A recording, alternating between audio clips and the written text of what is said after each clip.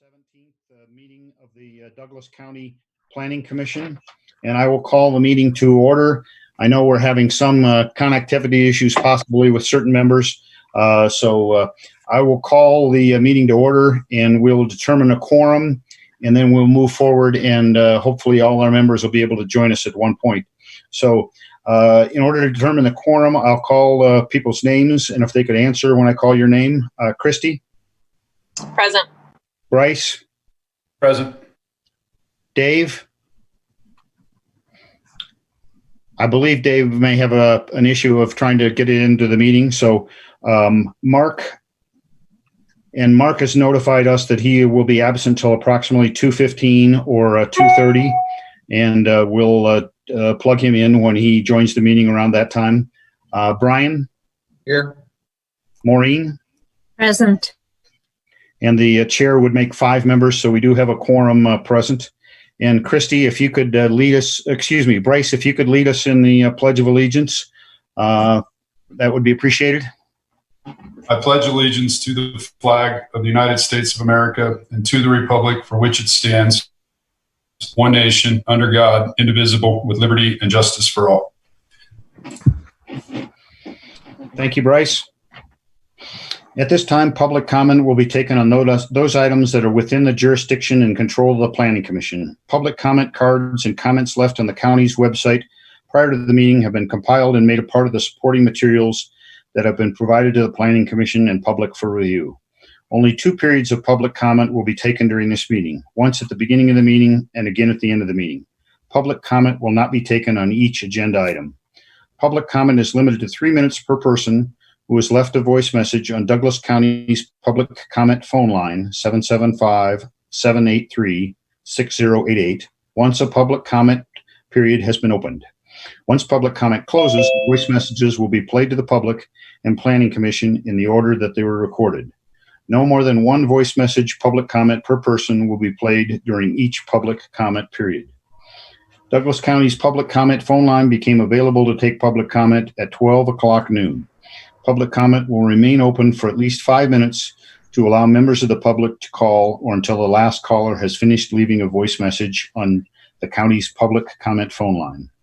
The Planning Commission wants to encourage the respectful consideration of all views by members of the public.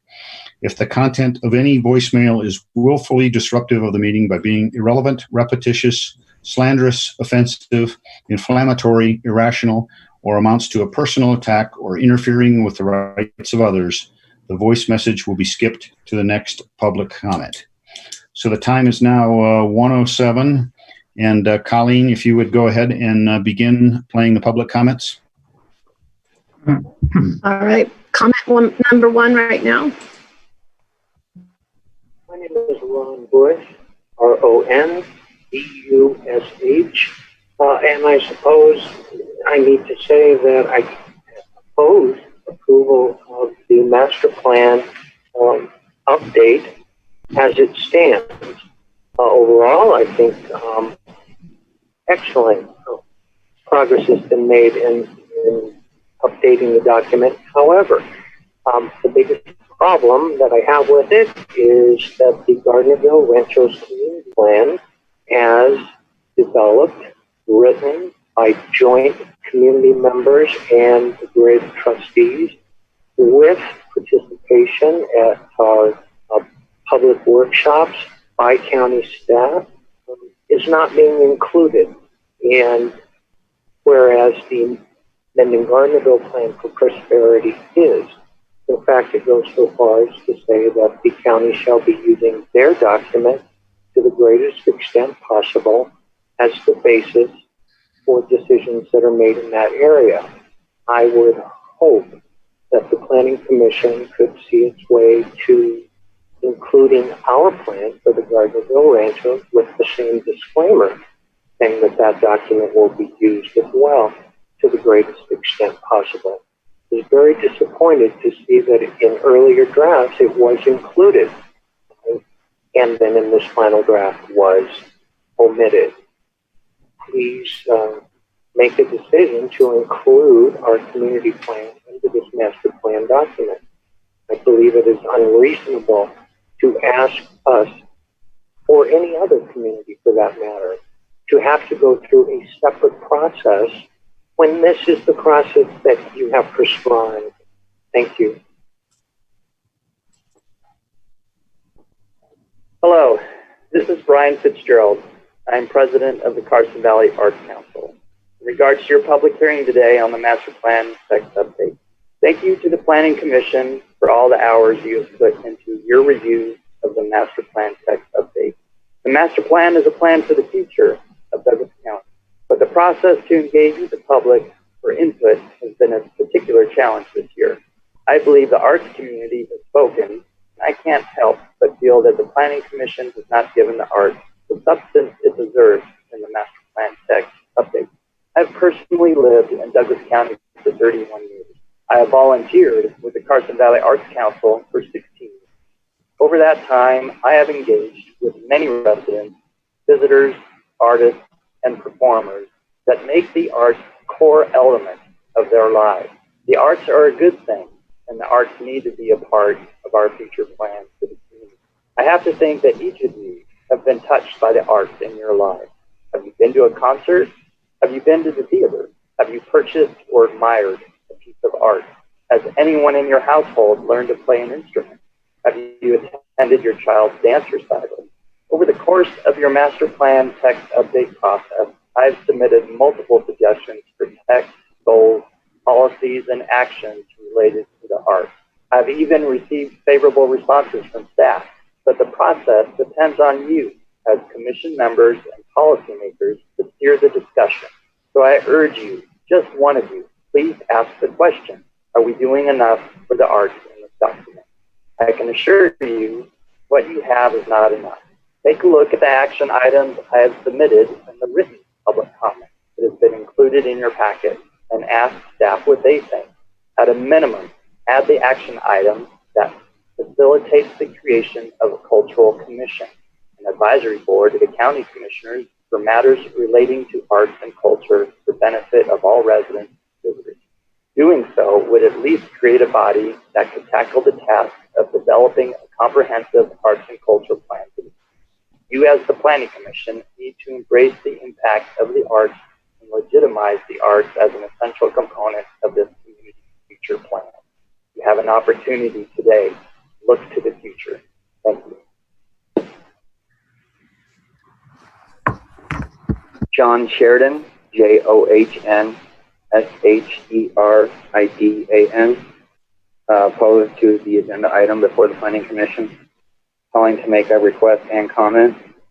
My request is the Gardnerville Ranchos Community Plan be included back into the county's master plan update. My comments are as follows. There's some minor corrections that need to be made.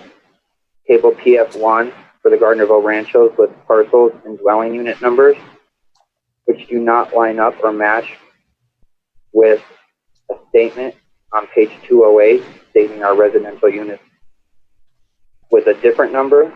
Furthermore, table PF3 on page 208 has incorrect data for the Gardnerville Ranchos population as well as service connection. Again, that don't match up to the statements provided for residential units on page 208 or the table on PF1 stating our parcels and dwelling unit numbers within the Gardnerville Ranchos.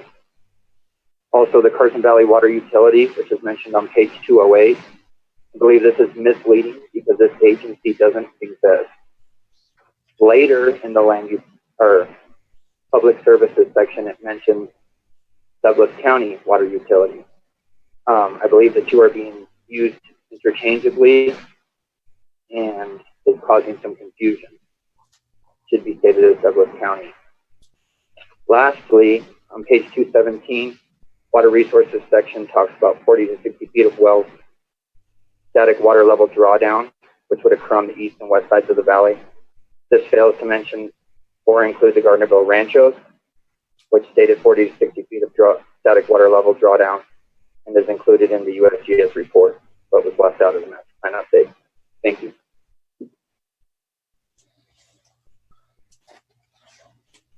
Wally Waller, W-A-L-L-E-R. I oppose the master plan recommendation by the planning commissioners today to the Board of County Commissioners this week. The process has been flawed. The public has not been allowed the proper way to input to each element.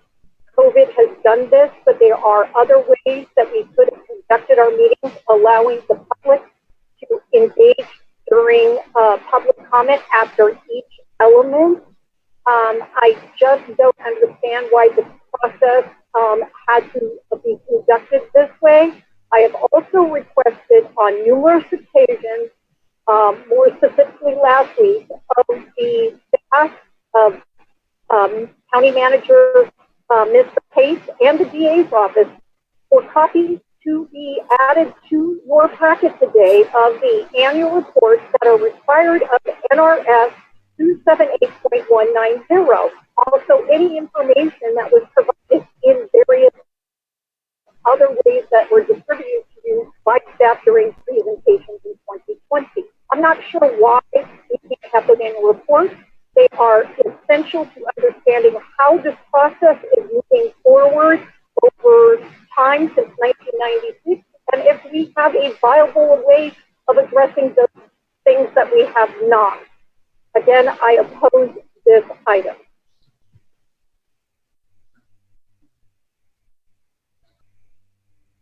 Hi, my name is Luis Martinez, Luismartinez, and I am calling because I would like the Butterville Rancho Community Plan incorporated into the Douglas County Master Plan.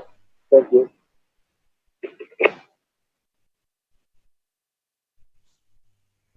This is James McCallop, JamesMcCalip. It has come to my attention that the community plan for the Gardnerville Ranchos is not going to be included in the master plan. I hope this is not true. The Ranchos is the largest community in Douglas County, but you spend an inordinate amount of time debating agri-hoods while forgetting neighborhoods is appalling. I'm a trustee-elect in the Ranchos, and as such, I can't speak for the board. As someone who serves on the ad hoc committee to develop the community plan, I'm disappointed, not surprised. The county is ignoring its biggest population.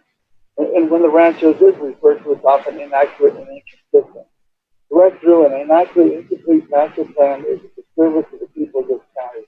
The plan isn't accurate, it hasn't been fact-checked, it does not reflect the county as a whole. Do not succumb to pressure to submit it by a certain date.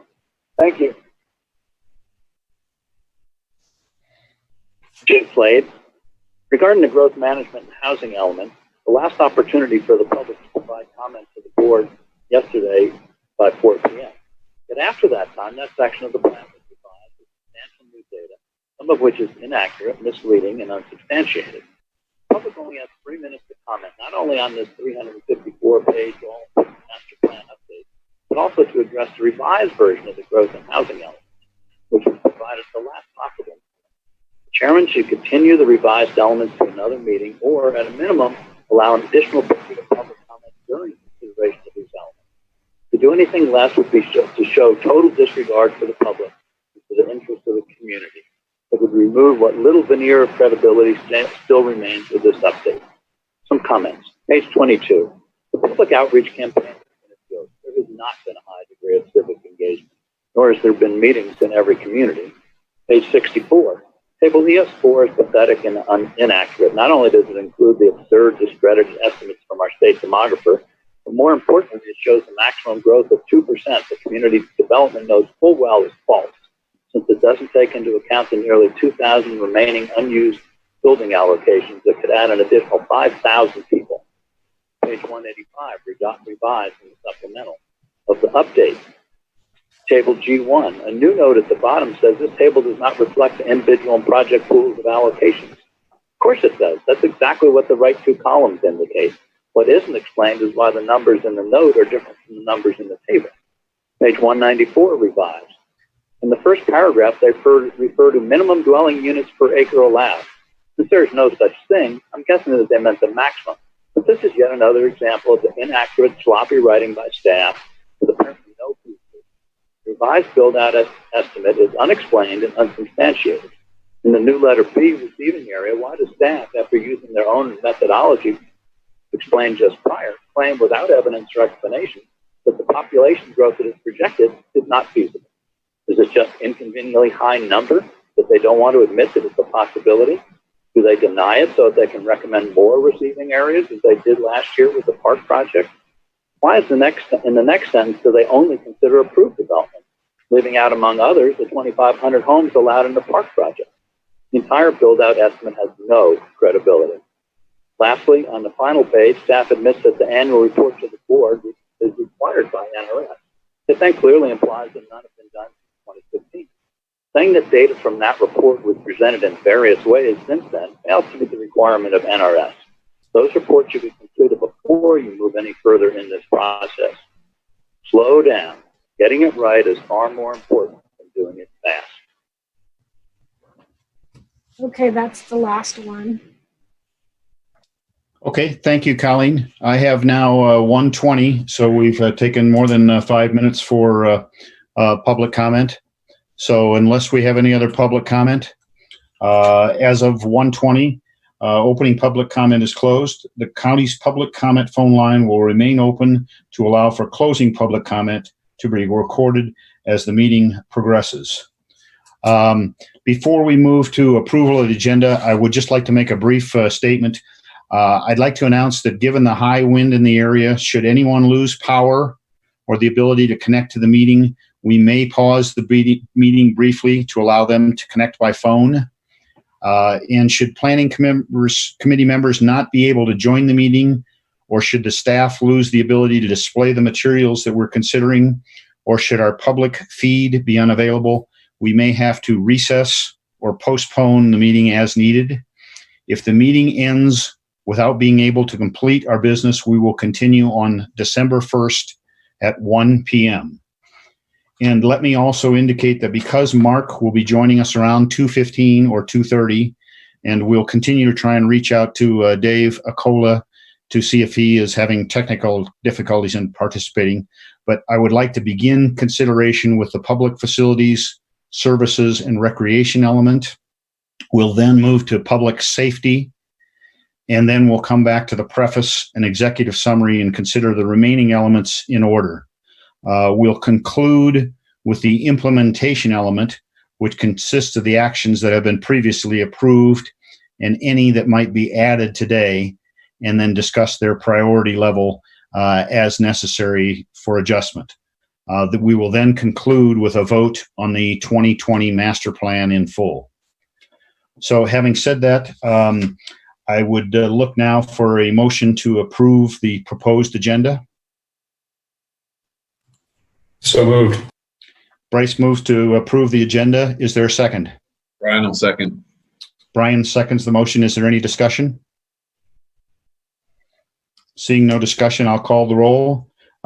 Christy? Aye. Bryce? Aye. Dave? Dave is still absent, and Mark is still absent. Brian? Aye. Maureen? Aye. And the chair votes aye. So in this vote, there's 5 votes aye, no votes nay, and the agenda is approved. I will now go to approval of the minutes. This is for possible action, approval of the draft minutes of the Planning Commission special meetings on October 20th and 21st. I have reviewed those minutes and made some typographical corrections to Amy. Are there other members that wish to comment on the minutes of those two meetings? Mr. Chairman, Bryce. I just want to say for the record that I too submitted my comments to staff. Thank you very much, Bryce. Other comments by members on the minutes of the Planning Commission on the 20th and 21st? If not, I would look for a motion to approve the minutes of those two meetings. So moved. Maureen moves to approve the minutes. Is there a second? I'll second. Brian. Brian seconds the motion. I'll call the roll. Christy? Aye. Bryce? Aye. Dave is still not here. Mark is still not here. Brian? Aye. Maureen? Aye. And the chair votes aye. So there's 5 votes aye and no votes nay, and the minutes are approved. We'll now go to the agenda, and I'll read the item into the record. This is on packet page 13, which also includes the title of the item and recommended motions. So the title of the agenda is for possible action, presentation and discussion on the final changes to the 2020 Douglas County Master Plan, which includes amending all existing chapters, creating a new structure of elements to include executive summary and county profile, land use and historic preservation, agriculture and conservation, growth management and housing, economic development, public facilities, services and recreation, public safety, and implementation. Staff will present a final draft of the master plan update, which incorporates the changes made during the special meetings held on October 20th, 21st, November 4th, and November 10th. The Planning Commission will review public comments submitted and will deliberate and may approve with modifications, or deny the 2020 master plan to the Board of Commissioners.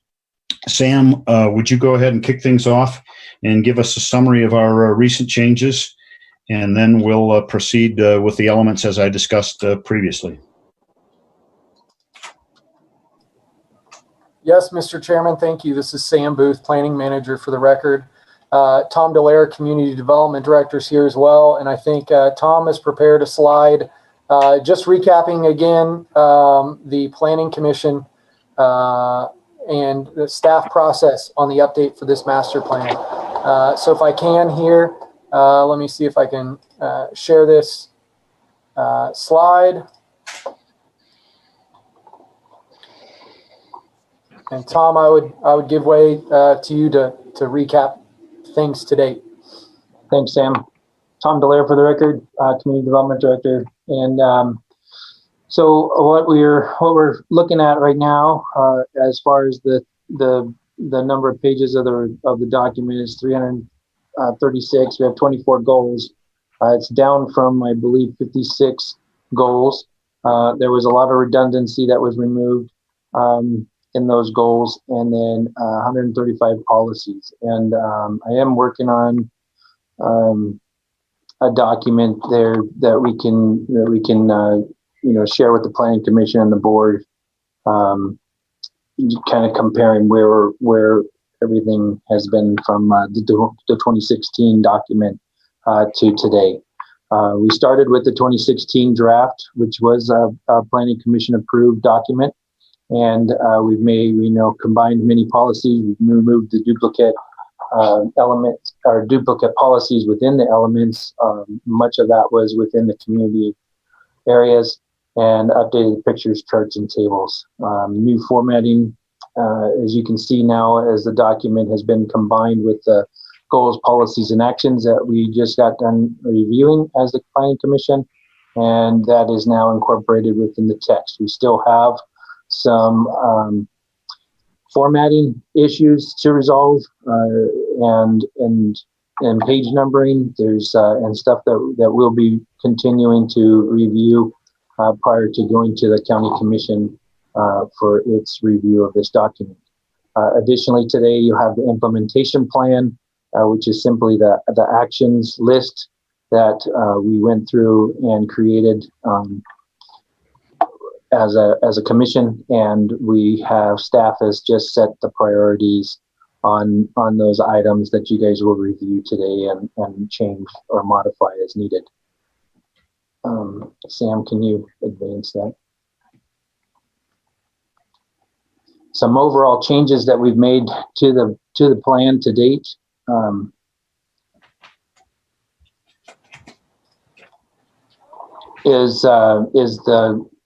the growth management section and housing, we added the chart that Kirk was asking about at the last meeting, and the paragraph that we inserted on page 182 to describe that chart, which is basically the building permits that were issued from community development for single family dwellings only between the years of 2017 and 2020, and that's through the end of October.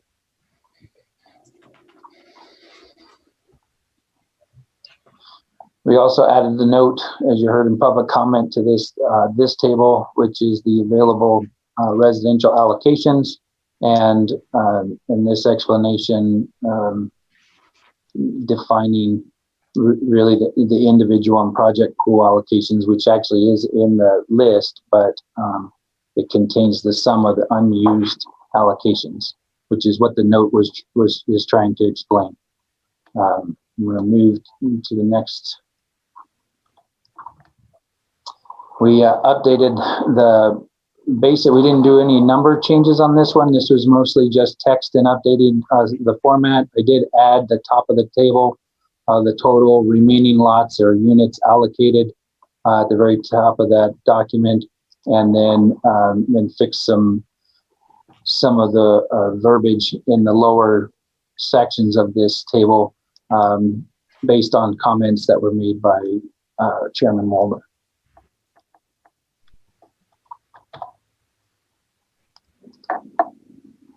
This urban services, somehow this got revised with everybody looking at it. The RA10, I put the densities in there.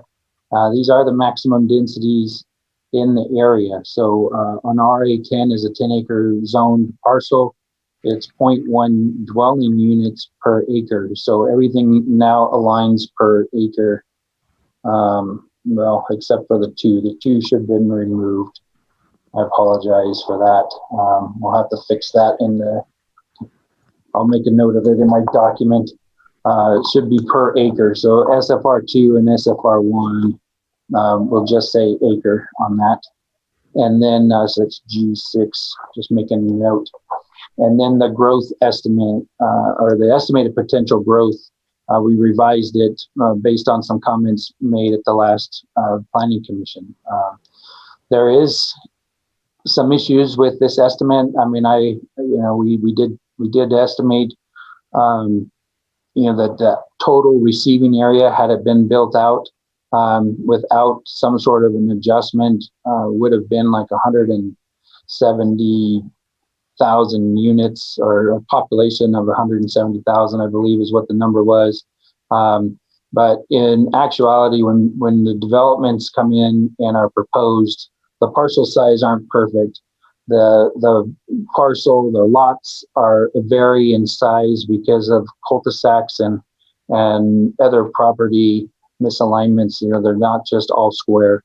And so, and then the right of way is dedicated for the roads, for the storm drains, for parks, things like that. And so we did assume a reduction of 25% of the parcel sizes in order, or of the actual property sizes, in order to estimate these unit counts. I believe we are very conservative in this estimate, and it is still a bit high. I don't have the ability with GIS right now that I'm aware of to figure out actually how many units are available within the county that are vacant. We are running into some issues between what the assessor's office is tracking and then still relating that back to land use. And I need to spend some time with GIS to get this identified, so in the future we can have some better data to utilize. That is something that kind of surfaced while we were digging through the information that we have available. So so we can perfect this, but we thought that it was important to get some sort of estimate as down and established. And please provide some comments if you think we need to revise this further.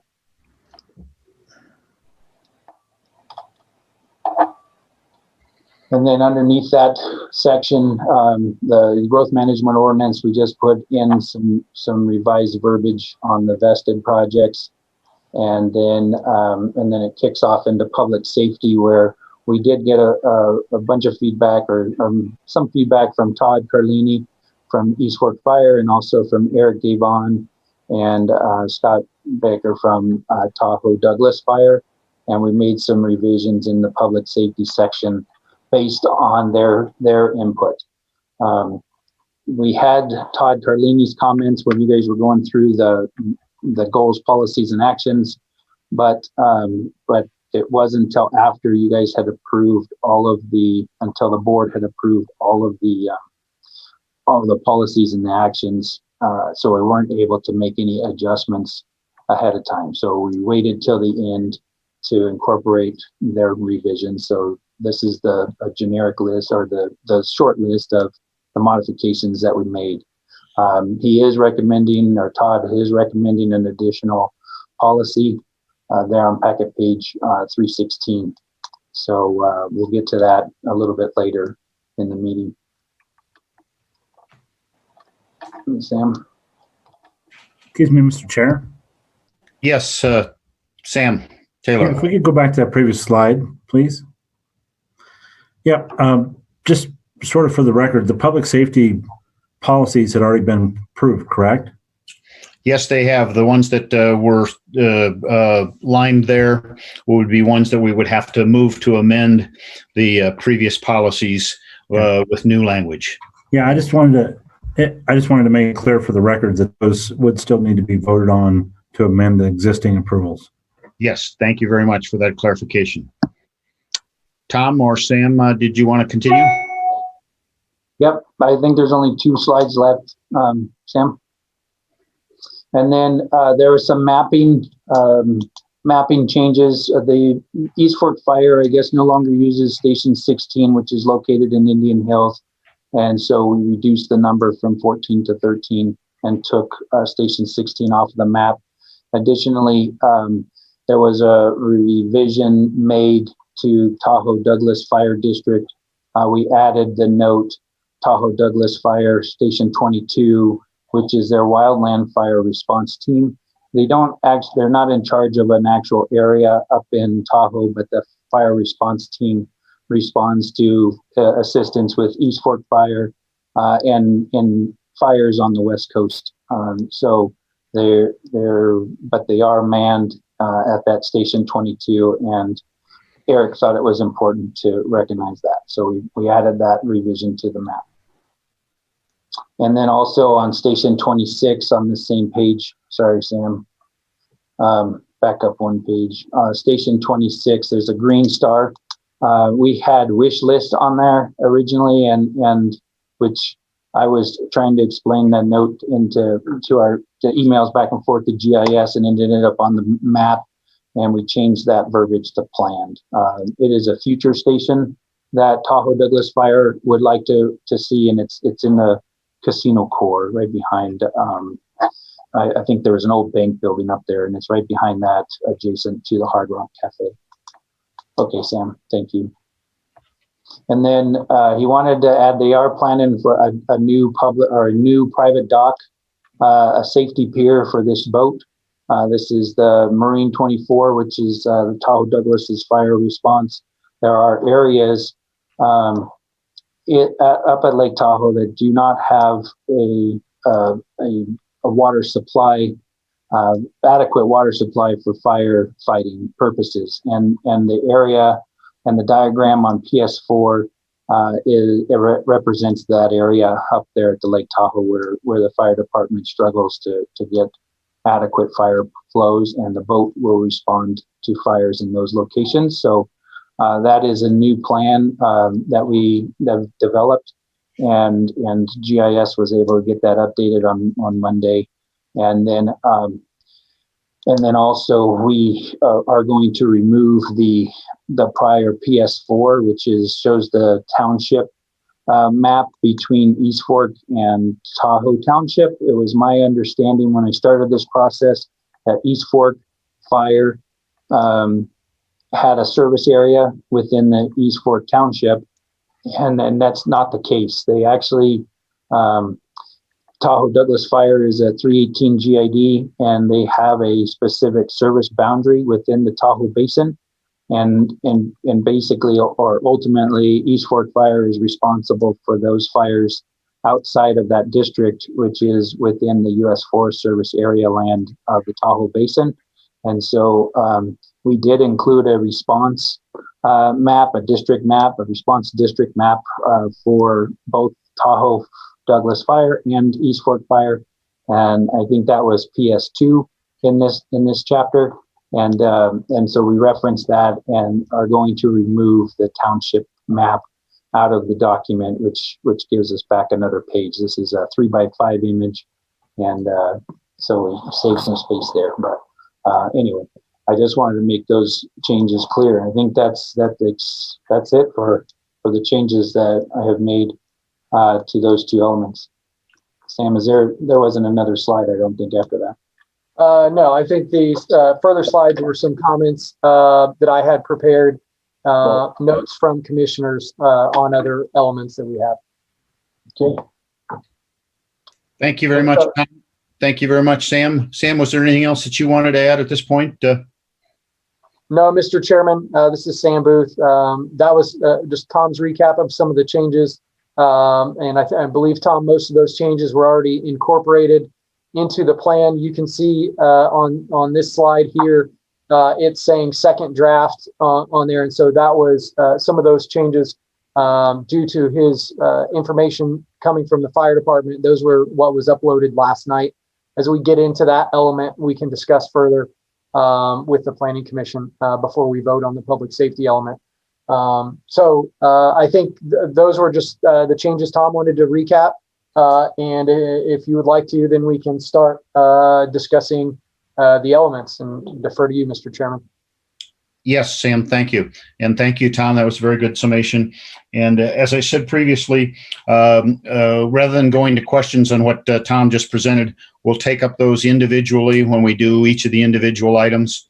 I think that's a more efficient way. And I want to also reiterate that when we start with each of the individual elements, it's every member's prerogative to suggest added language, either in the goals or the policies, as we consider the specific elements, or if there's action items that needed to be added, we'll take those at the end in the implementation. So members should feel free. This is their opportunity to raise any other issues that they see that we've previously neglected. So having said that, we'll start with the element 5, public facilities, services, and recreation. This is on packet page 248. It would be page 197 of the document. And I had one item here that I asked to be reviewed. But if there are other members who have other items, I'd be happy to defer to them first. If not, we can take care of this, I think, relatively quickly. This would be on packet page 291, page 240 of the document. I was asking, in light of the numbers of users for the library that has gone down in recent years, whether the explanation that was given relating to future growth in the second paragraph was a good explanation, or whether there was a better way of dealing with what needed to be addressed for the library. And after consultation with the library officials and the staff, I think they've come up with some language that I think is satisfactory to me. So I'd be happy to open this up to discussion amongst members of the Planning Commission, or questions for staff about the proposed new language, which would be in green.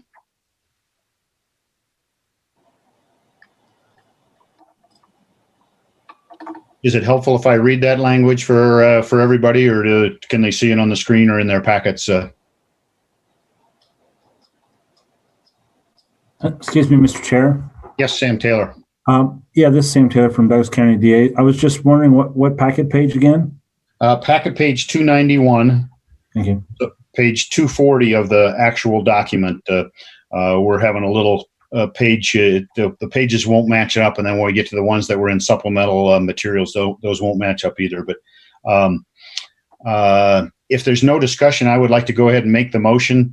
And again, we can do this in the fashion that Sam Taylor and I have outlined. So if we're changing something that we've already approved, we can just move to amend the language. If it's adding something, we can just move to add the language.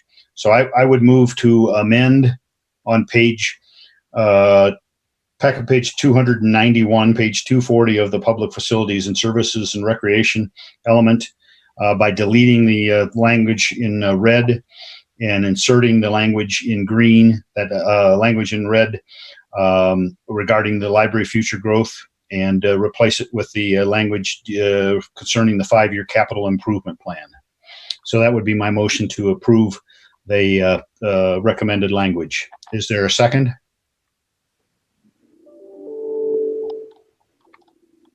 I'll second this. Brian, I heard you with the second. Thank you. Is there a further discussion on this issue? If not, then I'll call for the vote. And this would be an approval of the new language on packet page 291. Christie? Aye. Bryce? Aye. Dave, I have been informed that Dave is out of town and will not be joining us at this meeting.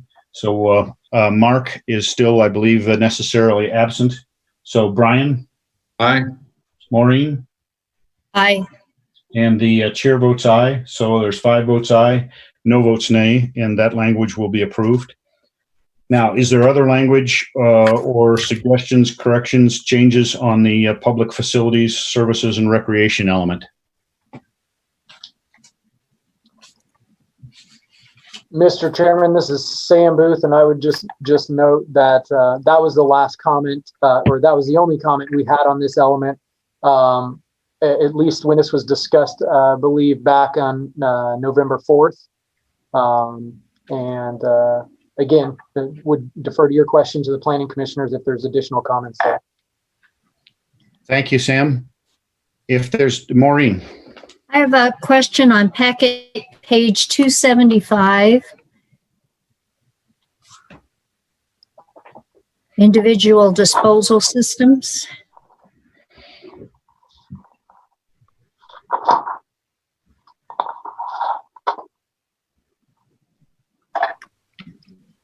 It says that technical memos from CH2M Hill state that there were 421 parcels within 330 feet of sewer lines. Is that as it is today? They are within 330 feet of a sewer line, therefore under the guidelines, policies, whatever of Douglas County, they are supposed to be hooked up to the system? Maureen, this is Tom Delaire. Yeah. So with those requirements, it's only when they're, I think under current code and with the parcel map requirements is if once their septic system fails, they won't be able to reconstruct or reuse the repair area that was proposed originally with their septic system, that they would be required to connect to the sewer at that time. Public Works is doing a master plan of their system, and there hasn't been a plan done on their system for quite some time, and so they're going to be working on that plan. So it is the only information I have available today on that, on the numbers that's within this document. So that's all I can go off of right now. Okay, well, I just wanted to clarify that those were the ones that were existing at the moment that are within proximity to lines. So Right. that Public Works is working on that right now, because I have great fears of contamination in the Johnson Lane area. Right. Yeah. And I think as a county, we need to come up with some policies, which is a code thing, regulation that require people or give them an opportunity to connect without the fees, or have an incentive to connect as the sewer is getting extended. Mm-hmm. Well, there are going to have to be fees. Somebody's got to pay for it. Right. That's a policy matter. That's not planning commission. Right. Thank you. Thank you, Maureen, and thank you, Tom. Are there other portions of the element number 5 that people wanted to make inquiries about or potential modifications to? If not, we will close out item element 5 and move on to element 6, public safety. And I believe in this one, Tom or Sam Booth, the first one, if we want to try and take some of these in order, would be policy number 19, which was suggested modification to the language from Fire Chief Carlini. Is that correct, guys? Yes. Okay. Do you want to put that up on the screen if you can, Sam Booth? And then, Tom, do you maybe want to give a 1-minute explanation of what the chief was suggesting here?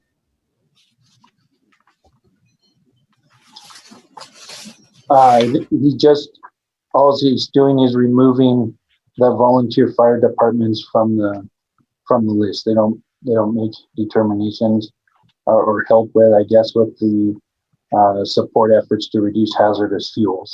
He crossed it off on his version, and so we transferred that. Okay, so they're not part of the equation on that. So his suggestion, Right. And you concur with that? There's no problem in making that change? I don't foresee that being an issue. No. Okay. Are there members of the Planning Commission that have any questions of Tom as to the proposed change? Okay. If there's no questions, then I think I would entertain a motion to amend the existing approved language on policy 19 with the revised strikeout and additions. So moved. Maureen moves to amend policy 19 PS 19. Is there a second? Second. Bryce seconds the motion. Is there further discussion? Seeing no further discussion, then I'll call the roll. Christy? Aye. Bryce? Aye. Mark is not yet back yet. Brian? Aye. Maureen? Aye. And the chair votes aye. So there's 5 votes aye, no votes nay. So that language is revised.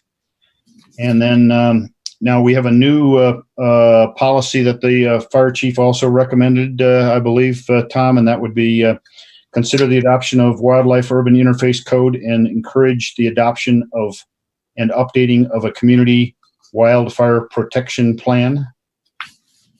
Yeah. I believe that they have an outdated version of this, and then also East Fork Fire has been considering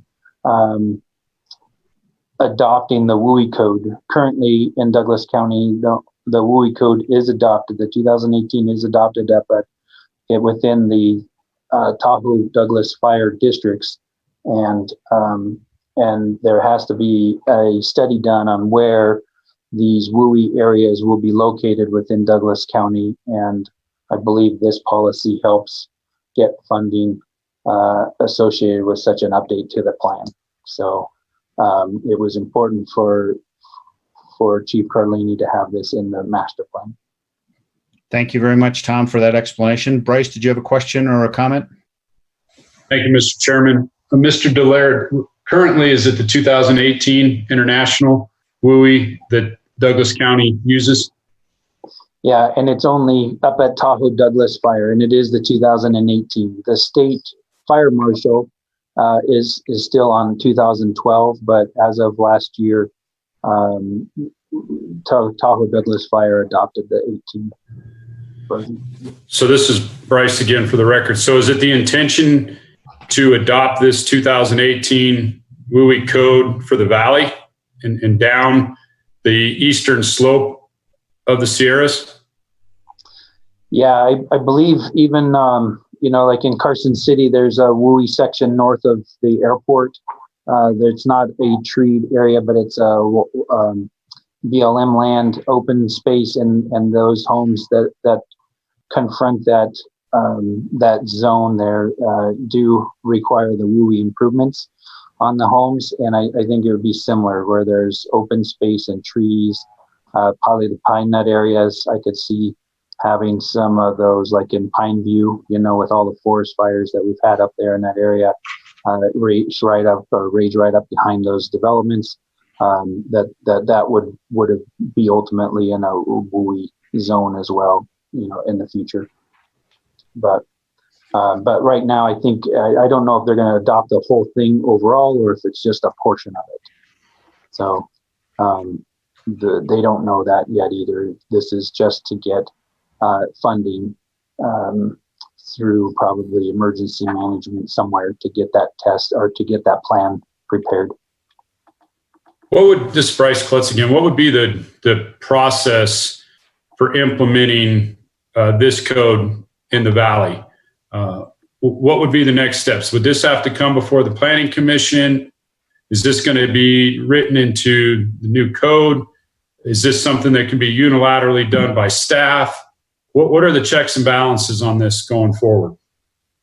No, the fire department is going to have to do something similar to like the sprinklers that happened right in June, I believe of 2018. They brought forward an analysis to see what the costs associated with that were. They presented the data and information to the county commission. The county commission then approved, those revisions to code, and it was implemented. So the sprinkler ordinance, was a portion of that ordinance was adopted in June. So it would be similar to that. I think there's also additional plans that are needed to locate where these WUI zones are. So if you are building within that area, there's building requirements associated with being in a WUI zone so that embers aren't easily igniting homes on fire. And I think even outdoor, siding materials are defined in that code where they would be required in those zones as well. And I think an impact statement has to be prepared for that, and those maps of those areas need to be prepared, and then the code written for our Title 20 to be implemented, and the county commission, I believe, is who would review those and approve it.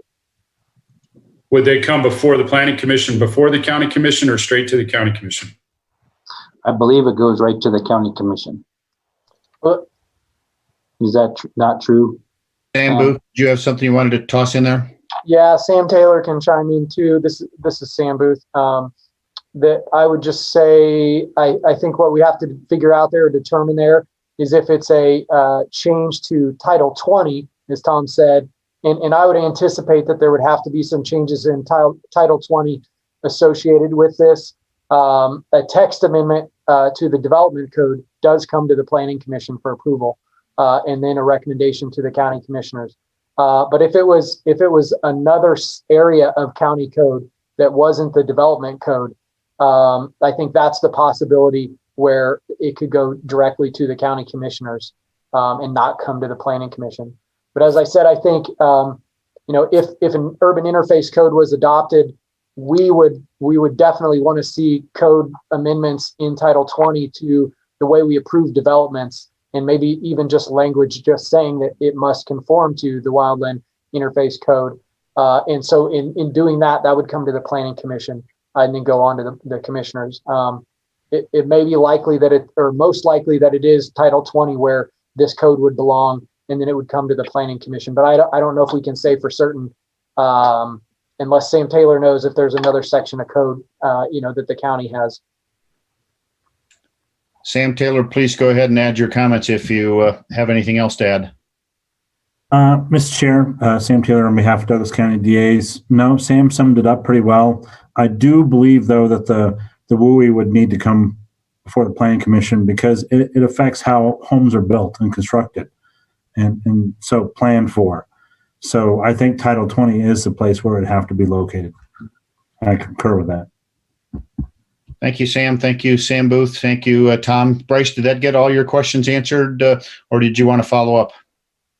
I got all my questions answered. I guess my follow-up statement would be that I'm having some issues with the word encourage the adoption and updating of a community wildlife protection plan.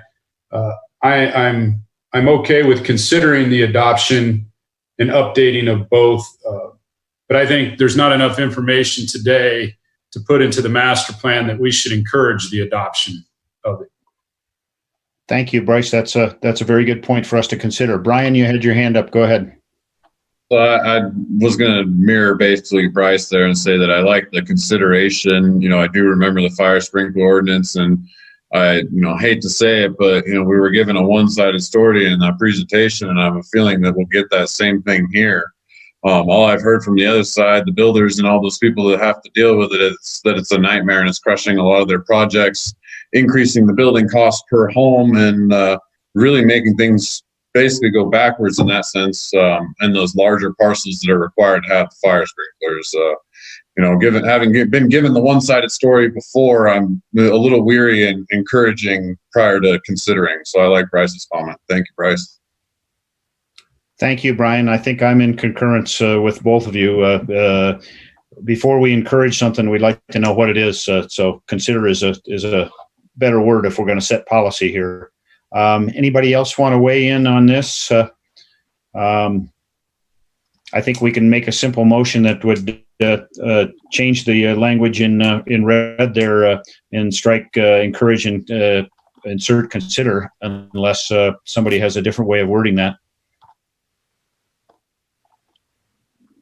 Brian or Bryce, do you want to make a motion or another observation?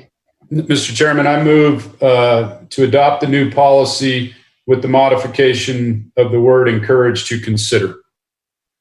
Bryce has made the motion to adopt the new language, inserting the word consider instead of encourage. Is there a second? Second. Maureen, I heard you first on seconding that. Is there further discussion? Seeing no further discussion, I'll call the roll. Christy? Aye. Bryce? Aye. Brian? Aye. Maureen? Aye. And the chair votes aye. So this is 5 votes aye, no votes nay to accept the additional language with a modification. Now, I believe, Brian, you may have talked to the sheriff on one of the things that we admitted in a previous meeting. Is there a policy that you want to add here, or do you want to move on with the rest of the minor changes? So, I mean, in the sense that I know we have 5 people, approval would require 5.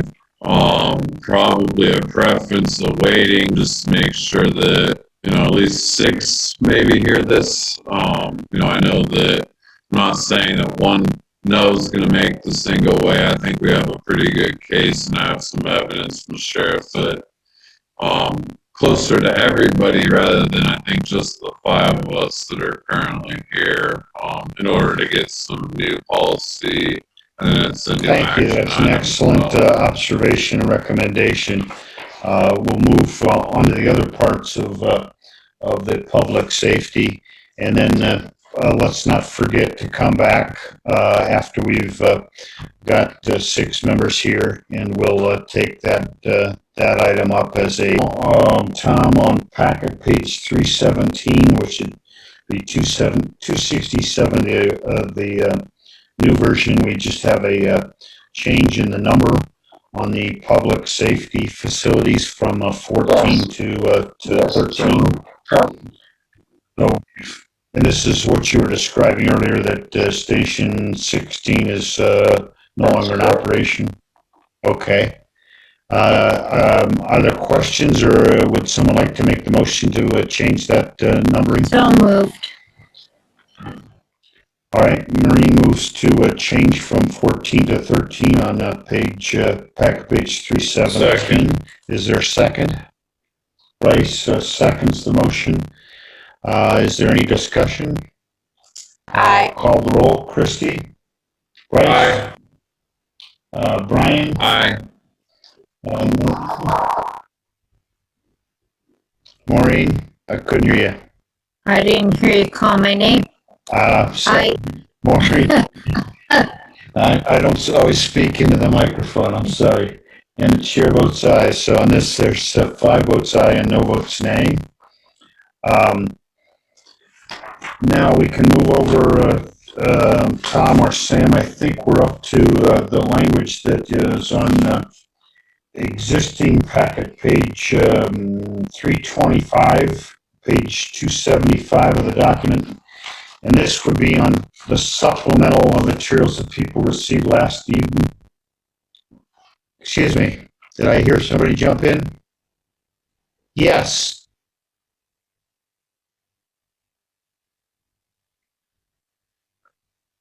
Okay, would you like 5 minutes for a short recess? Okay. Mr. Chair, in the interim, if I may. Yes, Sam Taylor. Yeah, Sam Taylor on behalf of Douglas County DAs, for the record. I would just ask if we could maybe zoom the text in a little bit more for the members of the public whenever we're going through this. Are you able to do that, Sam Booth? Are you able to enlarge the screen and use your cursor maybe to point out where what we're dealing with here and there? And we apologize to members of the public, both for technical issues and for the screen issues at times. We're dealing with lots of different documents and lots of different type sizes, and sometimes we apologize that we're also dealing with the two element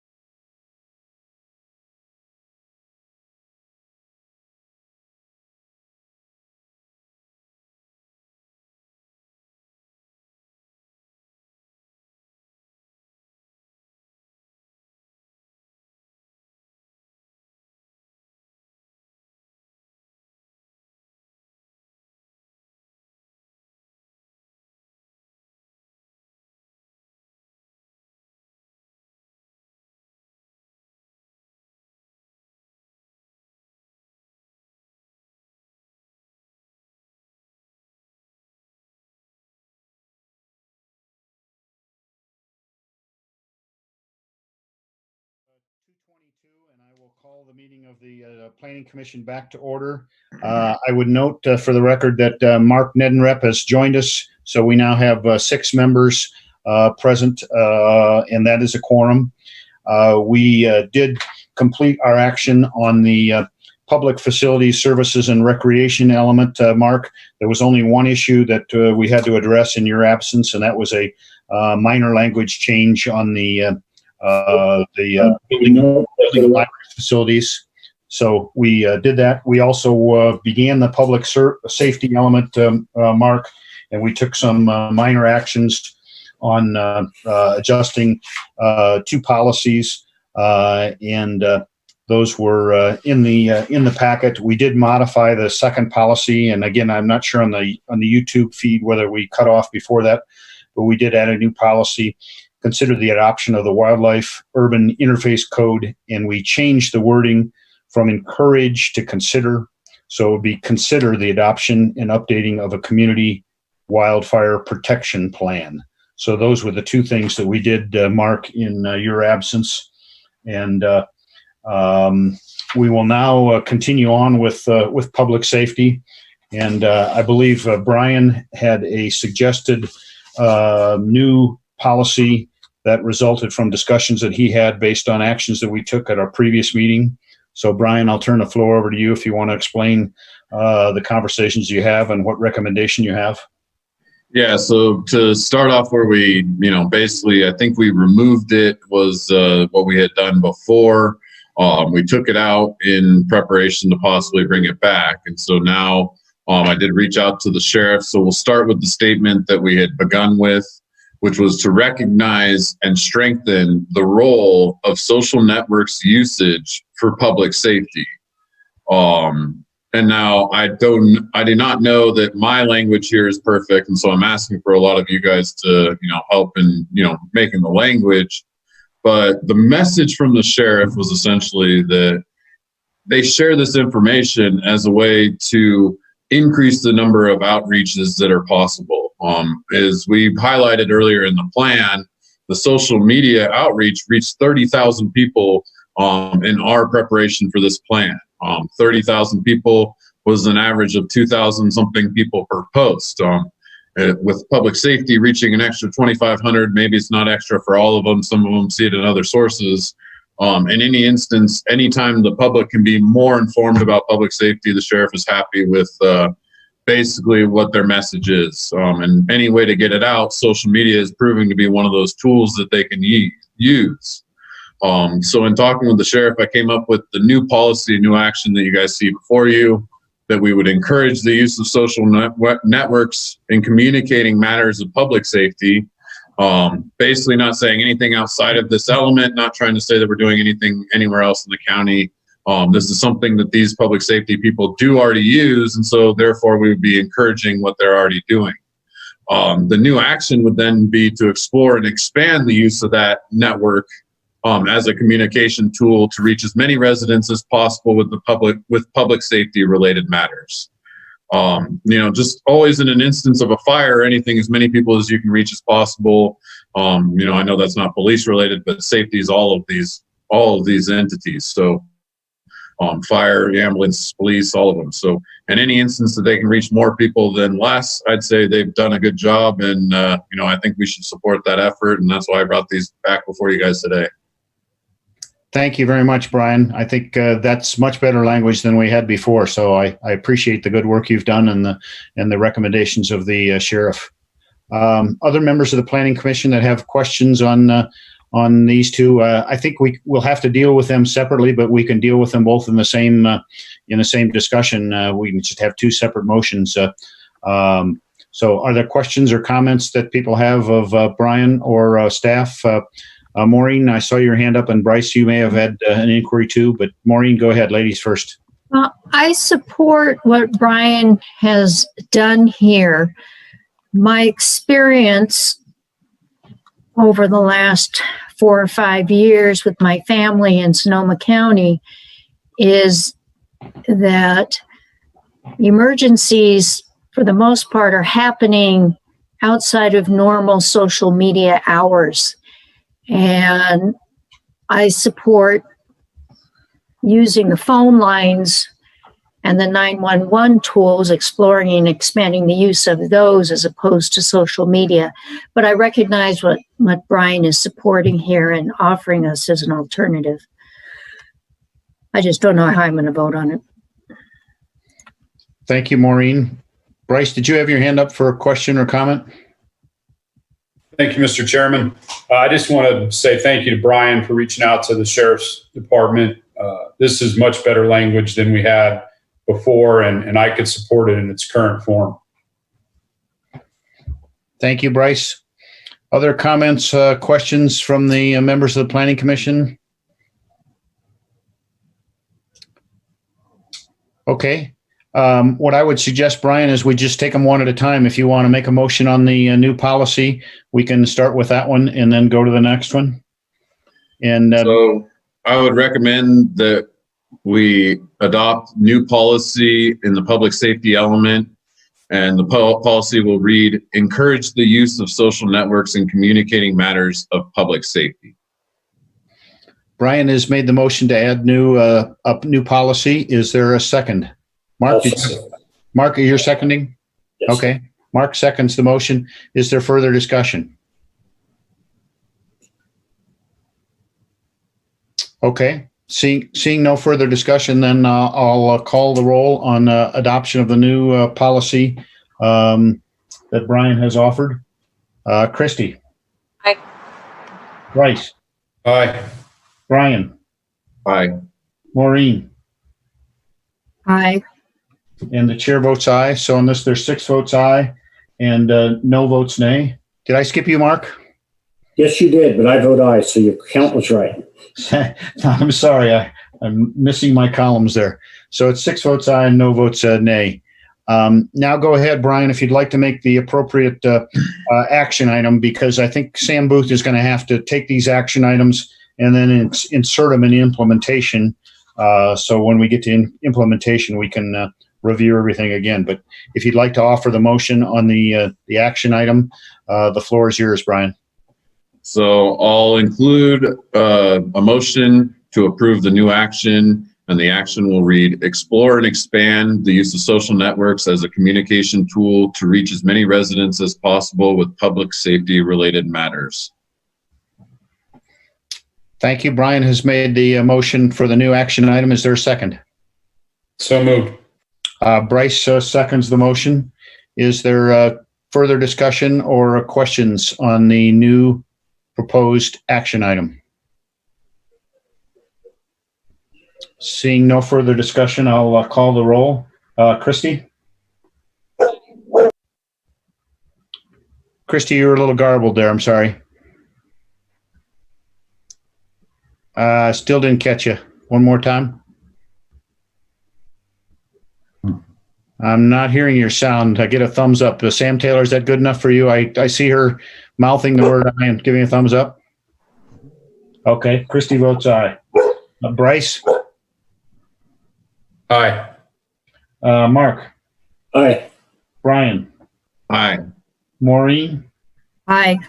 And the chair votes aye. On this, there's 6 votes aye and no votes nay. So that new action item will be inserted in the implementation element. Now, I think we have to come back and discuss briefly the modifications that Tom had made at the request of the fire chief on public safety, dealing with the packet page. Where are we at here?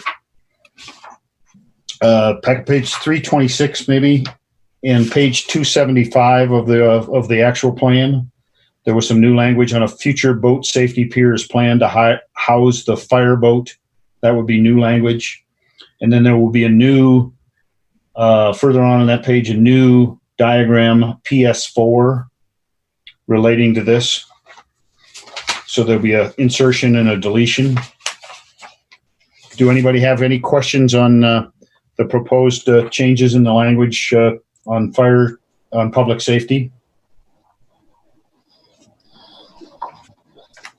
Thank you, Mr. Walder. This is Tom Delaire.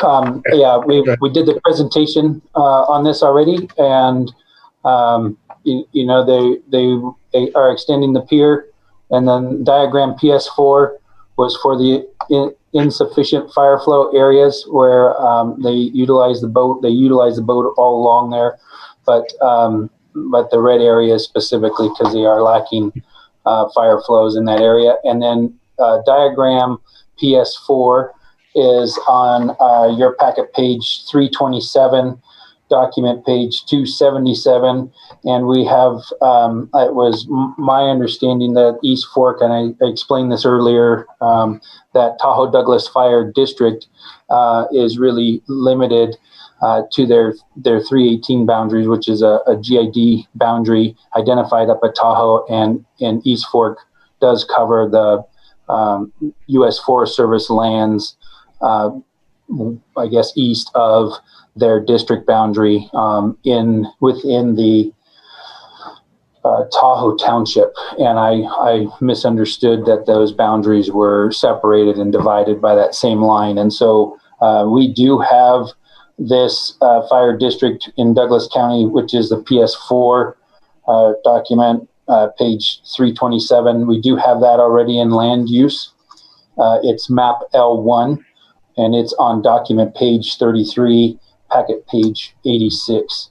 And it identifies those two townships, which really is a taxing district, not a fire district separation. So so you can see here, and Sam, just pan back up to what you can see here, their districts are identified by the darker colors for Tahoe Fire District 21, 23, and 24, and 25.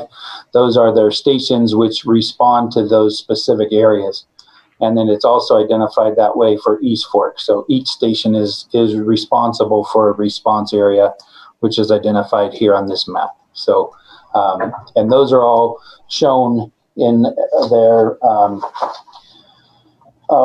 standards of cover documents that both districts have adopted. And we'll reference those documents in this plan as well.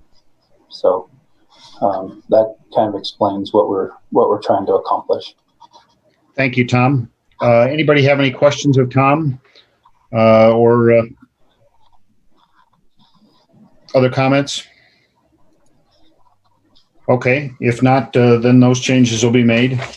And we'll move on. And I think we're at the end of public safety. Are there other members that have questions or comments on any of the remaining portions of the public safety element? Yes, I do. Maureen, go ahead. On packet page 350. Looking to the future, increasing public safety with business licenses. It makes no sense to me whatsoever from a planning point of view or a policy point of view that there is no business license required in Douglas County. The argument made in the packet with regards to public safety increasing, if we could track hazardous materials, assisting DCSO and code enforcement with code violations and noncompliance, on and on. I would like to propose, whether it's here or later on, that we create a new policy and an action item to support implementing business licenses as a matter of business here in Douglas County. Thank you, Maureen. Other people have comments or questions on the language that Maureen is discussing? Mr. Chairman? Yes, Bryce. I'm curious if Tom Delaire or anybody else could answer why we currently don't require a business license to do business in the county.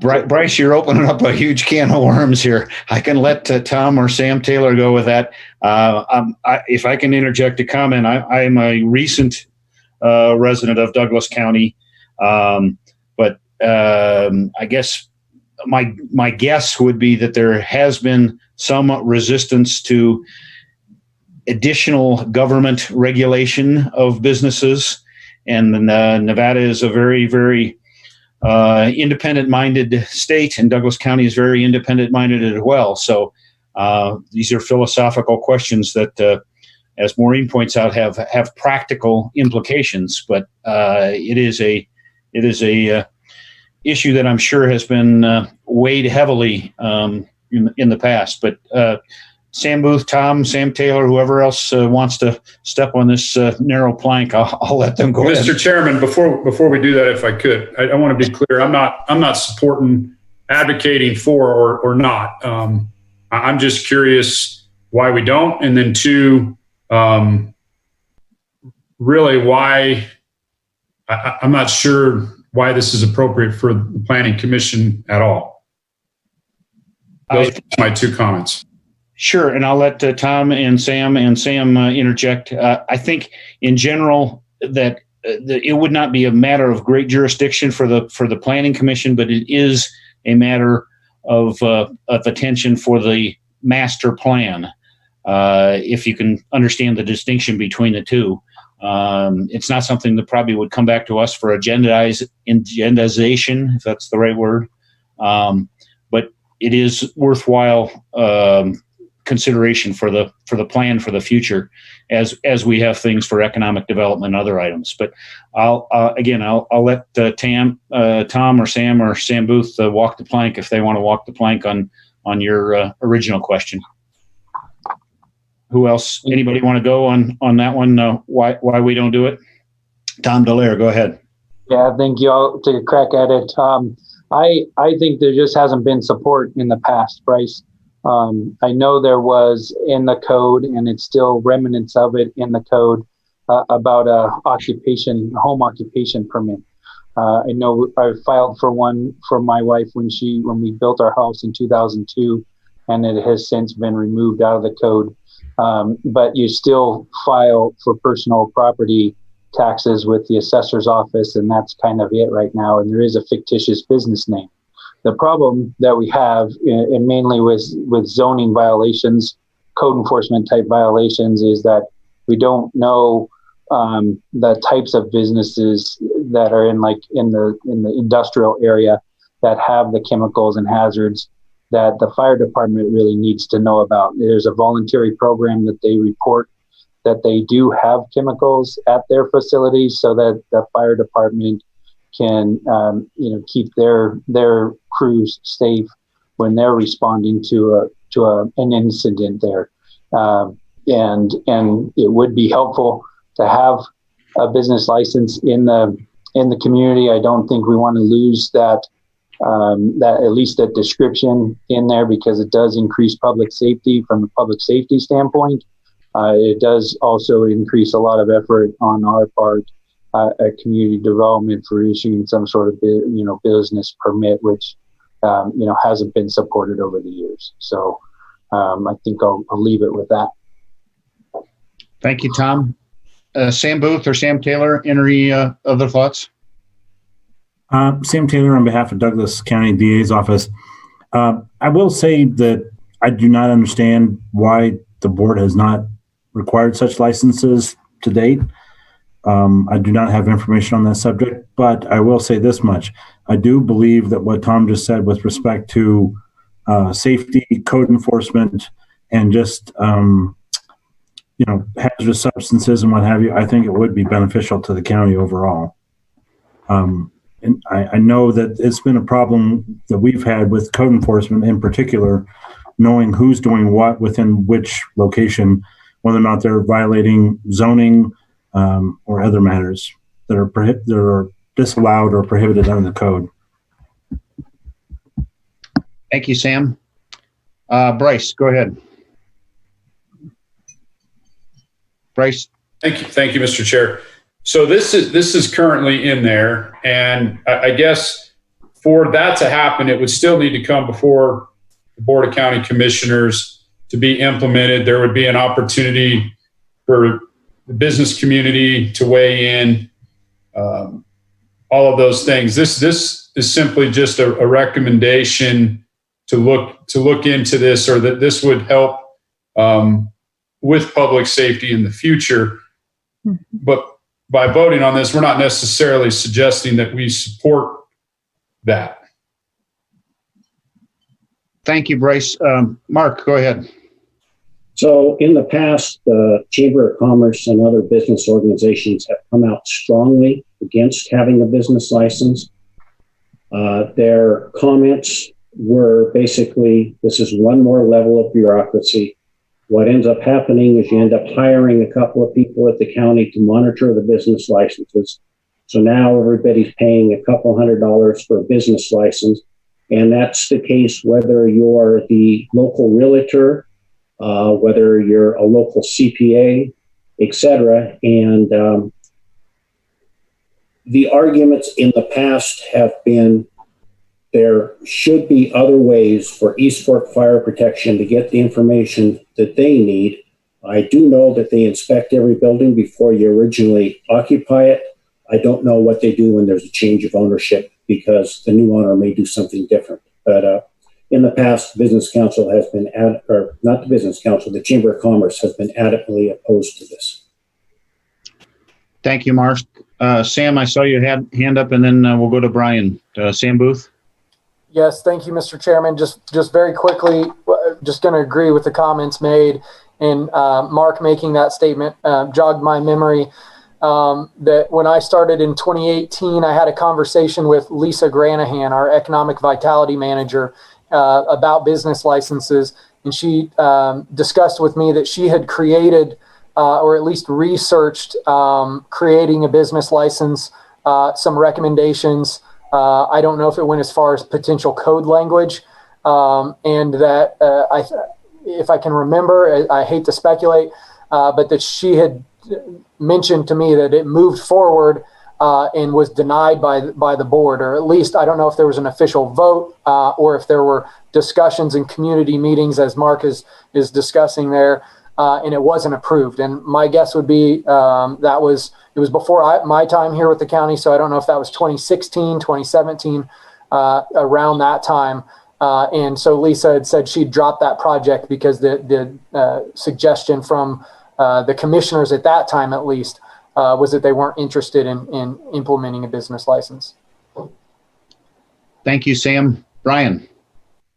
So just as an accountant to mirror what Mark is saying, I'd say I probably see more businesses that come here into this valley as soon as they get here than anybody else. And one of the things that everybody says is the business-friendly climate.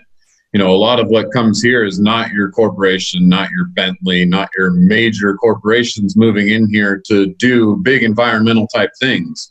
Mostly we have the people like Tom's wife working out of their house, construction people who don't have locations to which they actually operate out of, mainly operating out of their home. DBAs, licensing, all those kinds of things, or, change that type of business-friendly climate. Mark's comments from the chamber, and, I would say that, just from a general understanding of how the public views this type of licensing, they don't view it in a positive manner. And if us as the board are here to represent the public, I don't think the public would be okay with this entire section. Being that a lot of people do come here for the business friendly, like Mark says, I can pull a list and I can tell you every NAICS code registered in this county with the state in Carson City. So the fact that we need to do it here in Douglas County too, that's BS. Go do your job and do the research like I do to find out who these people are, where they're operating, and whether or not they're a legitimate business. It's research that should be done, and if they're passing it off to do licensing, it's just, like Mark said, adds costs to a county budget that can't afford more costs, I don't think. The licensing fees then pay for it and just increase. So I've seen it in too many other counties, and it's used way too often to fill gaps in county budgets. So I don't approve of this at all. Thank you, Brian. Maureen, did you want to add some additional comments? Yeah, this county, I recognize that they pinch pennies until they scream. And honestly, the way I feel is there are impacts to all of us as the public, and impacts that we, if we're above ground and breathing, have on infrastructure in the county. If we are not willing to pay for some of these services, then we don't deserve to be here. Are we going to allow the political will to be such forever that they won't impose a business license where we can regulate what's going on or know what's going on until we have a huge propane explosion somewhere by the airport because nobody knew there were propane tanks there? And I just think it makes no sense to me why we should not at least look at the program and recommend to the Board of Commissioners. If they want to be political and say, no, no, no, we can't impose, if we sign this no tax pledge, fine. But that doesn't mean we should give up, because this is public safety. This has to do with all of us, and we're not talking about people who are working out of their homes paying $300 a year for a business license. There have to be, yeah, I see you, Brian. There have to be exploration on fees and limits and what's being regulated. But I just don't buy this thing, well, I'm not going to pay for it. I'm not going to pay for it, when it impacts everyone. And it could be a substantial negative effect for the entire county. That's all I'll say about it. Thank you. Thank you, Maureen. You raised some very good points, and I think Brian, Mark, and Bryce have weighed in with some good observations as well. Before I yield to you, Brian, I would just look at this language as a kind of a middle ground position. We're not adopting a policy or an action when we approve this language. It lays out the issues, I think, in a reasonably straightforward and factual manner, without taking sides one way or the other. So I'm comfortable with the language as it is right now, and I think everybody makes some valid points. But I think this would be a way of bringing the issue forward without putting a stamp one way or the other on it. So, Brian, I'll yield to you. So all I would say to that is, if we do this, let's just remove all the special permits for all the hazardous operations that we have that we then need to approve prior to them being able to operate. We had a propane person come in front of us. They aren't going to explode because they have to come before us if they're going to operate. A slaughterhouse has to come before us because they're going to operate and do something hazardous. That's since the reason the special permit, I think, exists. We're going to identify this with the licensing. What's the point of the special permit? We're already identifying all the people sending the police out and everybody to check them as soon as they get here. I mean, it's not the kind of welcoming party that any business wants to receive as soon as they walk into the county, is have the cops and the fire department show up on their door saying, what are you doing here? I don't feel like that's a welcoming party to any business that moves into this county. And I do agree with Kirk that I am not so opposed to the language. I'm more opposed to the title, increasing public safety with business licenses. I do not think a business license itself increases the public safety. It does the job that's currently not being done because it's too hard for somebody to do. Sorry. Thank you, Brian. Other comments from the Planning Commission? If there's no, go ahead, Bryce. Yeah, I've read this probably 6 times now, and the challenge I have is the very last sentence of the first paragraph that says requiring a business to apply for a business license would help with the following.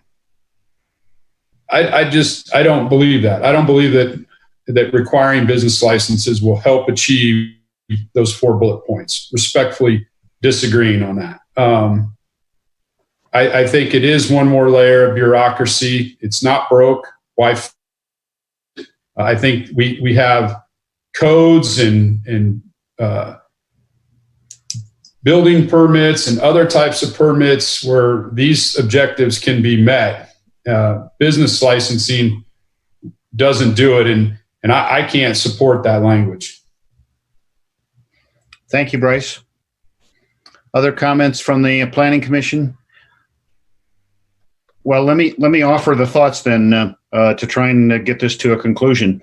We can change the title. We can change the title to just saying something to the effect of business license or issues to consider concerning business license. We can change the title.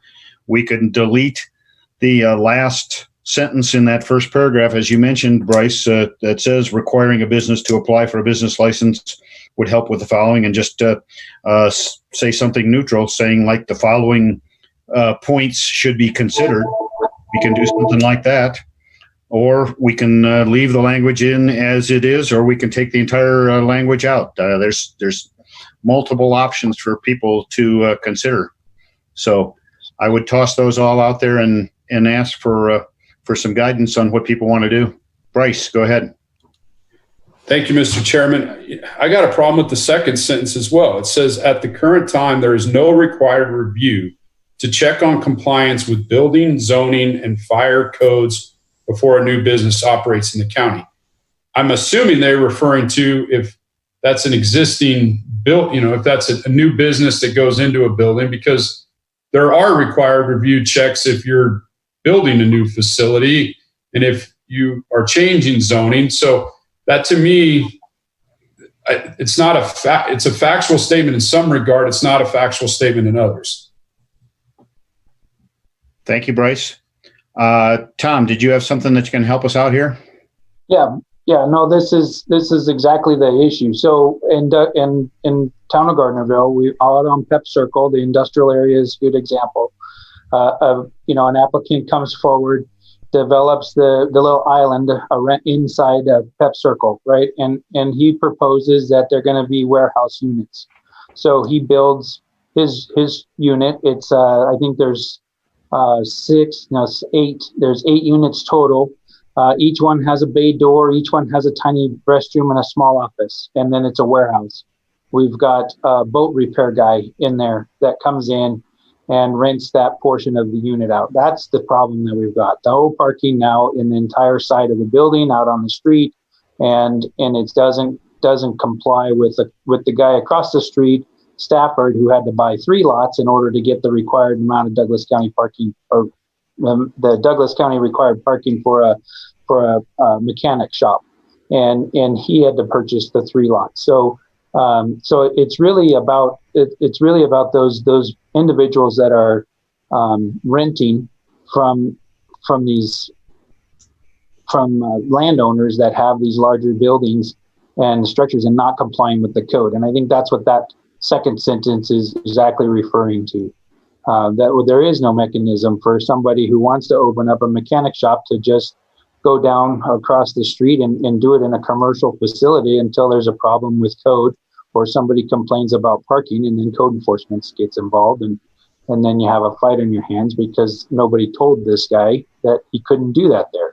And all in all, the property owner came in and did a design review process, went through the process, was approved, built this unit, and then rented it to individuals that didn't comply with the way he designed that unit. Thank you, Tom. Anybody else on the Planning Commission want to weigh in here? Ryan. So Tom, to clear that up, do we have like a problem with this? Is this something you guys see more often? I know you gave that example and that seems very specific. Sounds like something definitely happened. I mean, how often do you see this? I mean, are we creating a code that's for the 1 in a million? Is it 1 out of 10? What are we looking at here? Well, I think if you drive through, Southgate and Industrial, you'll see it all over. That's the issue. But I mean, that's back in the 70s through, to projects that were approved this year. So, they get built 20 years ago for a specific purpose, and over time they are repurposed. And that's the part where the business license would be helpful in that, that individual who wants to start a business would come down, make sure that their proposed businesses would comply with the way that structure was constructed and was approved. Thank you, Tom. Anybody else on the Planning Commission want to interject some thoughts? Sam Taylor, you can go ahead. Yeah, Sam Taylor again for Douglas County DAs for the record. I'd just like to note that since I've been here, just within a year, I've had, I think, 3 issues now relative to use of a building that's not consistent with either zoning or other codes. So by a business. And A lot of these things I think could be addressed on the front side, like what Tom was talking about, before they start operating, to examine whether or not it's consistent with the zoning and other aspects of the location. I think that's what he's trying to go for. So it's a little bit more common than you'd think, is what I'm trying to point out. Thank you, Sam. Mark, go ahead. So the trouble is, what both of you have brought forward, is a new business moves into an existing building. So if we change this to a business registration, a one-time event, then I don't think that the business community would be fee that you're paying. You go in one time when you're getting ready to relocate your business. Why they don't have to go through the planning department to do that before they're allowed to go into a business is beyond me. I would think that somehow the community development would be able to pick that up when they're going in to,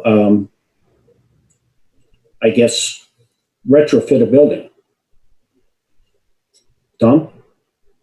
Yeah, retrofitting the building for a different use is somebody who wants to use it in a different manner. So that gets a permit with a tenant improvement or revision. What we're having real main issues with is that, these places get approved with the warehouse space because it requires minimal parking. They can increase the size of the building, and the parking requirements for the businesses that do go in there are non-compliant. There isn't on-site. They don't have enough parking on-site to comply with that type of business, and that ends up being the main, I think, crux of the issue. Plus, and I think this kind of takes a spin as far as the hazards go. I know East Fork has dealt with a number of fires in the industrial areas that they didn't know what kind of chemicals were in there, or if something spilled and got mixed, it was a hazardous gas situation where they weren't informed about those kinds of chemicals when they were responding, and that's the kind of stuff that I think maybe the name is, but those are the kinds of things that we're trying to accomplish with this. But maybe it does take on a different name than business license, and I don't know that this means it was going to be an annual fee, and I don't think that it says anywhere in here that it was going to be an annual fee, but it would be I like the business registration concept, Mark. Thank you, Tom. Brian. So I would just mirror that. I mean, if you change it to registration, technically every business, when they move locations, you're supposed to file that with the state. Again, every business that moves location, you guys have a list that's posted to the state every time they move. Granted, not every owner files that when they're supposed to. But are we here to go and get every owner that's not supposed to? I mean, you guys Sam Taylor, you've seen 3 people, but how many people have you not seen? I'd say there's a lot more people you have not seen than you have seen. Again, I think we have honest people in this, community. The fees, like I said, everything's reported to, Carson City. We need to get an extra list that's sent down here from Carson City. I'm sure we can facilitate an exchange, or maybe tack on an additional registration or change of address form that's required to be sent to Douglas County. I mean, I prefer forms that are filed for informational purposes required. The business owner has some sort of consequences for not doing so, but is not required to pay you guys every single time he has to file a form. Those licensing fees drive people out of states faster than any other state. People register other states and do work here because of our licensing fees. I will tell you that, and it is not an uncommon practice. So anytime we increase those fees, you just see less registrations, and then the state gets hurt more and more because then we have foreign companies operating here instead of domestic. So I think we prefer the companies be here in Nevada rather than other states. And I think if we can create a simplified process without fees, it's much easier for people to accept. Thank you, Brian. Let me try and bring this back to getting to a resolution. And Sam Taylor, I'm not sure, or Sam Booth, I'm not sure if you or Lorenzo can look this up.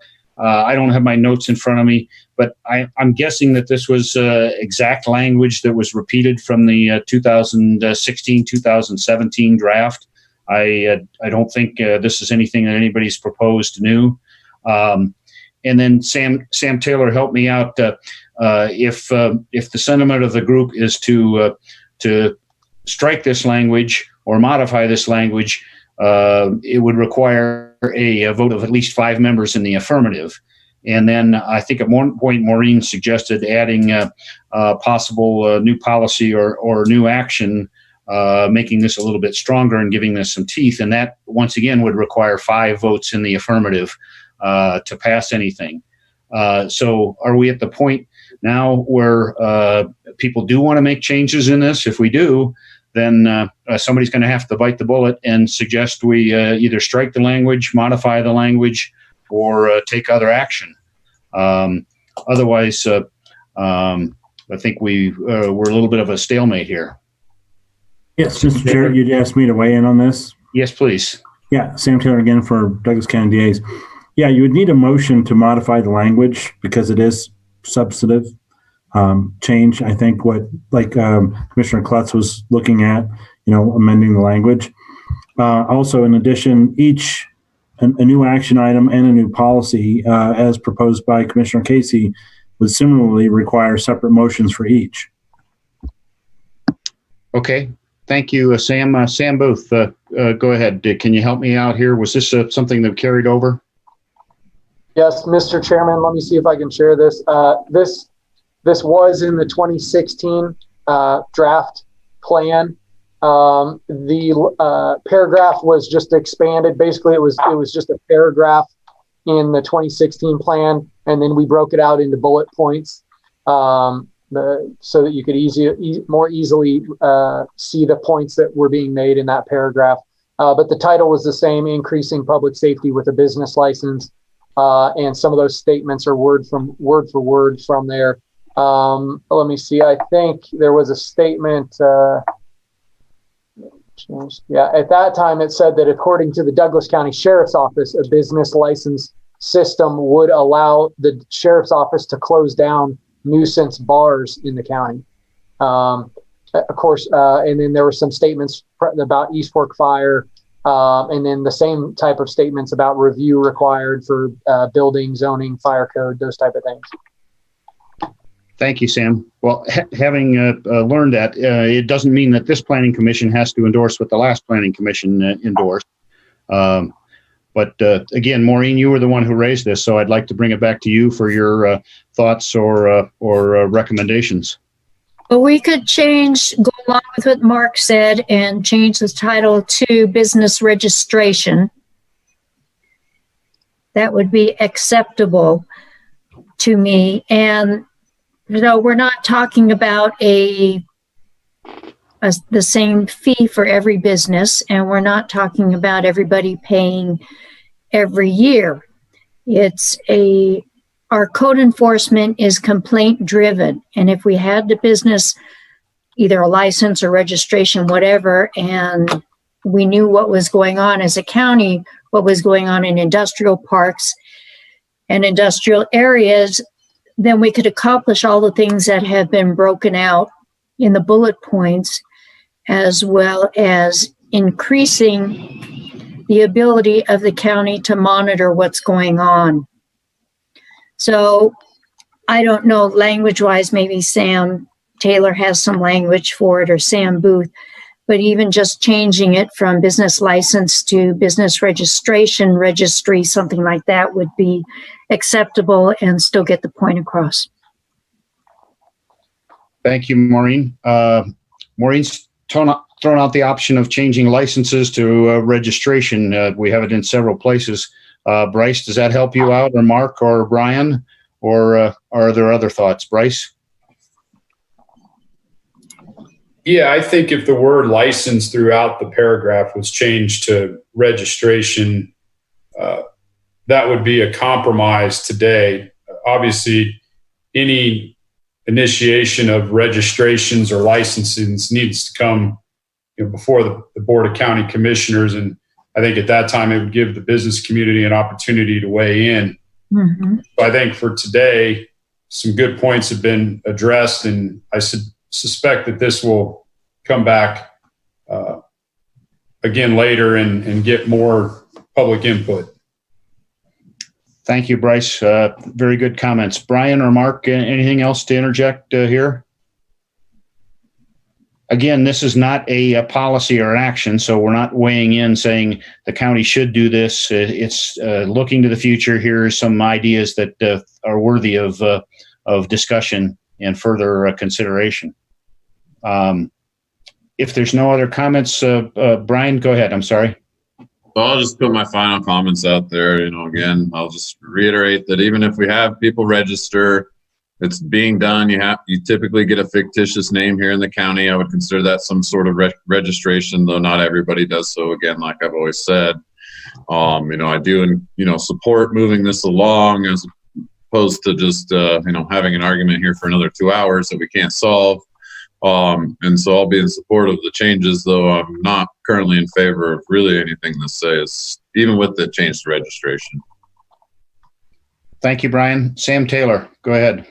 Yeah, Mr. Chair, in the last sentence of the first paragraph, I would recommend changing language requiring a business to submit a business registration would help with the following. Because you're not applying for a license anymore. You're submitting information. Maureen, is that acceptable to you? Yes. Sam Booth, can you get that typed in there? A business to submit. Is that what you're suggesting, Sam Taylor? Yes, Sam Taylor again for the record. Yes, Mr. Chair, that is what I'm suggesting. Requiring a business to submit a business registration would help with the following.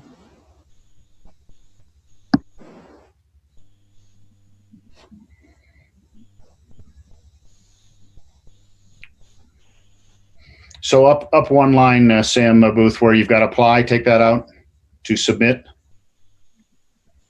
Mr. Chairman, that's the highlight I've got here. So the highlighted language would be replaced with submit a business registration. I had that covered up with the individuals here, so I'm sorry I can't see the whole screen when I'm trying to look at people. Maureen, if that's acceptable to you, do you want to go ahead and make the motion to? Okay, I'll go ahead. Let's see. What are we going to change the title to, Sam? Business registry? Just business registration. Okay. All right. So I will move adoption of the amended language. Is there a second to Maureen's motion to change, in most cases, licenses to registration with the modified language in the last sentence of that paragraph? Is there a second? Chair will go ahead and second that motion. Is there a discussion, further discussion? Mark, go ahead. So, Sam, are you changing increased public safety with business licenses and striking that and just putting in business registration? Yes, sir, that's correct. So we're dropping the increased public safety. That's correct. Okay. Any other discussion on the motion of Maureen's to modify this language in the looking to the future section? Mark? You're muted, Mark. I'm sorry, I think.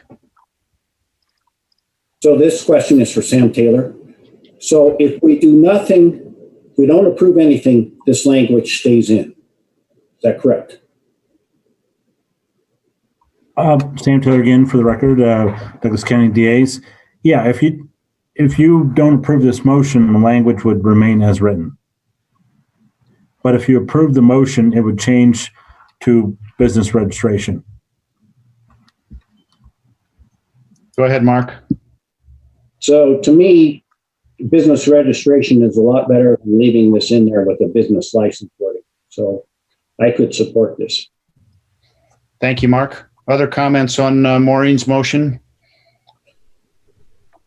Seeing no further discussion, then I'll call the roll. Christy. Aye. Bryce. Aye. Mark. Aye. Brian. Aye. Maureen.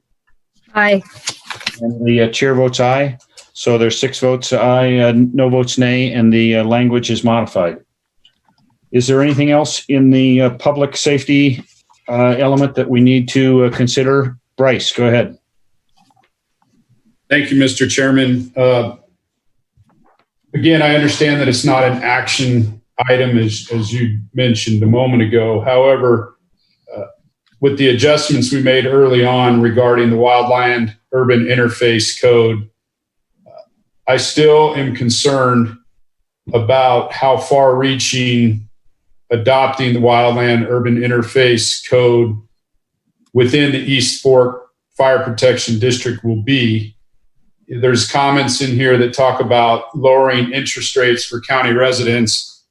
It doesn't discuss the fact that the insurance rates on a home could be paid for 20 years for the cost of bringing a dedicated fire line and sprinklers to these homes. And so I know that this is something that will go on down the road and will hopefully come back before us. But I just want to express my concern about how far-reaching this will be when it moves from the mountains down into the eastern and western sides of the valley and possibly even further into the valley.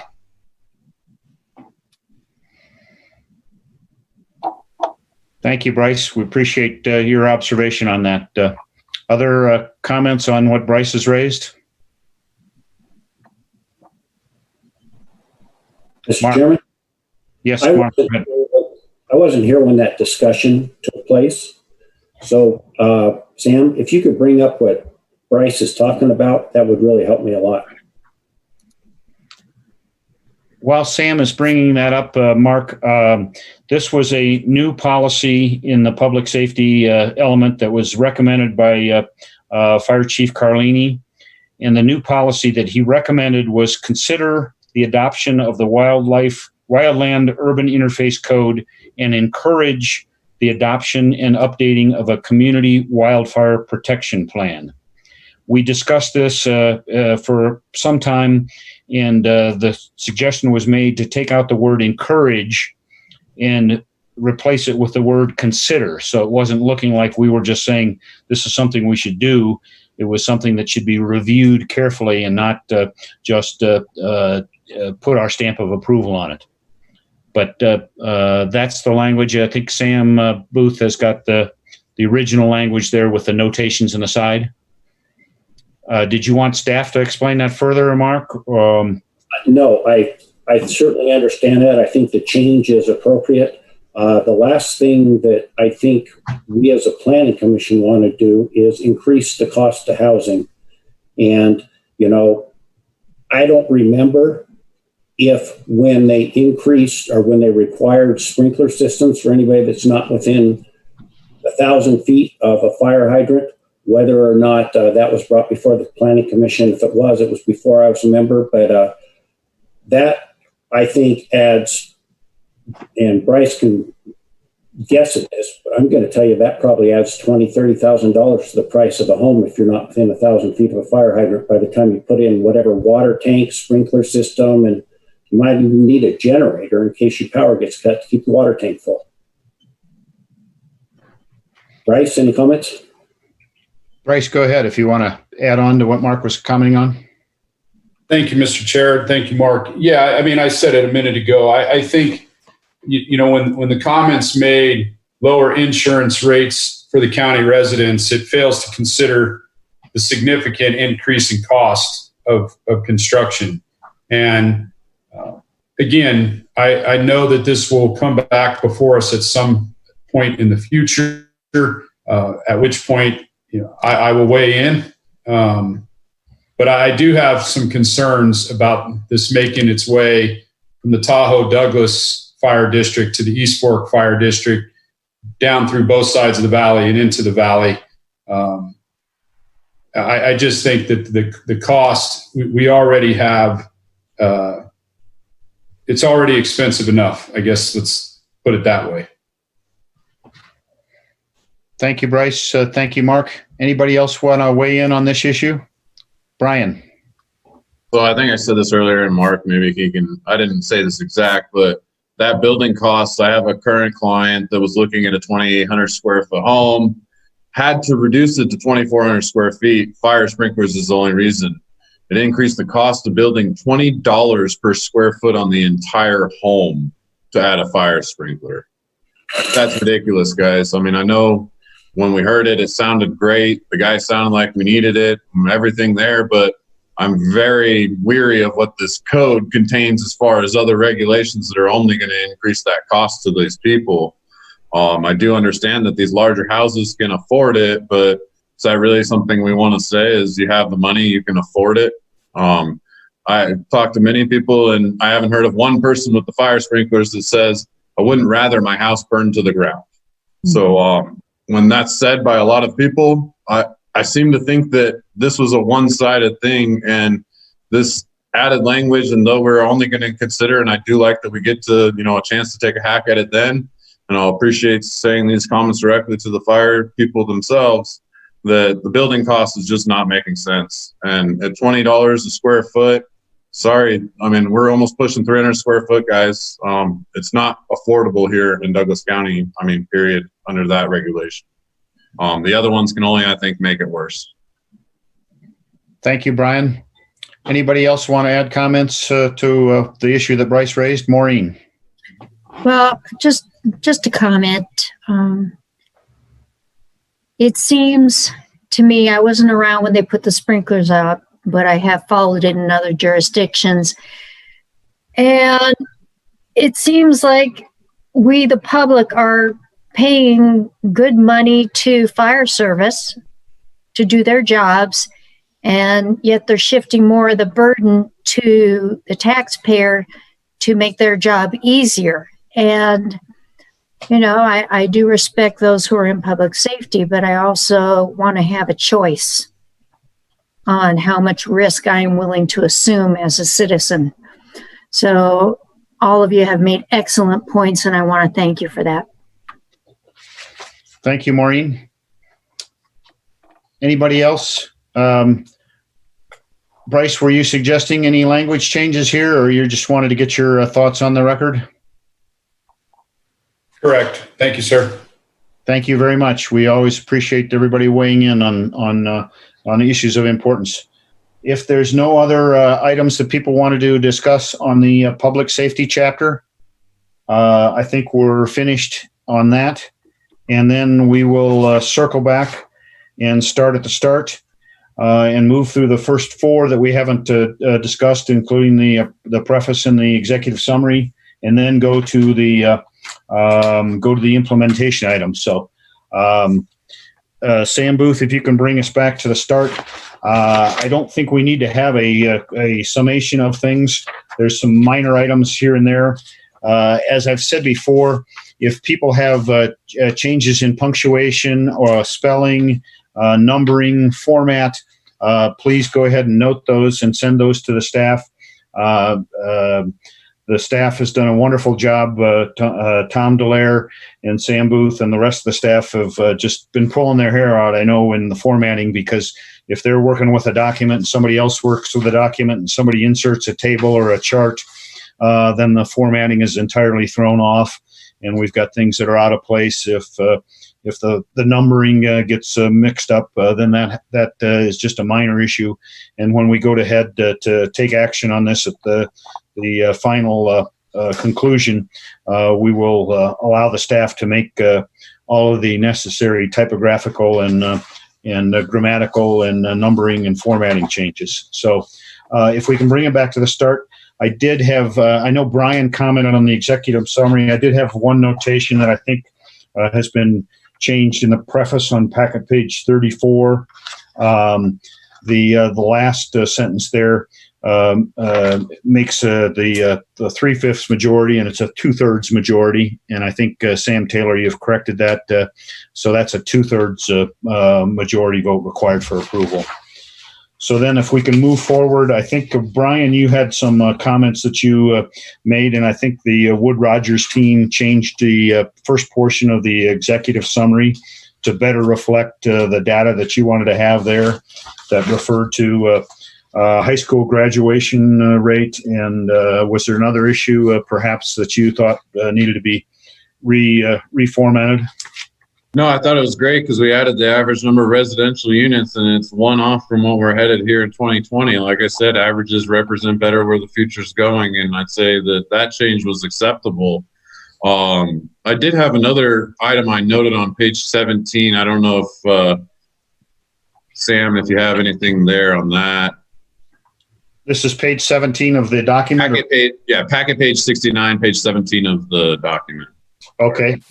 Go ahead, Brian. And I was just looking at this map and being, a nerd with numbers. I started adding and tried to come up to the numbers that we have in the table. Basically looking at, we're adding 10 to 15 years. I then, add numbers, and I didn't quite come up with what we were getting. When we use 10 to 19 years, we actually match the year in groups that we have over on the left. So I was recommending that instead of hit halfway between one of those years, we make it to a 10 to 19 years that would allow us to just pull the numbers from the table, fill those numbers in, and have correct percentages that reflect the table, as opposed to percentages up here that I don't know if any of you would have an idea of how to add it to get to what we get here, because even I had trouble finding the percentages or even getting to a relatively close number. I'd prefer if we say a percentage and has a table that it's talking about, you can go add it up and figure that out. So it was more of just a mathematical, grammatical, I don't know what you would consider that type of change, not necessarily really, I think, changing substance there, but really just logically making sure that we made mathematical sense, I guess. So what you're asking is that the text conform with the table to appropriately describe the housing information? Yeah, so, when we look at the sentence where it says 52.6% of all housing units will be hitting the 50-year depreciation schedule, I provided Sam and them with an example. If we have 2020, we subtract 50, we get to 1970. Everything before 1970 fully depreciated. Add 15 years and you come into in between one of these numbers over here on the left. And so that was immediately where I started, because then you're not comparable and the people can't read that and see that the information's accurate. Just making it simpler, I think, and able to logically make sense like that, I thought made a little bit more sense than I came up with 110% of what they were saying was needed to get to their number. And at 110%, I didn't think that was possible. And so I couldn't quite come up with a reason to include numbers that I couldn't even prove out myself, being fairly decent at it, I guess.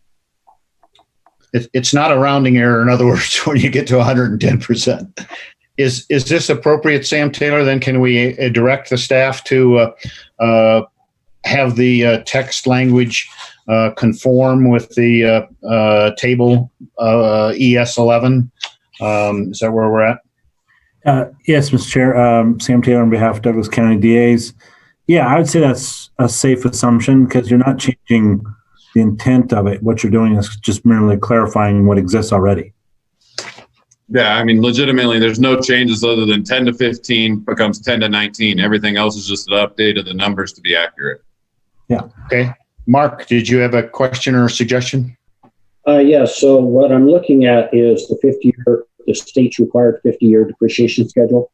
Well, I think that's kind of misleading, because there's always a residual value, I believe, in the state of Nevada of 25%. So even if your home is 300 years old, they're going to take the cost it would take to build it today. They're going to reduce it by a maximum of 75%, and you're still going to pay tax on that. So if we're talking about the 50-year depreciation schedule, we need to add some clarifying words in there that says there's a 25% residual. Thank you, Mark. Go ahead, Brian. Yeah, I understand what Mark's saying. So, and I would say that would be added right behind that. The state's required 50-year depreciation schedule, including the 25% residual value, would be possibly the appropriate language. Does that sound right to you, Mark?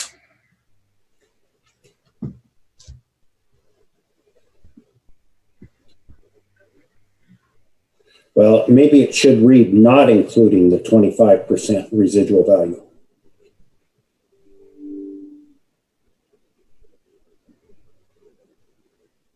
Because the 25% residual value would continue on for the life of the property.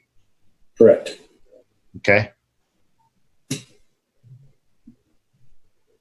Are we getting too outside our purview, Sam Taylor, for just making a small minor modification, clarification in this language? Mr. Chair, Sam Taylor for the record. I'd say no. Again, it's still clarifying what's existing already and is consistent with law, as Mark noted. So the addition merely restates what exists already in law. Excellent. Thank you very much. Anybody have any objections or any other comments on what Brian and Mark have suggested? I do think that makes a good improvement there. If not, Sam will go ahead and make those changes. Anybody else have some observations on the executive summary? I had a couple of places where I made some suggestions that I think were helpful and accomplished in what the staff did. They were on pages, packet page 61, page 9 of the document, the population table. We've inserted there a item that shows the 2013 to 2018 annual average percent change. And I think that's a much more meaningful statistic when we go look at population. It doesn't really mean very much to me if something increases 8.4%, because you don't know what the base measurement year or the final year is. But if you say, what have we been averaging over the years, I think that's a good number. So I think they've done a good job there. They also on packet page 65, page 13 of the document, they've added an explanation as to what Douglas County Census Tract 16 and 17 includes. It's kind of a minor addition to that table, but I think that at least provides people with information. It can be kind of confusing when we deal with CDPs, which are census data places, and then census tracts, which are not similar. So I think the suggestions that I have made previously to all of the portions of the executive summary have been made to my satisfaction. Other observations or questions on the executive summary? Okay, if not, we'll then move to land use and historic preservation. And once again, there are some spelling and formatting issues that we can deal with independently. But I would ask if members of the Planning Commission have areas that they want to discuss with the staff, raise questions on, possible additions, possible changes in any of the language in the land use and historic preservation section. Maureen. I'd like Bryce's take on policy 3 on packet page 102. Since we just had the discussion on the wildlife or wildfire interface.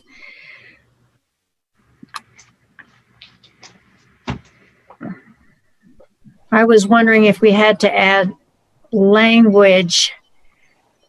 It says required development in designated high fire hazard areas to provide appropriate emergency access.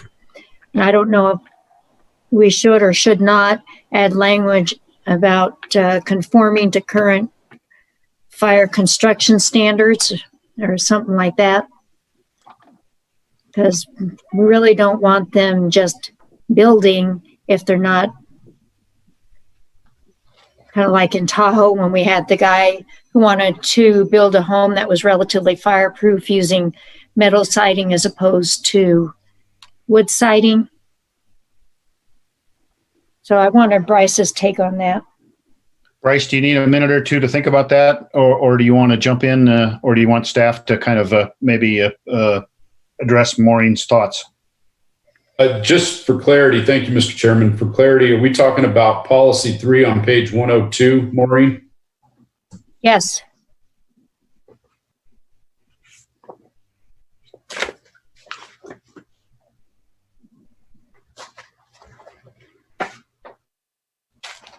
I mean, this is Bryce Klutz for the record. I don't have an issue with that particular policy because I think all it's saying is when there's development in designated high fire hazard areas that they need to provide appropriate emergency access. Yeah, well, I get that. My issue is do we want to, one, encourage development in designated high fire hazard areas? And if development is occurring in high fire hazard areas, do we want to add language that requires them to conform to current fire standards, or is that something that's more appropriate in the development code? Again, Bryce Klutz for the record. When I look at policy 3, it doesn't encourage development in designated high fire hazard areas. It just says that when there is development, as I understand it, and Sam Booth can clarify, when there is development in designated high fire hazard areas, that emergency access should be appropriately provided. I don't know that I would support adding anything more to that particular policy. Thank you, Bryce. Thank you, Maureen. I would just note for the record that this is a policy that's in the Foothill Community Plan, so it only applies to the Foothill Community Plan. And I would imagine, I don't have my notes in front of me, Sam Booth, that this was probably carried over from the previous Foothill Community Plan, and something that is unique or applies most appropriately to the development in that area. Sam, I'm not sure if you want to weigh in or if I've mischaracterized that. Yeah, that's correct, Mr. Chairman. This is Sam Booth. This was a policy, I believe, that was brought forward from the 2016 plan. And many times we tried to move policies out of the community plans if they weren't specific to that area. We left this one here for Foothill, just recognizing, being in the Carson range there, that there is likely a high fire hazard in the Foothill area there. And I think, of course, emergency access has to be provided in quite a few instances. And what this policy is just calling out, Maureen, is in designated high fire hazard areas, which we have a policy and an action now that says that we should map those areas. The first thing we need to do is map what are high fire hazard areas. We left that in the Foothill Community Plan, just assuming that this is a high fire hazard area. If it's not designated, then I don't believe it would apply. And when the mapping is done, then the other issues will be taken care of or addressed. I think so. Okay, and last thing, although my son-in-law would be very happy, in policy 5, forest only has 1 R. Thank you, Maureen. I believe we also had one issue that we needed to give final approval of in the land use and historic preservation, and that would be on packet page 128. Again, Sam Taylor, correct me if I'm wrong. This is the Pine Nut region description. There was a discussion at the first meeting that we have whether that adequately describes the Pine Nut region. And I believe staff has reviewed this, and I would yield to Sam Booth or to Tom Dallaire to confirm that what we have now is an adequate description of the Pine Nut region, and we can go ahead and approve this portion of the land use and historic preservation element. Yeah, Mr. Chairman, this is Sam Booth. Tom and I have discussed this. If you remember back when we were discussing the land use element, Commissioner Acola had questioned, I think, wording about the Pine Nut allotments and where those allotments are or maybe, and maybe some private lands along 395. And so I know Tom had reached out to Mr. Acola to point out that the area he was referring to was actually kind of in this little point you can see on the map here, which is actually within the Topaz region. But either way, I don't think that the text here within the Pine Nut region affects that question that Mr. Acola had there. And so we are confident in the text that's here. Thank you very much, Sam. Sam Taylor, do we need to go ahead then and give this a vote of approval, or is it acceptable to just move forward then? Mr. Chair, Sam Taylor for the record, on behalf of Douglas County DAs. I do not think a vote is necessary because all you're doing is describing what exists, on the maps and what exists in reality. So Mr. Acola simply had a concern about where those lots were located. And as Sam noted, they're in the Topaz region, so it's not applicable to this particular description. Thank you very much, Sam. I'm sorry that Dave is not able to be with us today. And I would ask the staff to reach out to him again to reiterate that we did try and address this, and that explanation should satisfy him. But he's welcome to raise this issue at a further point with the board of county commissioners if he feels like we're still in error. But I hope you'll reach out to him so that he's fully satisfied with what we've done there. Anything else in the land use and historic preservation section?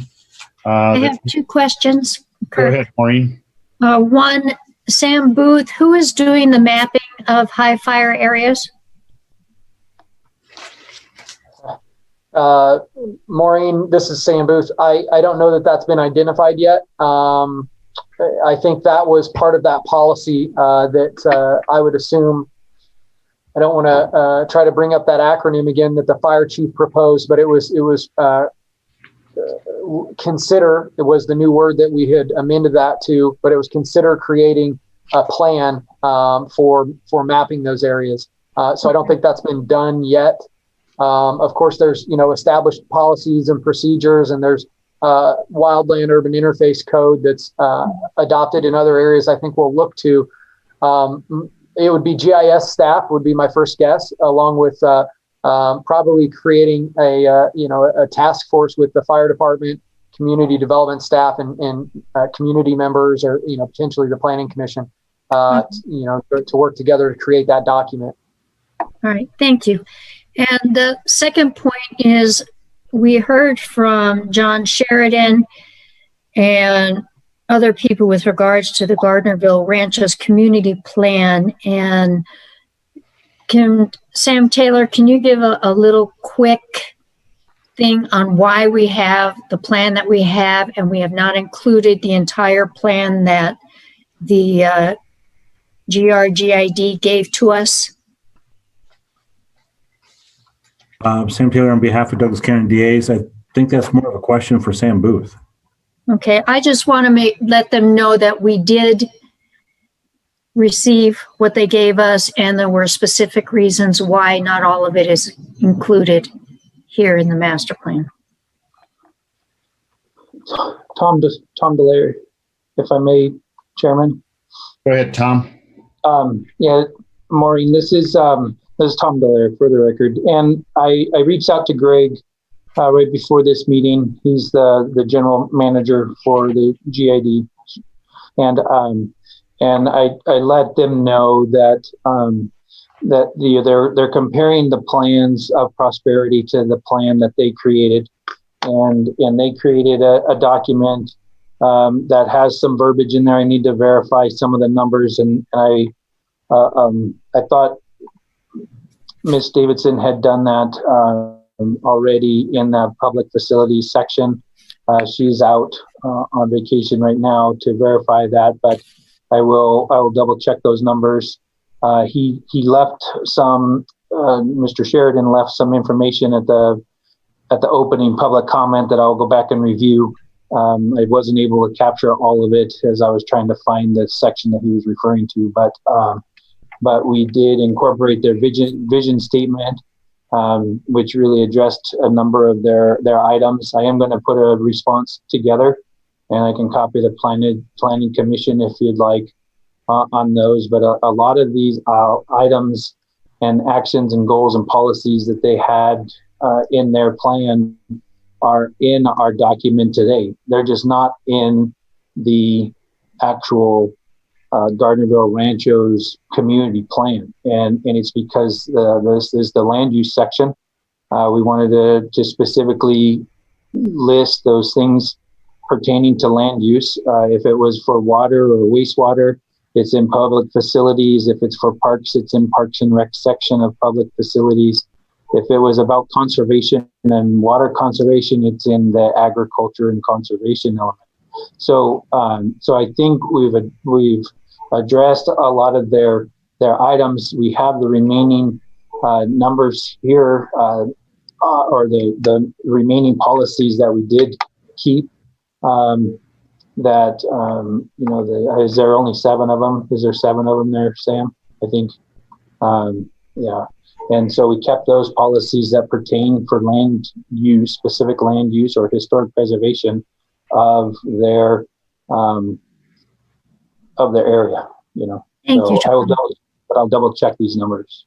All right, thank you. I just wanted to make sure that they knew that we heard them and that a lot of things were addressed. Nothing was ignored. If I may. Go ahead, Sam Taylor. Yeah, Mr. Chair and members of the commission, there is, by the way, a difference, this is Sam Taylor for the record again, there is a difference in our code between the towns of Gardnerville and Minden versus GRID. Specifically, Gardnerville and Minden are listed as advisory bodies under our code, whereas GRID is not. So they're given special consideration for their input compared to other entities under our code. Thank you. Thank you, Sam Taylor. And thank you, Maureen. And I do want to echo Maureen's thoughts, Tom. So if we do find numerical errors or mislabels on any of the tables or charts that are descriptive, I would like you to go ahead and address those. If they need to be modified, please make the modifications. That we do want to respect their knowledge and insight and their contributions to the effort that we're making. Anybody else on land use and historic preservation with comments? Brian, you have your hand up, or you just stretching? Well, I'll just make a comment to the Ranchos community plan. Where was the public outreach? I'm currently a member of the Gardnerville Ranchos, and I wasn't aware this plan was being drafted. And I do like what this plan has said. I did read this in fair detail. I wasn't opposed to anything here. I have not read the plan that they came up with, and I will say that I'm only saying this to be facetious. Thank you, Brian. Anybody else on land use and historic preservation? If not, we'll move on to agriculture and conservation. Did people have questions or comments? There was one place where I did raise some questions on packet page 162, page 107, the information dealing with the Census of Agriculture for Douglas County. Lorenzo provided some very helpful information to me. I think there was just an obvious error in 2002 as to why we jumped to 210,000 land in farms, the number of acres. So you can probably just ignore that number. Otherwise, it looks fairly consistent. So I'm satisfied with the information that's presented in this element at this point. Anybody else comments, questions, suggestions on agriculture and conservation? Bryce, go ahead. Mr. Chair, I'll defer to Mr. Dallaire for a moment while I was looking for a specific section. Certainly. Tom, did you have something you wanted to toss in there? Yeah, I think when we were going through the action items, action item number 16 on the old document had this verbiage, and it said Douglas County will support the implementation of an updated Carson Water Subconservancy District, Carson River Watershed Stewardship Plan. And I don't know that Sam Booth or I were aware of what that plan was about. I did get an email yesterday from the Carson Subconservancy District, extremely worried about this action item being removed. And if you'll allow me, I can read portions of their email. If that, it might be helpful to the commission to see if we can get this back on the agenda or back on into the plan. Are you okay? Sorry. Yeah, go ahead. Was that something that was sent to you individually or sent to all the planning commission as a public comment? No, I think it was sent the email that I'm reading from was sent to Sam Booth, Courtney Walker, and Ed James and myself. Okay. I could forward it to everybody if you'd like. Well, I would just make the point to everybody. It's very helpful if the information goes to the planning email, and then it's provided in public comment so we can all review it ahead of time. I always hate to do things on the fly that nobody's had a chance to review or discuss. But if you want to go ahead and throw it out there, we can bring it up at the board. Go ahead. Thank you. Go ahead. So this water plan, it's the Carson River Watershed Stewardship Plan. And is what they're saying is the Carson River Watershed Adaptive Stewardship Plan in 2000, the county commissioners adopted that plan in 2007. It was updated in 2017 and approved in early 2018. These documents are still combined, and one document with the 2017 plan being a supplemental update. Additionally, the document is approved by the EPA and certified by NDEP and meets 9 elements required to be a watershed plan. Having an accepted watershed plan provides priority funding for the Carson River watershed counties, conservation districts, NGOs, which I'm not sure what that means, and then the tribe to apply for Clean Water Act Section 319H, non-point source pollution funding. This is critical funding source for the river projects being undertaken, and Douglas County just applied for an education and LID implementation project. So the LID project that we are in the process of reviewing and will bring forward after this master plan was one of these approved projects through this program, and it is critical that this plan still be referenced in the master plan so that they can receive grant funding. And that's basically what I wanted to inform the board on. I'm sorry I wasn't up to speed on this when we went through it. Okay, thank you, Tom, and we appreciate their comments even at this late hour. Mark, I think you were the one who originally commented on this, and we voted 7-0 to delete that action item.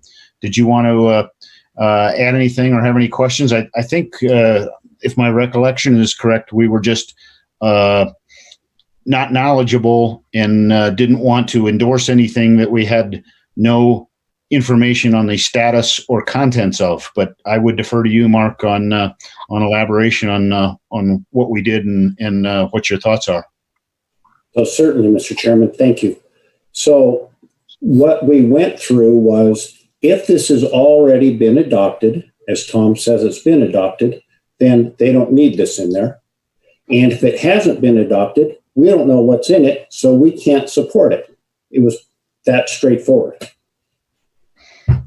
Very well said. And they don't need any language like this. If they're applying for grant money, they can already refer to what action has previously been taken. So I would open the floor for other discussion by members of the Planning Commission. But I'd not be inclined to go ahead and add this back unless people have thoughts to the contrary. Any other comments?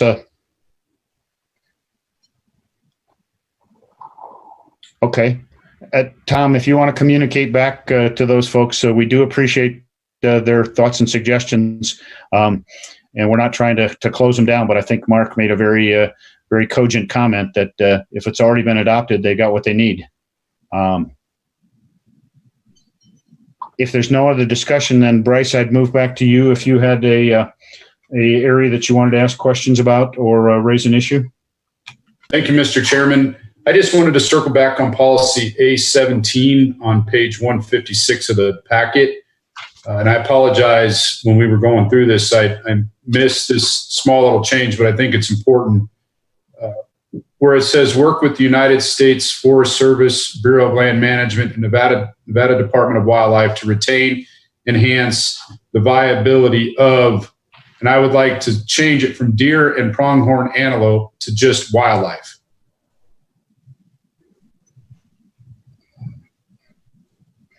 Thank you, Bryce. That's a very good suggestion.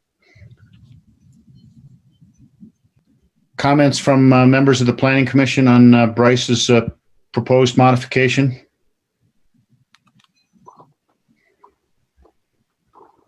I'm waiting on a motion. I was just going to go, seeing none. Bryce, if you'd like to move that amended language that was previously adopted, I think that'll give us the magic words that Sam Taylor would like to hear for changing this policy A17.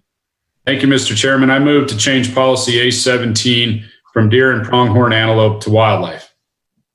Second. Maureen seconds the motion. Is there any discussion?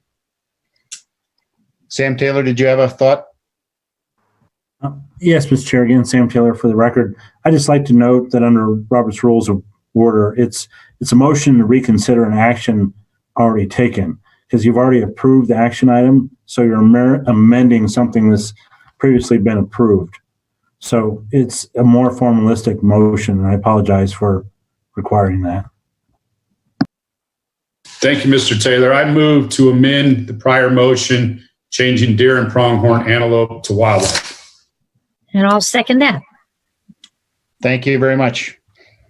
Other further discussion? Seeing none, I'll call the roll. Christie? Bryce? Mark? Aye. Brian? Aye. Maureen? Aye. And the chair votes aye. So in this, there's 6 votes aye, no votes nay. And that change to the previously adopted language is approved. Anything else on agriculture and conservation? I have a question. Go ahead, Maureen. I may have missed it in the policies or the actions on packet page 181, second paragraph from the bottom.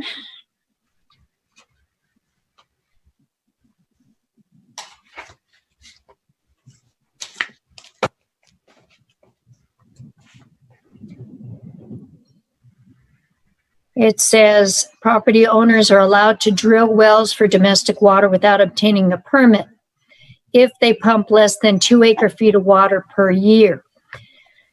And my question is, how is that monitored? How is that compliance of 2 acre-feet per year charted or controlled?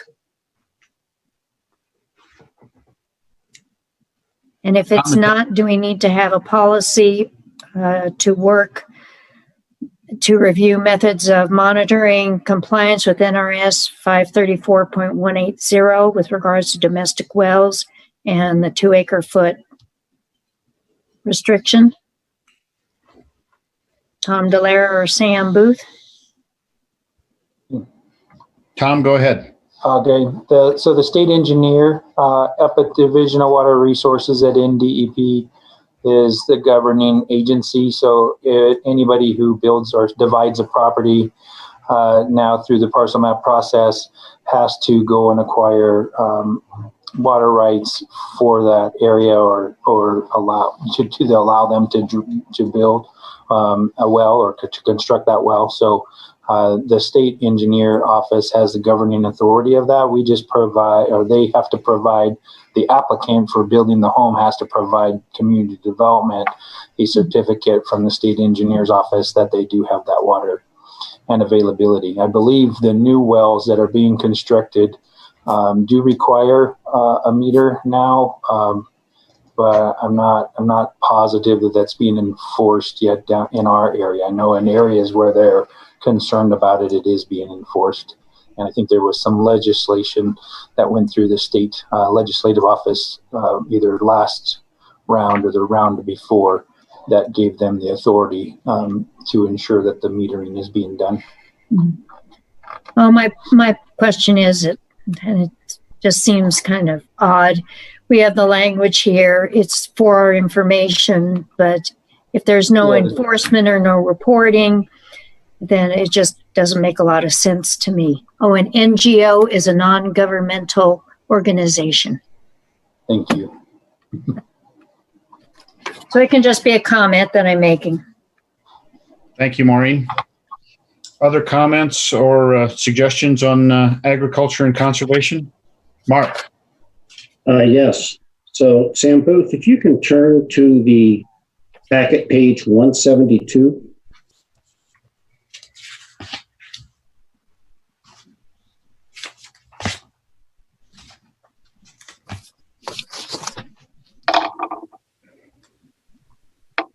And I believe, Mark, this is Sam Booth. I have put notes here on the map based on the comments that you sent me. Thank you for sending those ahead of time. I can let you speak to this, but member Nedenrip had mentioned that in the table here, we have Bentley Pine Nut parcels mentioned, and it shows 14,000 acres. And the table is labeled completed SNPLMA acquisitions. That's not exactly correct. This is not a completed acquisition. It's currently in progress. And I described that in the paragraph below here that you can see. Additionally, the BLM is currently in process of acquiring that 14,000 acres. So it is not completed yet. The note, Mark, that I put here was to, I think what we're going to do is break the table out. So remove it from the completed acquisitions and then do 2 new columns at the end here for pending acquisitions, one of which would be the Bentley Pine Nut parcels, the other of which would be the 1,300 acres for the historic Danberg Ranch, which is also currently pending with SNPLMA. So we would expand that table down. Of course, that would adjust the total here, and then it would also adjust this text box that we have here, and that's the note that I have. Update the number in this text box. So, Sam Booth, I understand what you're trying to do, but since we don't know if it's going to be completed, do we even want to talk about it? Because my understanding is there is another ranch that Mr. Etchgoin was working on with SNPLMA money that my understanding was it was approved by them, but again, there was no funding yet. And so if we're putting in 2 pending ones, then how do we know we have all the pending ones? I'd just drop all the pending stuff out of there. Okay. So that was myself, Mr. Nedenrip, this is Sam Booth again, that decided to add these in here. As we were updating the table, I think the table had been just updated through 2016 as the last draft had that there. I don't disagree with you, and we could, if it would work for you, we could just remove this from the table. I would be in favor of leaving it just in the paragraph description here, just talking about what's going on. Basically just a snapshot in time showing that these, I don't know if anyone's researching that property around the Danberg Ranch or any of those Bentley Pine Nut parcels, we know that there is something pending there. I did research the SNPLMA projects on their website, at least for Douglas County, and these are the 2 pending projects that were listed for Douglas at this time. But I think we could easily remove it from the table, not count it towards this, and just not discuss it in that area. I'm fine with that. Thank you, Mark. So Sam, you'll just remove that one line item, adjust the totals there numerically, and then keep the descriptive language as it is. Okay. Yes, sir. Other comments on this particular portion that Mark has raised? Mark, go ahead. Oh, I'm sorry. I was going to jump to the next issue. Please do. Go jump right to the next issue. Page 178. We are talking about Douglas County at the bottom, where it says the deal program provides loans up to $6,000 for energy efficient upgrades. Is this loan only available to state employees, or is this a description where other people can go get free loan money from the state? And if so, should it be somehow put out to the general public? Because let's be honest, I've never heard of this. Brian deals with a lot of stuff. I'll bet Brian probably has never seen one of these.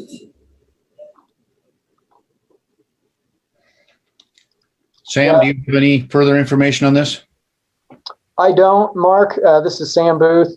This was language that was brought forward from the 2016 master plan that we did not alter. Tom and I discussed today, after seeing your comments, that we were going to research that. If it is the case that it's available to all residents, I think it's a great point that we should try to promote that, whether it's through Lisa and her department, Economic Vitality, or Melissa and our communications team, or just on the county website. But I think it's definitely something that we should promote. Okay. So my next comment is on the next page, 179. Can I interject and say that there is a program available to all residents? It may not be the deal program, but there is a program that allows loans, and it has a guaranteed portion that allows you to make sure you get the loans and can make the upgrades. So it's not just government employees, but the name leaves me at the moment right now. So I'll look it up and see if I can provide that to you guys, Sam. Thank you, Brian. Thank you, Mark. Go ahead, Mark. You have the next page. Yeah, so the next page is page 179. And might as well just read it because we're talking about stuff that occurred, 13 years ago. And, part of me says we ought to just strike this and say Douglas County does not favor renewable energy. But it starts off, Douglas County has amended its development regulations during the last 10 years to encourage the development of different types of renewable energy in the county. For example, the county adopted wind energy regulations in 2007. The county also adopted solar regulations as necessary land uses. Consistent with state law, the county adopted new regulations for solar facilities as a primary land use in 2014. NRS 278.26503 requires local jurisdictions to permit renewable energy with nameplate capacity of at least 10 megawatts. Subsequent to the adoption of the new ordinance to facilitate the development, standalone solar facilities, 2 solar facility applications were denied by the county. And it goes on and basically says, and we only allow them in certain areas, which is predominantly BLM. So I'd like to delete those first 2 paragraphs and replace it with wording that would be something like this. I don't know, Sam, if you have my wording or if you want to just type.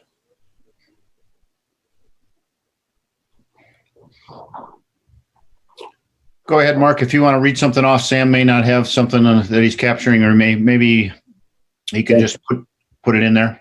So Douglas County adopted wind energy regulations in 2007.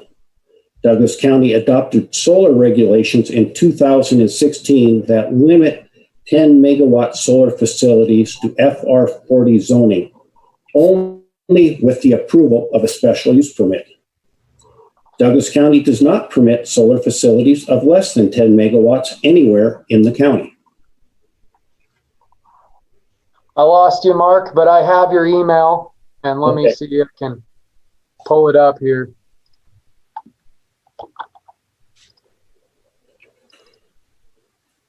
So essentially, Mark, you're taking out the first paragraph and the first half of the second paragraph and just adding some simplification to the last couple sentences there.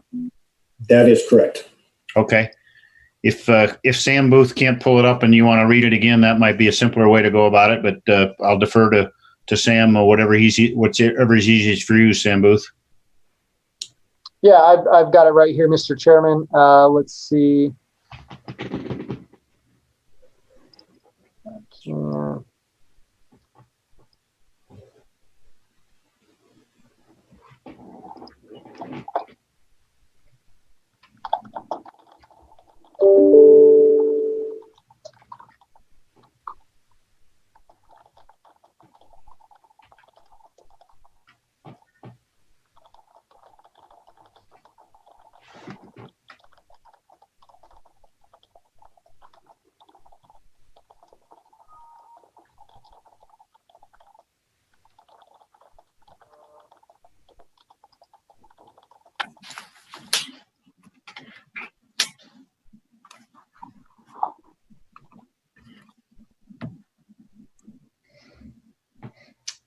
Very good, Sam. Sam Taylor, I think on this one, we should probably just go ahead and make this into a motion to replace those 2 paragraphs with this one sentence, a couple of sentences. Is that probably the advisable way to go? Sam Taylor for the record from Douglas County DA's office. Yes, Mr. Chair, I concur. If you're going to eliminate the first paragraph, which does have some sort of, policy language in it, and amend the second one as well, I would say a motion is required. Mark, do you want to go ahead and make the motion and then we'll dispose of this? Yes, I make a motion to replace these two paragraphs with the wording that Sam Booth has put on the screen. Okay. And just so Amy can put this in the minutes, and we have this for the public, replace Douglas County it will replace the first two paragraphs with Douglas County adopted wind energy regulations in 2007, Douglas County adopted solar regulations in 2016 that limits 10 megawatt solar facilities to FR 40 zoning only with the approval of a special use permit. Douglas County does not permit solar facilities of less than 10 megawatts anywhere in the county. So Mark has made the motion. Is there a second? Second. Maureen seconds the motion. Is there any discussion? Seeing no discussion, then we will vote on the adoption. Mr. Chairman? Yes, Bryce. At the very last sentence where it says less than 10 megawatts anywhere in the county, but up above it says that it limits 10 megawatt solar facilities to FR 40 zoning. So there are some places in the county. Mark, go ahead.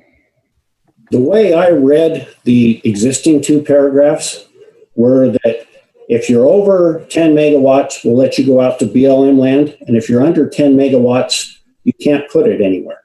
We don't allow it. But I'll defer to Sam Booth or Sam Taylor to.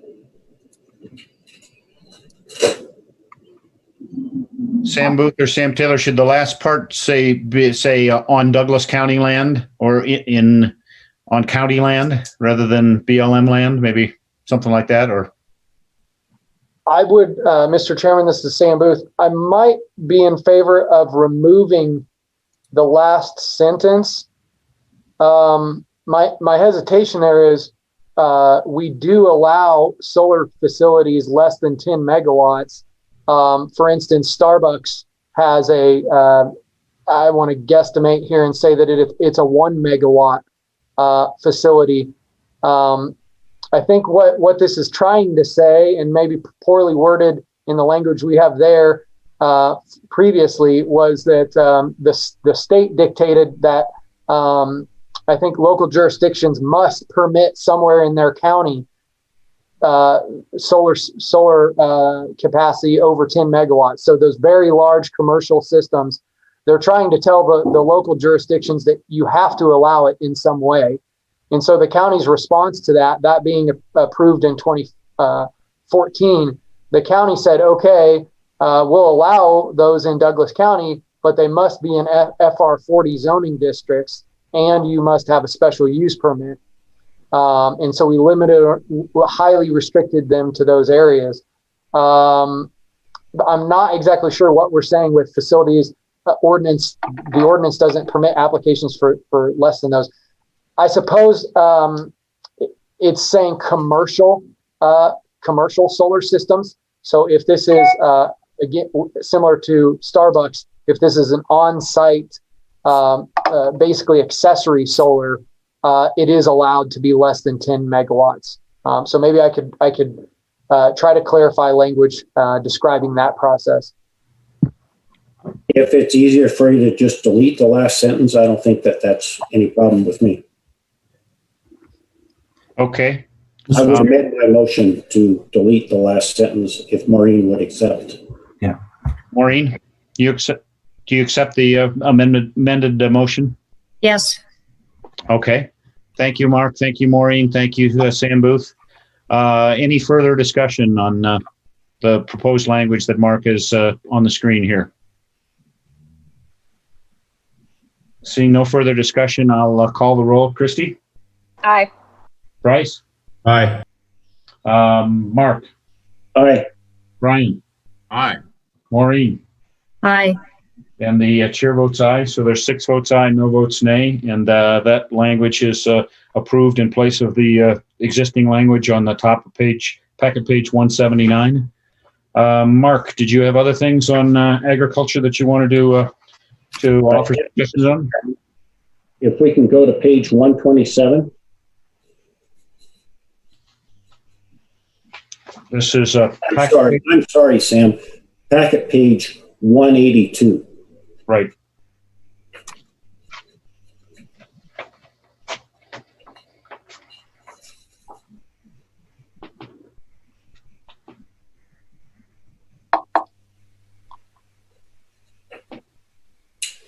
So in this table, we're talking about pumpage from 2013 and the Tahoe Basin from 2012 and Antelope Valley from 2014.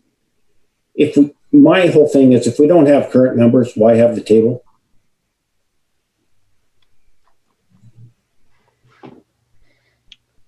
Tom or Sam Booth, any thoughts there?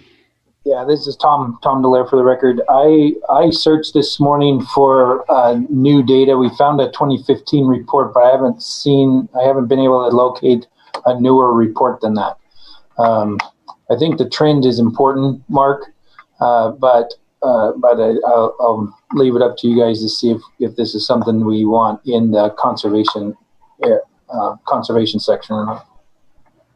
Well, if Tom thinks trend is important, then I have no problem using a little paper. Thank you very much, Mark. You raise a good point. If you can find other numbers in the interim, Tom, you could certainly bring that forward to the board if they were updated information. Sam, did you have a thought, Sam Booth?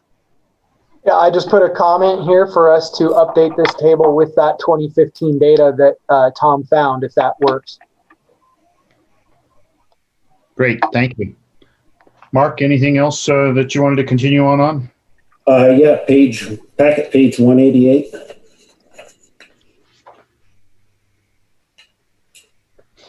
So you can see what I think we should strike.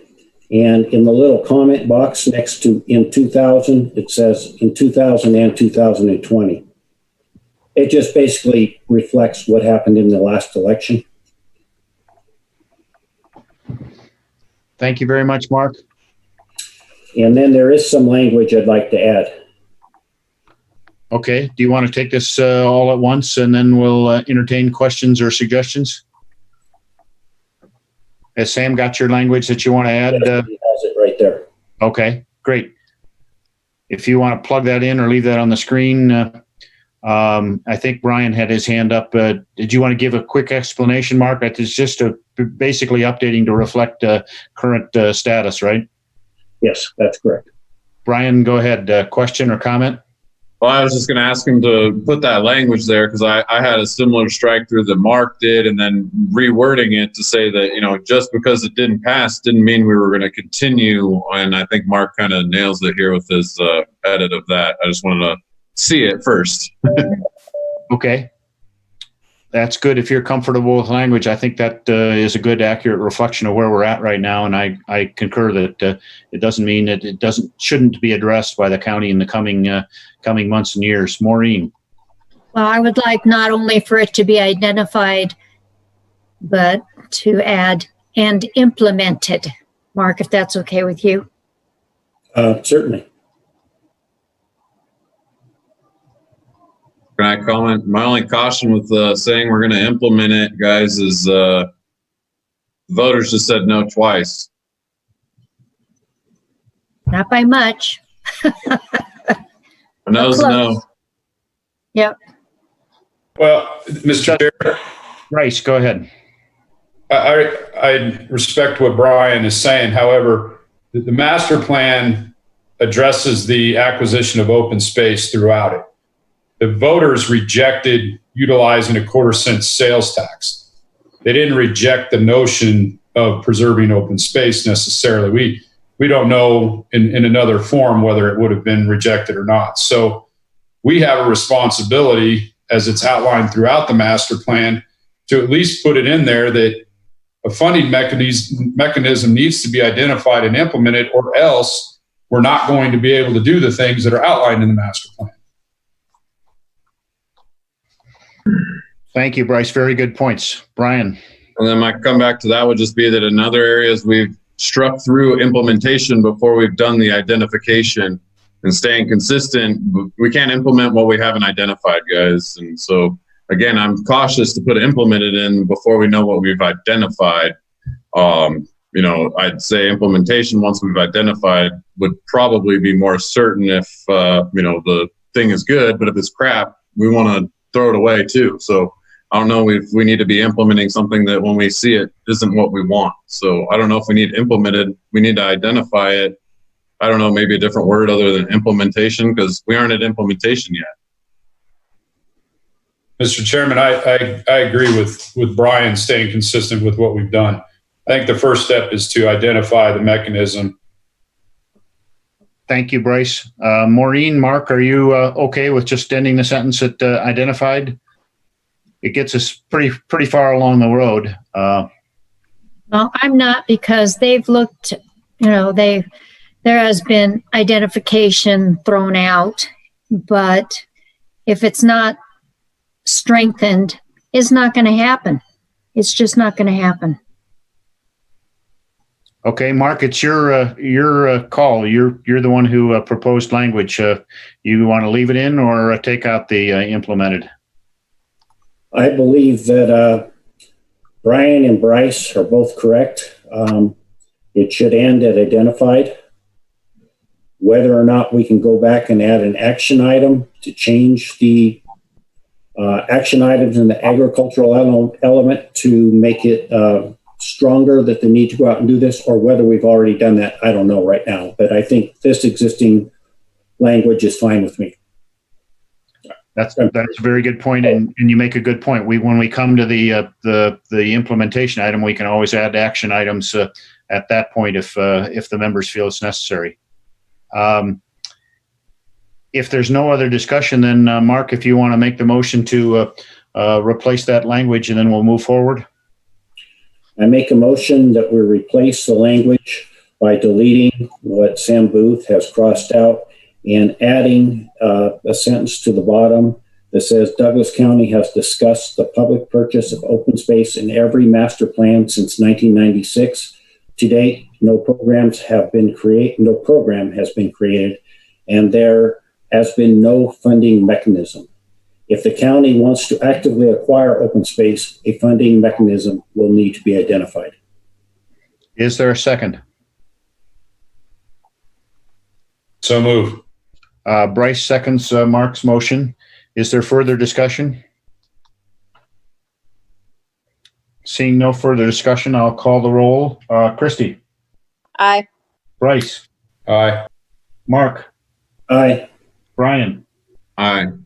Maureen? Aye.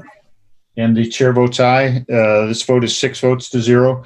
So the language will be stricken and replaced on the page, packet page 188. Mark, anything else for consideration? No, Mr. Chairman, I'm finished. Thank you. Thank you. That was excellent. Very good suggestions all through. Anything else that anybody else has on agriculture and conservation? I have a question. Go ahead, Maureen. And on page 189, second paragraph, subdivision of parcels less than A19 for ranch heritage and agricultural 2-acre parcels. My concern is the agricultural 2-acre parcels provision allows up to 3 parcels of 2 to 5 acres to be created every 15 years. And I don't know if this is what's happening up Centerville and up Mottsville, or if those are A19 parcels that are being sold off. But my concern is every 15 years, if they create 3 parcels, that's 15 acres that's being chipped away in the ag lands, which generally has to do with the floodplain. And I'm concerned about the negative impacts. So maybe if we change the code to allow it, as we do with the A19 parcel, one time as opposed to every 15 years, or extended out to every 25 years, because at the chipping away at the ag lands, it concerns me. Mark probably has something to say about it. Thank you. Thank you, Maureen. Mark, go ahead. Yes, so this provision has been used, to the best of my knowledge, 2 or 3 times. Nate Lysing has done it. I have done it. And I think there's one more person that has done this, but the name escapes me. But basically, the reason that you get 3 every 15 years is because it was cost prohibitive to put in the infrastructure that you needed and to bring out the surveyors to change it to do one every 5 years, because in that case, the landowner would end up selling one every 5 years to basically cover the engineering costs, and there'd be nothing left over. So the ag community was very supportive of this, allowed once every 15 years and to do 3 of them. I look at this and say, based on most people's ownership, this parcel also says what's in the code, I believe, Sam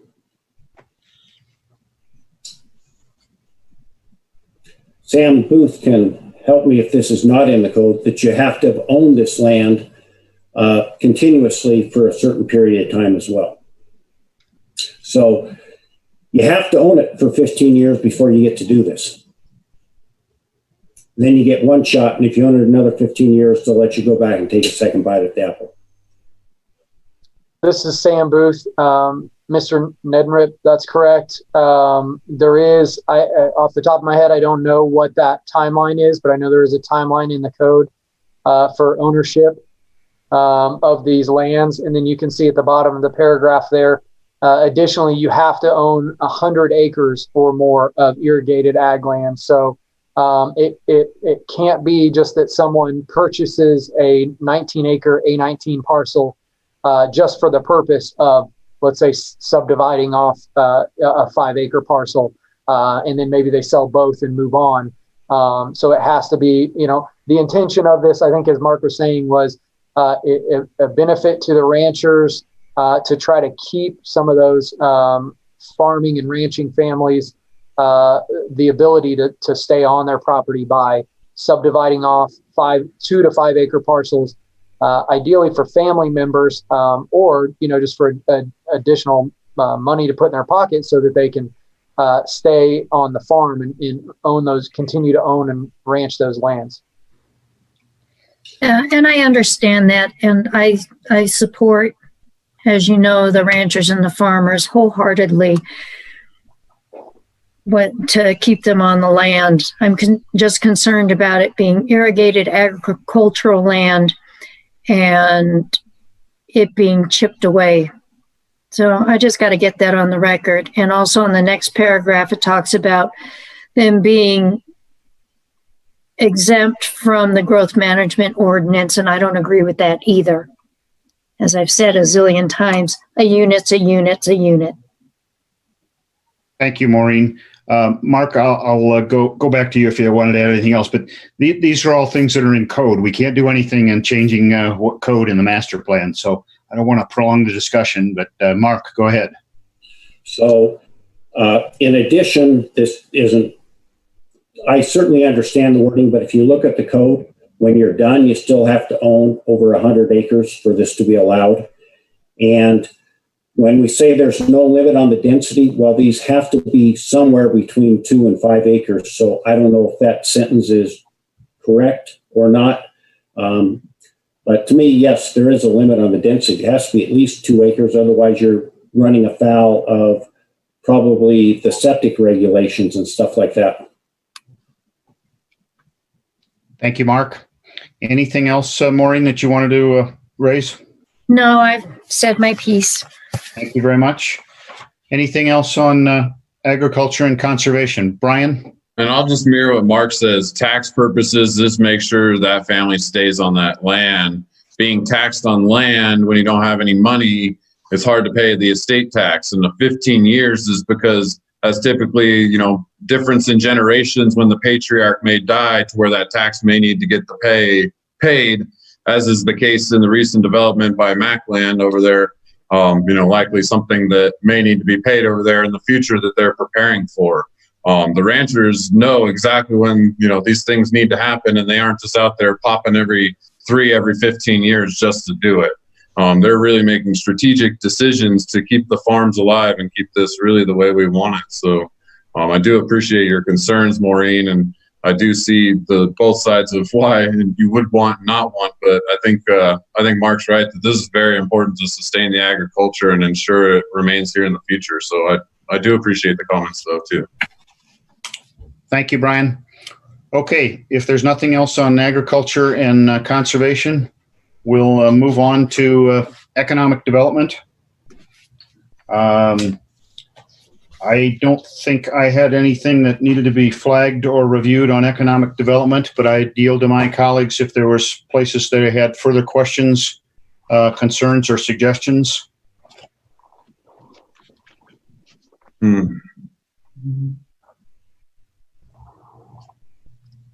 I believe I had a major change, Brian, for the record.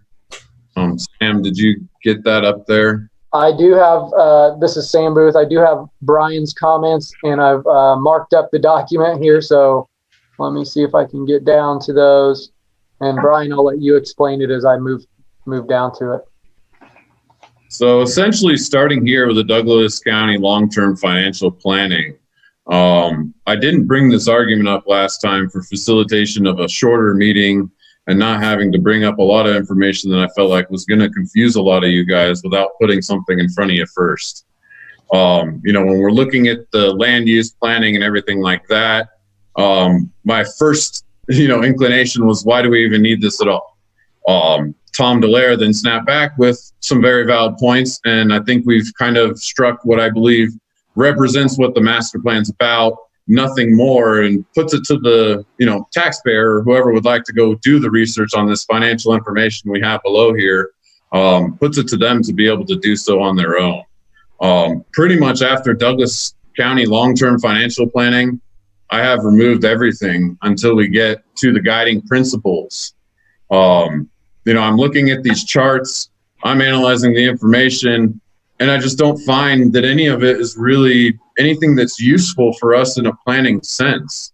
Great, the general fund has $124 million, but is planning going to use that $124 million to do anything without Board of County Commission approval, etc. So all that financial information lies within the county itself, and we can make the land use and all the zoning recommendations and everything we want. But I don't think that financial information provided us anything, valid here except for a whole bunch of extra pages. Mr. Brian, I'm sorry to interrupt you. Mr. Chairman, I have to leave the meeting. My neighbor's residence is on fire and they've asked us to evacuate. So I got to get home to my wife and family. I apologize. Thank you. Very understood, and hope everybody is safe, Bryce. Good. Thank you. Thank you.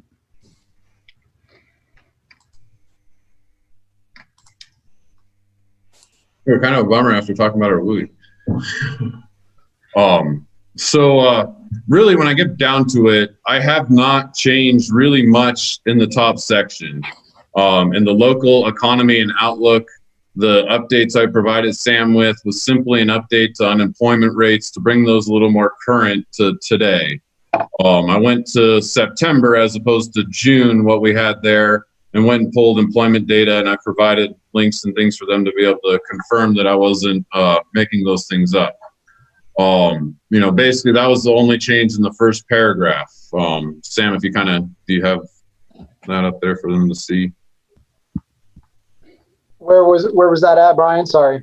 So the first paragraph under local economy and outlook, so all the way at the top. Page 142. I'm sorry, back at page 196. 196.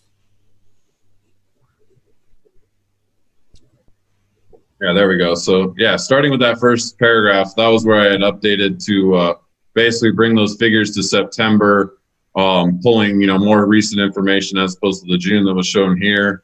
I don't feel like that's really any substantive change, just really updating to be more current as we approach the final approval.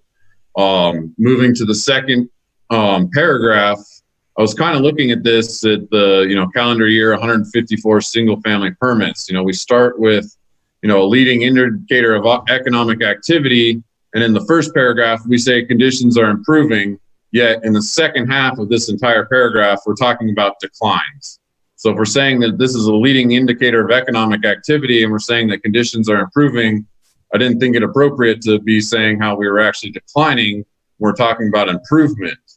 Going back to that average that was changed up in the earlier section, we had an average number of 177 new residential permits that were issued between 2015 and 2019, an improvement over the average of 81.6 units or permits issued in the previous 5 years. So essentially creating that instead of declining permitting, showing that the averages are showing that really there is an improvement there, as we state in that first paragraph. You know, when we're talking positivity and then we go to negativity, I feel like we're changing the makeup of this, you know, whole thing. And I think as a county, we want to tend to be more positive as opposed to saying, hey, don't come here. You know, then of next two paragraphs at the bottom separated, being that they're both reporting indicators from the county, I kind of combine those, not changing anything in that third paragraph there, just moving it up and combining it into the second. Basically giving us those KPIs that Sam had mentioned in another policy or action item that we could use in assessing how the building and the land use and everything that we're doing is, you know, working. That along with our growth management element would control, you know, the number of houses and such. So at the end, there's a fourth paragraph, Sam, on the next page. And simply here, I had mentioned in the last update or our last meeting that we would have a hyperlink to the CAFR, which is where all that data down below is that I technically said we really don't need. And so what I did to this sentence was, after found in the executive summary of the master plan, I added that you could also find additional Douglas County financial information in the comprehensive annual financial report on the Douglas County website. So essentially saying that if we do not put the financial information here, we're not necessarily removing it, we're referencing where that can be found, because every number I went and looked in here, I didn't understand how us as the department really uses any of them. Minden has a lot of money, great. You know, county, everything. I couldn't find anything that was valuable to us, and nor would really provide value to the public, say 3 years from now when reading what happened in 2020. You know, sticking to something that we can easily update, change 2020 to 2025 when it comes, and just replace the numbers, keeping those numbers simple rather than 10 pages of updates next time, I think makes a much easier update process for this going forward, and more of a template that's replaced in minor sections as opposed to an entire rewrite of this entire section were we to have to do this again, which we will in 5 years, and 5 years after that, and 5 years after that. And then moving down to the Douglas County long-term financial planning, just left that first paragraph the same and ended it at that. No need to change that. It's referencing how that we're building on our strong record of long-range planning and referencing where you can find that long-range plan, because again, that one, it does speak to our elements, but not necessarily exactly other areas, not necessarily related to our sections. And so financial information is better on the whole, where you can see everything. Bits and pieces just confuse and make things just not readable. I believed, you know, the information was just too much. And I think we needed to cut that back a little bit just to be able to say what we wanted to say without saying too much, and referencing where that too much can be found should someone really feel like they need to go look. Thank you, Brian. You make some very good suggestions. So you're basically saying that we should start on page 196, and you've got a proposed rewrite that Sam Booth can put up there for the language on 196, and then you're going to remove language going through 197 and beyond. And Sam can show us where those removals are. Is that the quick summation of what you got proposed for us? Yeah, Sam's putting them up right now. Great. Sent them to him. Great. While Sam's putting them up, do members of the Planning Commission have thoughts or suggestions on the direction Brian is trying to go? Mark. Yes, I talked to Brian about this, and I believe that Brian is absolutely correct. He's going in the right direction. And I think that Sam Booth should buy him a beer for eliminating this if he's assuming he's going to be around on the next update. I think there's a lot of people in the county staff that would owe a debt of gratitude for Brian for simplification and elimination of future redos, re-edits, reconfigurations. So I do want to say I want to thank Brian for taking the time to do this. Yes. He educated me quite a bit on this, so I appreciate that. Thank you, Brian. And I thank you as well, Brian. I hope you don't send us a bill, though. I don't think I could afford it at the hourly rate I'm going at right now. As Sam is putting this language together, other members of the Planning Commission have questions or comments on the direction Brian is going. Again, I think he's going in absolutely the right direction. We want people to have the appropriate information, but we don't want to load everything down so that it's not a valid document, a year from now or appropriate to the needs of the people who are going to be looking at it.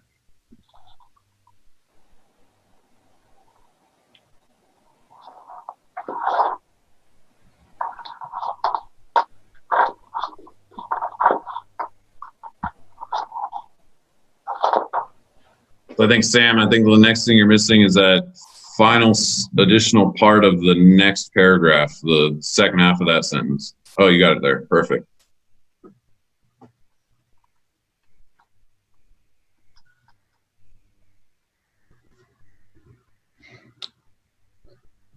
Brian, do you need to explain where Sam is going to delete, or is that going to be part of where you're crossing out portions? You're starting. Yeah, I'll go through it. So starting on packet page 197. So just scroll down with me, Sam.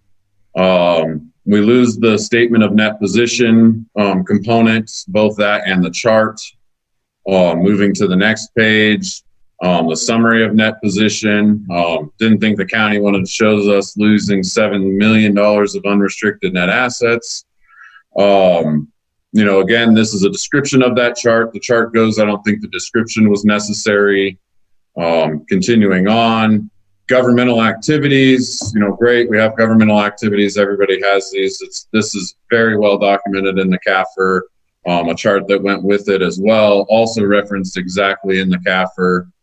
To the next page, we go on. More charts, business type activities. Again, these are directly from the executive summary, like they mentioned. So this is all in there. Though the 1921 is not available yet. I would have loved to see that, but I'm sure you guys got it from there exactly because these charts are in the prior year. So moving to the next page, again, revenue by source. We had asked that, some of those ugly questions last time, and I avoided biting my teeth and, really not needing to know what the general fund has as far as operating. I don't think that matters to land use. The top taxpayers, again, great. We can put that there, total assessed value, but I know these people would probably prefer they not be there, as well. And we're, again, saying this information and, I think, again, we don't need it. You can look it up. Next paragraph, again, budgetary highlights from those general funds. A budget's not really telling us anything that we do here. It does reference some of our sections through the titles, but that was about all I could find as far as, something that was similar. And then the room tax fund in the proprietary funds here at the end, again, stating funds that we have, great, but not really related to what we do here as the Planning Commission. So all executive information, this is all right in the CAFR as soon as it's available. Should be soon. Excellent, Brian. So basically, we're changing language on page 196. We're deleting language on 197 through 203, where we would pick back up with economic development guiding principles. Yeah, because the guiding principles are still, definitely where we need to focus our time on the economic development. So, I'd say until then, that's where we get back to the good information. So let's keep it there. Excellent. Do you want to make that a motion, and then we'll consider it and see if there's questions or other suggestions? Is there any other questions from, I don't know, member Casey maybe? If she's, because she did bring up some questions last time and I haven't really had her take a look at this prior. So I'd be concerned if she has something she'd like to ask. No, it all looks really clean, Brian. You did an excellent job. Thank you, Maureen. So we need a motion. So I move that we revise the economic development element in the, let me just say the sections, in the local economy and outlook 2020 section, as Sam amended it and as I provided those suggestions. Also within the Douglas County long-term financial planning section, and therefore removing the rest of the section until the economic development guiding principles. Thank you, Brian. Is there a second? I'll second that. Mark seconds the motion. Is there further discussion? Seeing no further discussion, I'll call for the vote. Christy. Aye. Mark. Aye. Brian. Aye. Maureen. Aye. And the chair votes aye. So on this motion, the ayes are 5, the nays are 0, and the motion is agreed to. Thank you very much, Brian. We appreciate your excellent diligence. Anything else on economic development that people had questions or suggestions on? Okay. We have growth management, and then we have the implementation. Would people like to take a short break now, or can we move forward with the last two things? I'd vote for a break. Break? Okay. We'll take a 15-minute break until 5 o'clock. We'll resume at 5 o'clock, and we'll start back with growth management.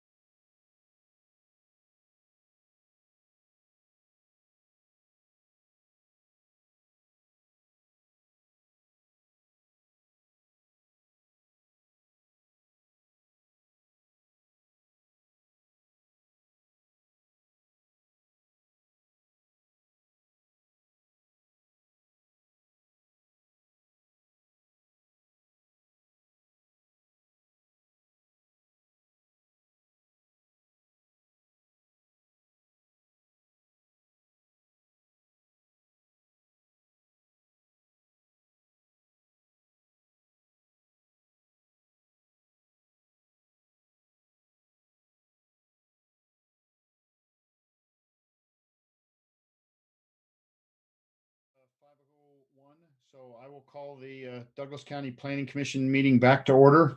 We are considering the master plan.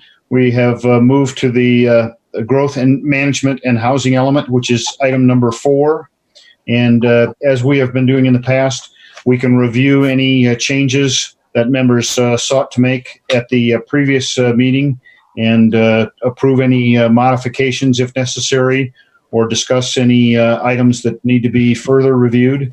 So I believe there may be 2 or 3 things that other people have. I have a couple of things so that I asked to be reviewed. Tom or Sam Booth, I think Wood Rogers may have submitted some updated information on one of the figures in growth management and housing. Do you have that you can show what we've got? That's correct, Mr. Chairman. This is Sam Booth. I can show that. I believe it's figure G2, which is a figure showing regional housing inventory. And you can see the date. Let me share screen. That may help you out here. You can see that the date on this data was 2016. So we have been, I think there was a comment previously about trying to update this data. The tough part here is that we've had to reach out to Carson City and Lyon County and their assessor's office to get that data. And just this afternoon, we heard back from Lyon County on the numbers that we were looking for. Let me see. So basically all that we would be asking to do is to update this existing figure with 2020 numbers from each of the counties that are listed: Douglas, Carson, and Lyon. Okay, I think that's always useful to have better data, and perhaps if that can be in the form of a table that is a little more explanative rather than the figure, a table or a chart. If you can show you what we have here. Format that a little differently.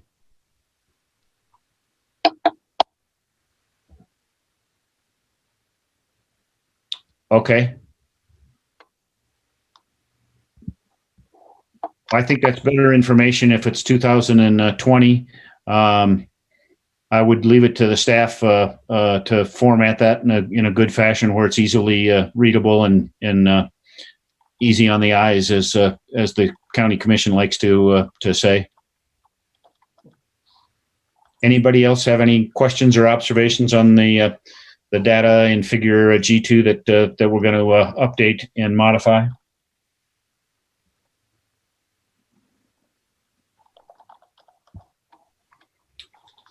Okay, we can move forward.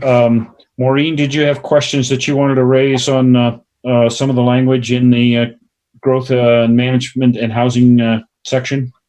Yeah, I have a couple. One on packet page 222, policy G12. Allow accessory dwelling units in county guest houses. I could have sworn that we added where appropriate. I know we had a discussion about what's included in the development code, et cetera. But to me, it just sounds too definite. And I would like to bring forward again that we add the words where appropriate after guest houses.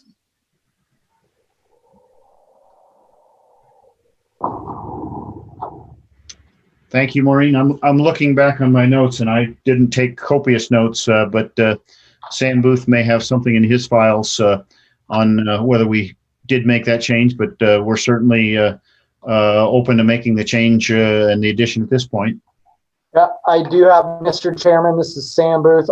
I'll just try to put this one back up here. It looks like we left it as is. Allow accessory dwelling units in county guest houses. Okay, but don't mind my memory. I'm slipping here. Oh, I know we had a discussion about it. We did a long discussion. Long discussion.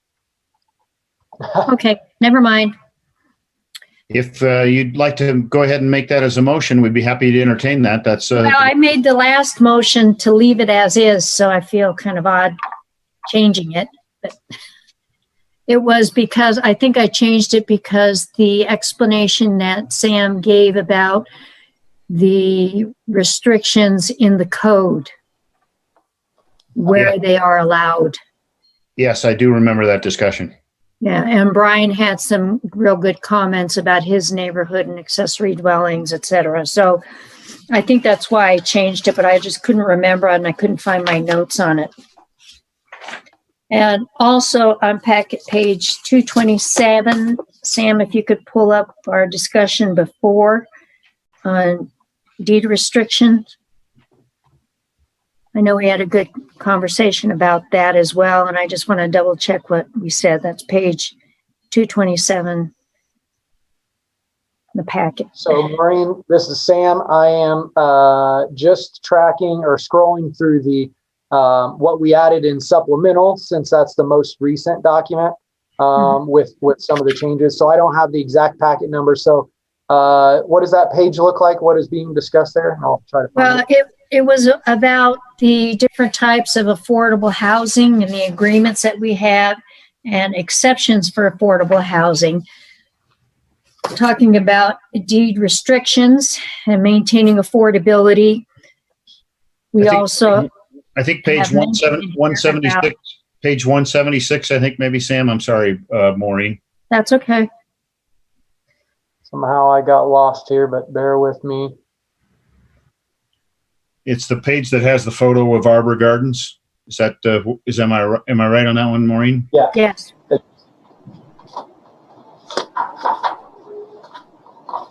It's up, Sam, up. The other way. There we go. Right past the... Yeah, Summit Crest Apartments is on the other side. Yeah, right. Yeah, keep going down. Yeah, there you go. So, Maureen, Maureen, on this one, I took it, we needed to, the numbers were off from what we had previously stated. So the 74,741 is the number from ES 12, which is in a table that we reference in the executive summary. And I installed that number, and I think that number changed from 75,400 to 74,741. And then the 110% of that value changed a little bit on the 82,000. It's 82,215, and it was 82,940. I may have not understood your concern. Once I found that, I just cleaned it up. Yeah, $82,000 is a lot of money. Yeah. And I have issues. I have no problem with deed restrictions. And I think it's a very affordable way to present housing options. My concern is the report in here that people who don't qualify, who have too much money and are buying these units, or they're buying them for investment and not qualifying for the restrictions that are imposed. I think that if we're going to have this in here, we have to have, and excuse me if I don't remember, a policy or an action item to reevaluate this whole program and have some enforcement. We may have done that, and that's why I wanted to go back to the notes, because my notes, as you understand, have so many marks on them.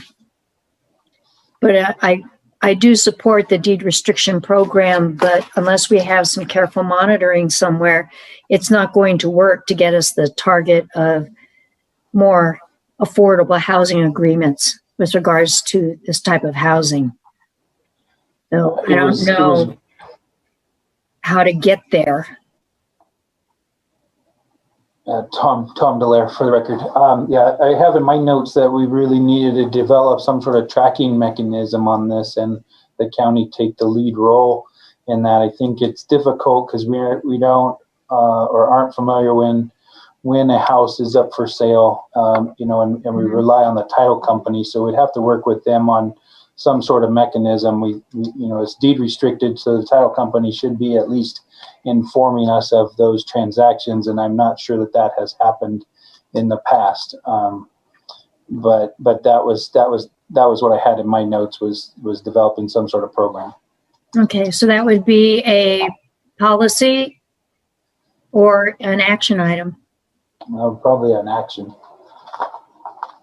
So this is Sam Booth. I think if I understood Maureen's comments, it was that we need to look at revising the 110% income qualification. That is, as it says up above in that section there. Let's see, there was the county amended the ordinance, and so that 110% median income is listed within the development code. So it would be a revision to the development code for that. I think we had a few policies that were stricken from the plan that talked about indirectly, at least, increasing affordable housing and affordable housing for disabled households and others. Looks like we had some action items in there. Generally, we have a few action items that were approved. I know about amending the development code, and I think that's where this conversation ultimately would come forward, is in amending the development code. Okay, yeah, because if the median income was with 110%, $50,000. I mean, that's significant, but $82,000 is a fair amount of change. And I think that we're trying to target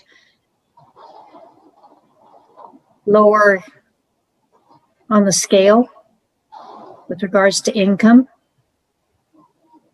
because 82,000 is a good middle income family. I just, but if you say we've got it on the agenda for the development code, I'm all for it, and I thank you for that. Yeah. Thank you, Maureen. Did you have any other questions that need to be answered on this in this section? The only thing I'm looking at is looking to the future. Okay, go ahead. I was shocked with the numbers that came out under the projected numbers for the receiving area and outside receiving areas and the total build out potential population for Douglas County. And I just want to reiterate again that the growth management ordinance needs a complete overhaul with regards to the bonus densities that we give in the receiving areas, because I just don't see how we can maintain a rural environment and have a population of 130,000 people. It's just not going to work, not with the type of housing people expect here. It'll be all the receiving areas will be apartments and townhomes. So I do believe that density program needs to be overhauled with regards to the growth management program. And that's more of a comment than anything else. And I know that's something that the Board of Commissioners has to do. Thank you, Maureen. I think those are very good points. And that was one of the reasons that I thought it was useful to go through this exercise, because we do want to do the right thing when it comes to how the growth management ordinance work in the building allocation program work.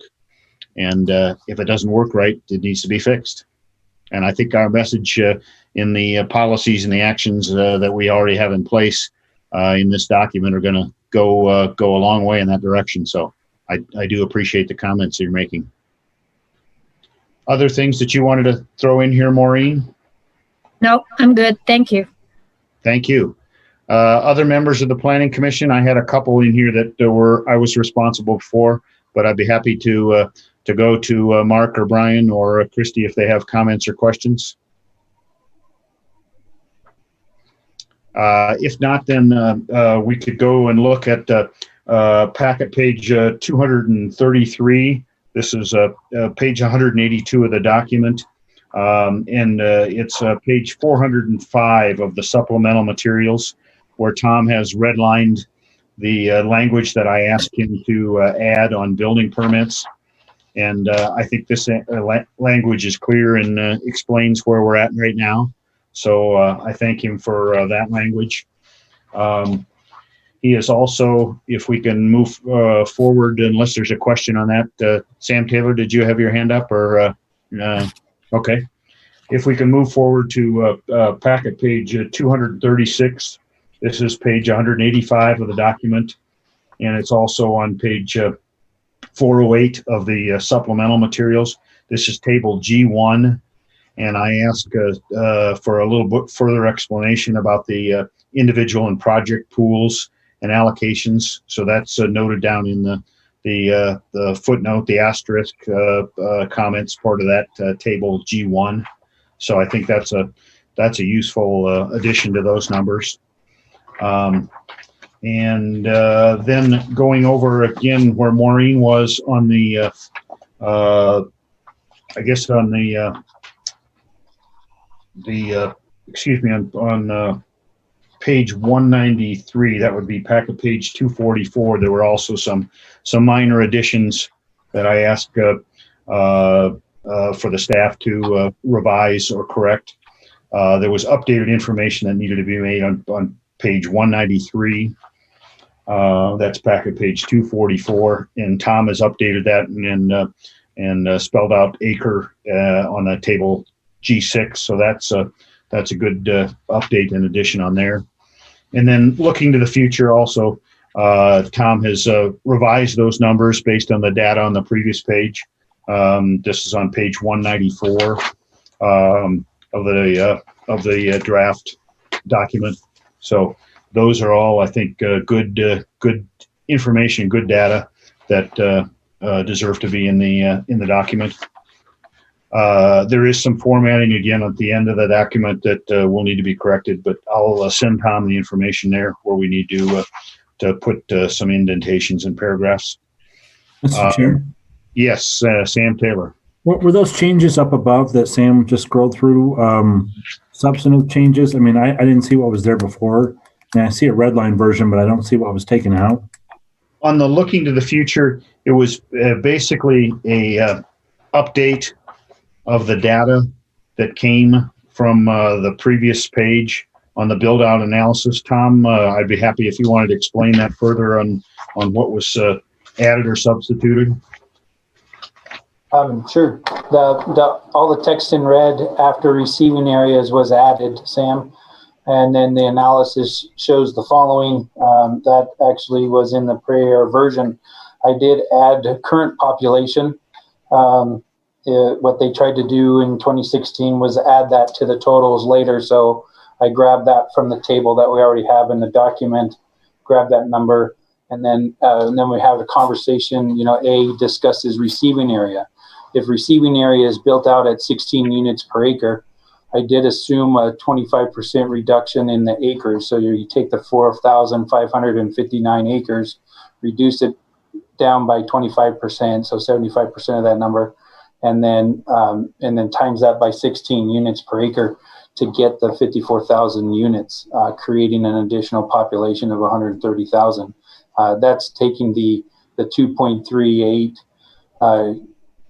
people per household or per unit, dwelling unit that the county has on average, and multiplying that times the number of units to get that population number. And I did add that estimate is not feasible. I could further elaborate that a little bit in that we don't or we haven't developed receiving area out totally at 16 units per acre. That's what's allowed. But developments have to go through the planning process, update to the master plan as well, or not a master plan, but the zoning designations and modify those, and the densities in the areas where receiving area is currently located today on the map. It doesn't make sense to assume 16 units per acre for that number, for that calculation. I think it has merit as showing what is potentially there, but that estimation isn't feasible in that the areas where we see receiving area, which is in another table in the master plan. You've got 400 acres out at the airport, which would be developed with a density basically of 1 acre, 2 acres, or 5 acres, and possibly 10 acres units out there, and wouldn't be developed at the airport area plan at 16 units per acre. The central ag has 660 acres, and it too wouldn't be developed at 16 units per acre. And so I think we did a little bit more, a more realistic explanation in item B, showing the densities within each community plan at 9,746. And if you guys would rather see a table with this, I do have that. I just didn't think it was appropriate to show, although it would be more transparent. We could share that. It is just an estimation of a number, but at least you could see the calculation. And then I gave an average units per acre for that entire area. So it was like a weighted average of 2.14 units per acre for the full 4,559 acres. And we do have areas out in the ranchos and Minden and Gardnerville with receiving area today that's going to be built out. And those projects that are listed already in our development on our subdivision maps, which have been approved, aren't at these densities already.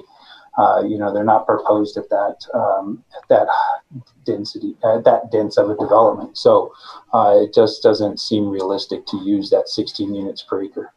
And so we estimated the population based on those units. And then the undeveloped residential parcels, and this is what I was talking about earlier, is the GIS data that we have, trying to find undeveloped property and specific parcels that are undeveloped is using a code that comes from the assessors. So I know that the ranch land behind my house out in Johnson Lane is owned by Bentley. It's receiving area, and he's got a agricultural field with a pivot well in the middle of it. Well, there's an improvement that's been done, and it's a different code for the assessor's office. So it's not vacant land. And so those are difficult to map, are these vacant land parcels, so I can see how many, what future land use designations that are vacant to make this kind of prediction is difficult to get to the bottom of that with the numbers that I can get from GIS. And I need to work with GIS on that and with Trent to see if we can identify a better mechanism to get to vacant parcels that are out there in the county. So meshing the assessor's data with the GIS data and the land use data is difficult. So we just estimated those numbers based on the information that the GIS department gave me on zoning districts, which isn't a future land use designation, it's a zoning designation. But we were looking at RA10 lands, we were looking at RA5 lands, and SFR2, SFR1, currently zoned half acre, 12,000 square foot lots, 8,000 square foot lots, vacant parcels that are zoned MFR that haven't been developed on an MUC, which is mixed use commercial. And we have about 2,681 parcels total designated of area of 9,250 acres of unimproved acreage, which we have that table in our plan already, but it produces 8,322 units. So did I not get that 8,000? Oh, I'm sorry. I'm reading the 2011 number. I'm sorry. That's okay. That's okay, Tom. But, what if I can just summarize what I was asking Tom to do, and what I think he's done a good job at, is not only updating the numbers that we previously were using, but trying to give us a little more of a realistic picture of what we have for receiving area undeveloped residential parcels and then the total. So I asked him to really update and put some practical practical information that allows us to see where we're at and just as this title says, where we look to the future. So that's kind of where I was heading, and I think Tom, you've done a good job on this. It's complicated. There's a lot of variables, a lot of moving parts, but that's what I was shooting for, and I think that's what we got on the page 194 of the document. Anything I missed there, or you needed to add, Tom? No, thank you. Okay. Well, I agree. Tom did a fantastic job on these figures. They scared the heck out of me, but wonderful job. Thank you, Maureen. Thank you, Tom. Other questions on what we've modified in the version that came in the supplemental materials?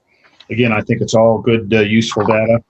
I apologize that it is kind of complicated to walk through, but hopefully it'll meet the test of time and approval of the Board of County Commissioners. Anything else on growth management and housing that we needed to discuss or raise questions about or modify? Sam Booth? None of those items, so I apologize, Mr. Chairman, but just as I'm scrolling right here, Maureen discussed earlier about that amendment to the deed restriction, and we do have the language. I just wanted to point that out to Maureen here, suggesting that changes to the ordinance number one could be to remove that amendment, which raised the income limit to 110%. So we are tracking with you on that one, Maureen. Thank you. Very good, Sam. That's on packet page 247, item number 1 in the last subhead. So if there's nothing else on growth management and housing, then I think we can move forward. We've done public facilities, services, and recreation, and public safety, unless, Mark, you had anything in your absence that you wanted to go back to on those items? Mark, you might be muted. No, Mr. Chairman, I'm fine. Thank you. Okay. Now we can go to the implementation element, and I believe this starts on packet page 355, which is page 305 of the document.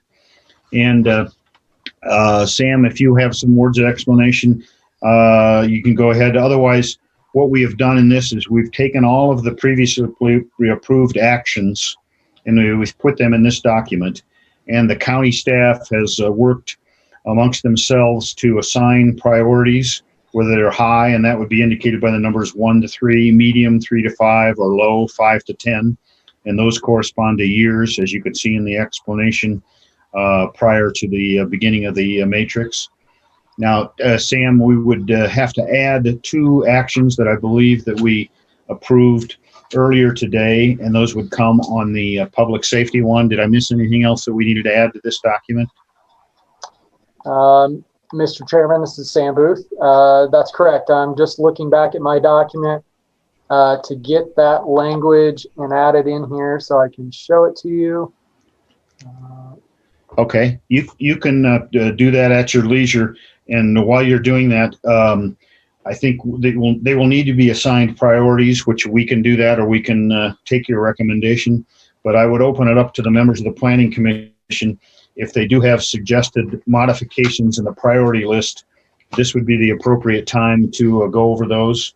And then I'm not sure if Bryce had any proposed modifications, but I might like to raise 1 or 2 issues that he may have thought were priorities that needed to be accelerated.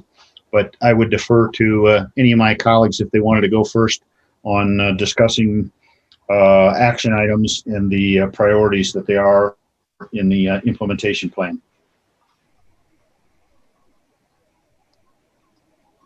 Maureen, did you want to go first? You're muted, I think, Maureen.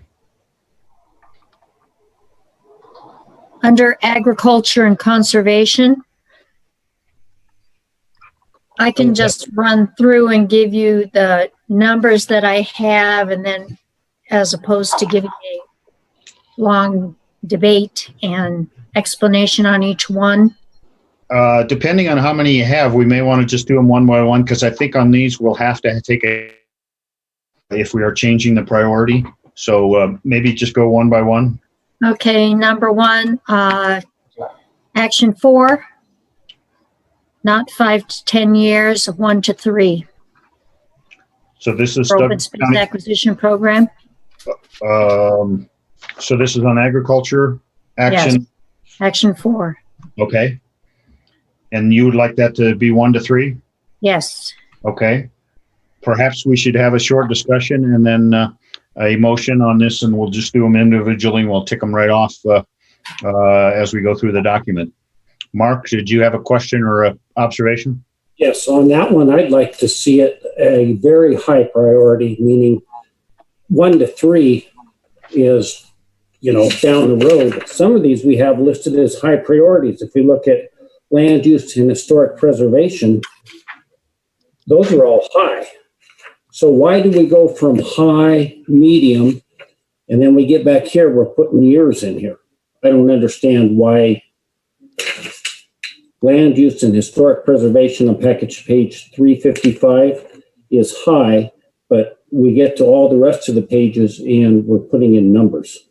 Yeah, I think, Sam, you may be able to correct me, but I think when the staff was putting this together, they put it together in different segments. So the verbiage on the first page should be converted to the 1 to 3, 3 to 5, 5 to 10, as the rest of them are. So, yeah, Sam's got it on the screen now, Mark. So land use number 1 would be 1 to 3. Next one would be 1 to 3, and then be 3 to 5, then 1 to 3. So it all should be listed in numerical priorities. And we don't have anything that's less than a 1 to 3? 1 to 3 would be, we would start immediately. But Sam Booth, correct me if I'm wrong on how I've described this process. Yes, that's correct, Mr. Chairman. If we look at this document, hopefully being approved at the end of this year, that 1 year would be next year to be started on some of these items. Okay. Does that answer your question, Mark? It answers the question. I guess that's the best we can do. That's the best we can do. Sam Booth, have you ever heard of a tail twister?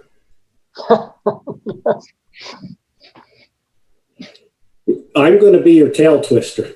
So I hope that that's a lot closer to 6 months than 1 to 3. But thank you. I'm done. Thank you, Mr. Chairman. Thank you, Mark. Your comments are most appreciated. We'll try to all be tail twisters at certain times with certain issues.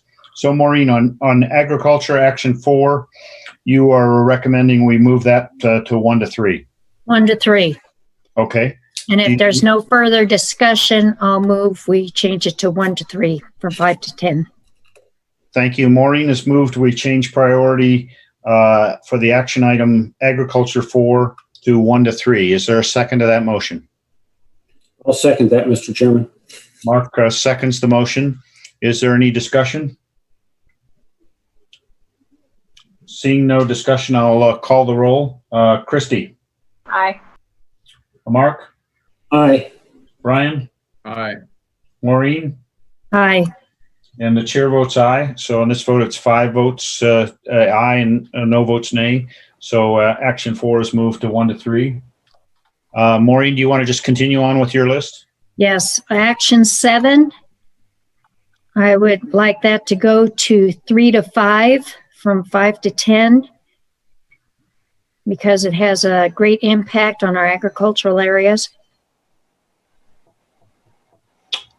Thank you, Maureen. Do you want to make that a motion and then we can have a discussion at the point we need to take action?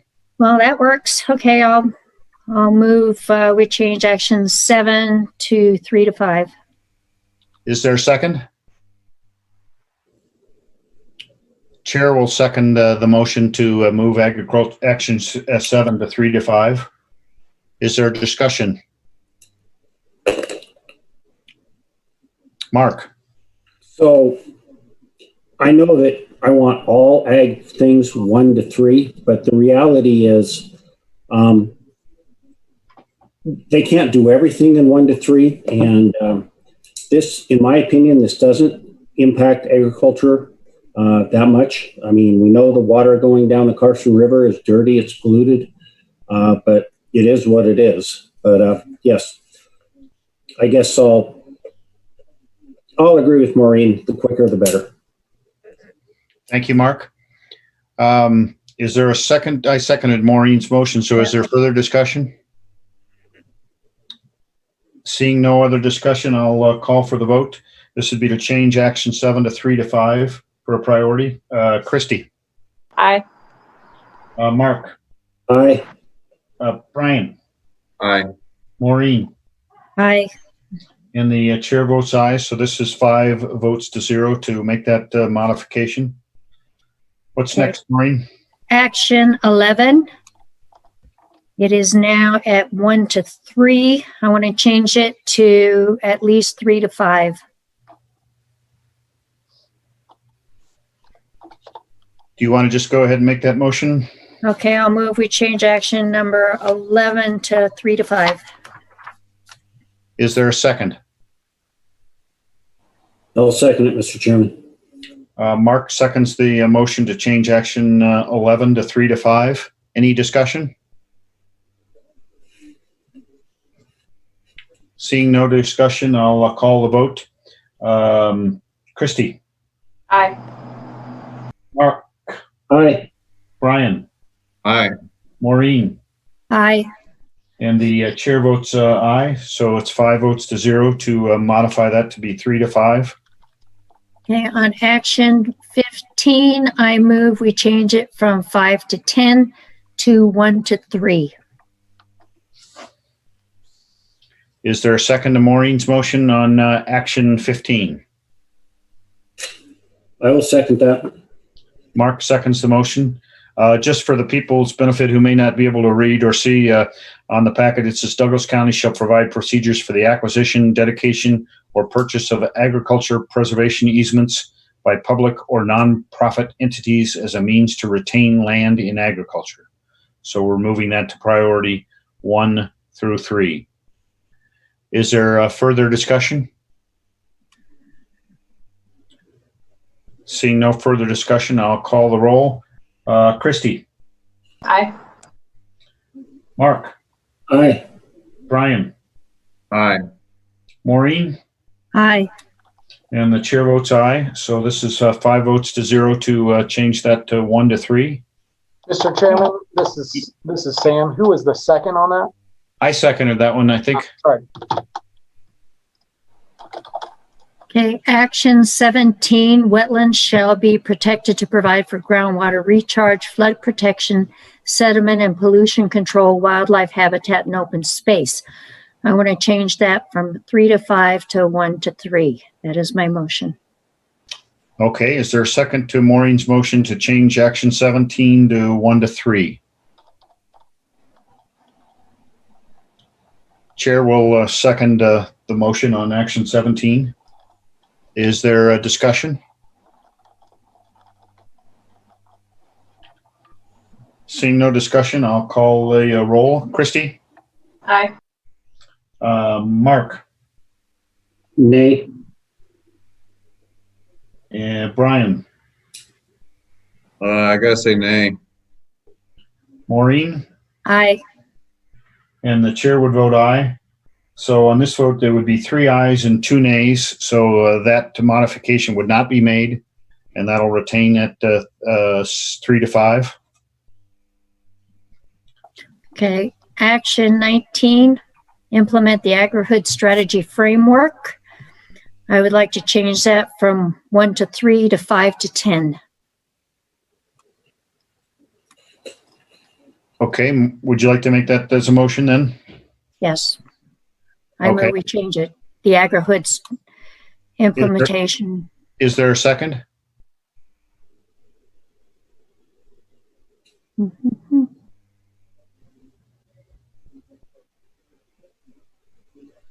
So I figure with them, with staff having enough to do with the open space, they don't need one more program to put together.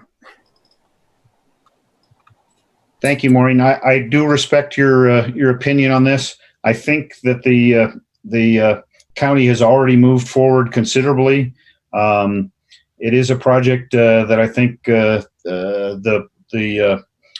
staff has worked hard on. So I think retaining it at 1 to 3 is not going to be a significant drain on their resources, and I think it should be something that should be tried out. So I'd be in favor of leaving it 1 to 3. Okay, I'll withdraw my motion then. Okay, And, Maureen withdraws her motion. and then the last one is Action 21, creating alternatives to urban development of existing agricultural lands. That's at 3 to 5, and I moved to change it to 1 to 3. Okay, Maureen has moved to change Action 21 from priority 3 to 5 to priority 1 to 3. Is there a second? Yes, Mr. Chairman, I'll second that. Mark seconds the motion. Is there any discussion? Seeing no discussion, we'll move to a vote on Action 21, changing it to a priority 1 to 3. Christy? Aye. Mark? Aye. Brian? Aye. Maureen? Aye. And the chair votes aye. So there's 5 votes aye, no votes nay, and that's modified to be priority 1 to 3. I didn't mean to skip over land use and historic preservation. If there were modifications or adjustments people needed to make on land use and historic preservation. Oh, I missed that page. Okay. I missed I was unordered or disordered. On agriculture and conservation, Action 1 is Douglas County will investigate creating an open space land trust to facilitate planning and implementation of open space acquisition program. That's at 5 to 10. I move we change it to 1 to 3. Is there a second to Maureen's motion on agriculture and conservation action number 1 to change priority 1 to 3? Mr. Chairman, Yes, Sam. we did get that vote. Did we? I thought we started on number 4. Oh, did I? Excuse me. Yeah, we jumped. I already had it for you, Maureen. Excuse me. We jumped around. Number 4 was changed. We can go back and do a quick recap to make sure we didn't skip. But if we go back to packet page 358, so that one, is 1 to 3. And then if we'll jump back to agriculture, 1, Maureen's motion, and Mark seconded that one for 1 to 3. So we'll go back and vote on ag and conservation action 1. If there's no discussion. Seeing no discussion, I'll call for the vote. Christy? Aye. Mark? Aye. Brian? Aye. Maureen? Aye. The chair votes aye, so that's 5 votes to 0, and that will be modified. Now, Maureen, were you wanting to go back to land use and historic preservation, or was anybody else wanting to go back to land use and historic preservation on packet page 355? Yeah, I do, but I just have one more on the ag and conservation. Okay. Ag action 2, update to 2007 open space and agricultural lands preservation plan prior to September 29th, 2029. We've got it down for 5 to 10. The ability for us to implement a funding mechanism for open space will expire at the end of 2029, so it can't be 5 to 10. I move that we change it to 3 to 5. Thank you, Maureen. Is there a second? The chair will second that motion. I think that's a very good point. We can't waste time when we've got a deadline of 2029. So Maureen has moved, and I have seconded to change action 2 to 3 to 5. Is there a discussion on the motion? Seeing no discussion, I'll call for the vote. This is action 2 to modify it to 3 to 5. Chrissy? Aye. Mark? Aye. Brian? Maureen? Aye. And the chair votes aye. So this is 5 votes to 0, and the modification is agreed to. Now, Maureen, were you looking, or was anybody else looking to go back to land use and historic preservation on packet page 355? I was looking, but nothing I'll go to the wall for, so I'll yield the floor for now. Okay. Anybody else on, let's just do these element by element. So anybody else on land use and historic preservation? Okay. Anybody else on agriculture and conservation? We've already done number 1, number 2, number 4, number 7, number 11, 15, 17, 19, and 21. Anybody, other planning commission members on any of those? Mr. Chairman, Mark? item number 9.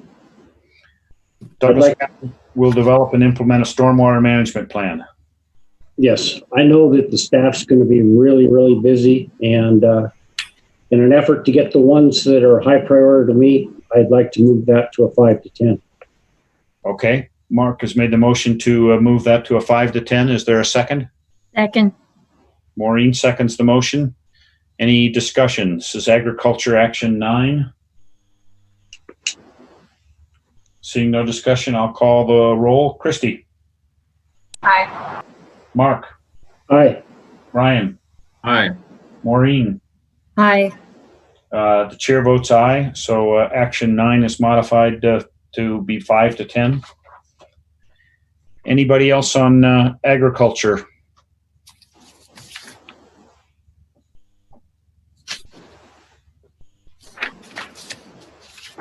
Then we'll move to economic development. This is on packet page 359.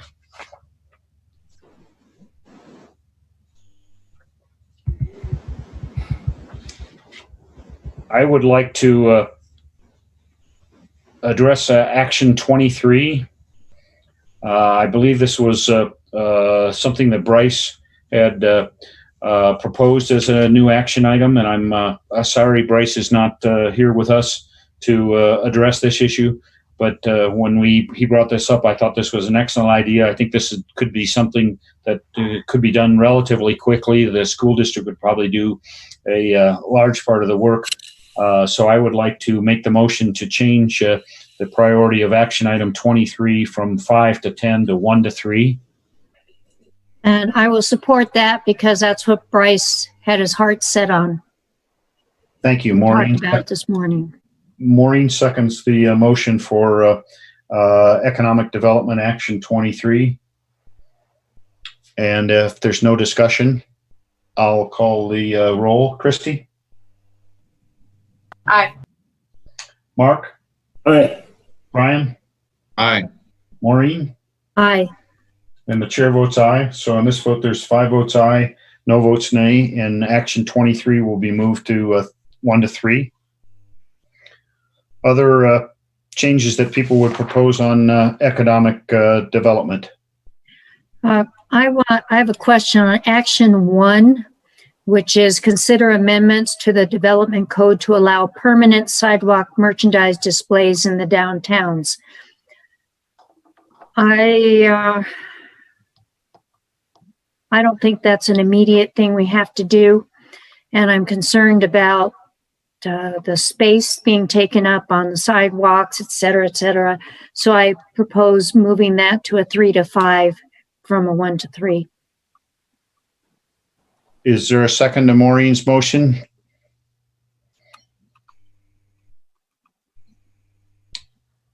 I'll second the motion. Sam Booth, did you have an observation or a question on this, the suggestion, Maureen's? Yes, this is Sam Booth, Maureen and Mr. Chairman.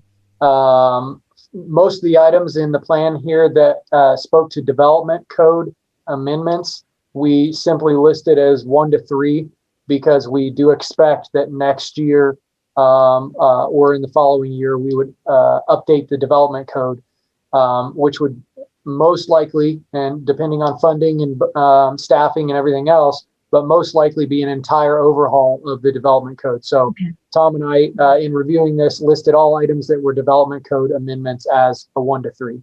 Okay, perfect. In that case, I withdraw my motion. And I will withdraw the second. And thank you for that that comment, Sam. You're going to have your hands full on that one next year. Brian, did you? Oh, no, I was just clearing my throat, but better sooner than later. I agree. Thanks, Sam. Okay, thank you, Brian. Anything else on economic development that needs to be addressed?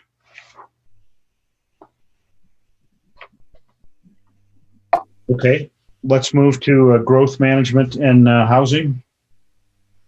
Are there suggested changes in the action item priorities for the action items on growth management and housing? This will be packet page 361.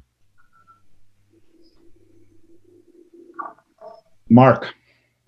Yes, action item number 3. I know I've said this before, but I'll say it again. If we get the agricultural component right in Douglas County, the rest will fall into play.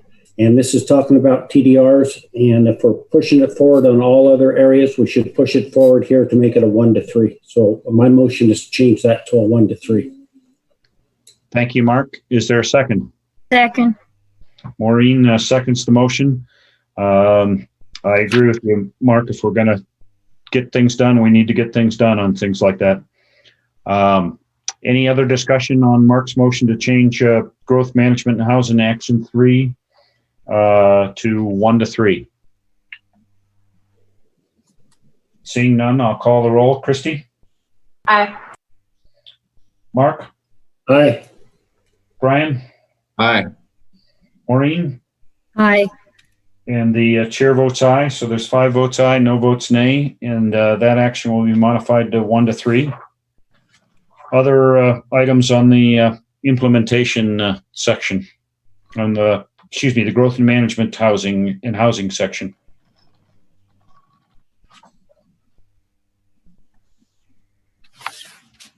We'll then move forward to public facilities, services, and recreation. This is on packet page 363. Mr. Chair, on action item 11, I move we change that. It's on establishing an open space acquisition program from 5 to 10 to 1 to 3. Maureen has made a motion on action 11 to move it to 1 to 3. Is there a second? I'll second that, Mr. Chairman. Mark seconds the motion. This is consistent, I think, with all the other direction we've given on this topic, so I would agree with that. Any other discussion on Maureen's motion to change action 11 to 1 to 3? Seeing no other discussion, I'll call the roll. Christy? Aye. Mark? Aye. Brian? Aye. Maureen? Aye. And the chair votes aye. So this is 5 votes to 0. And that action item is moved to priority 1 to 3. Other items on public facility services and recreation.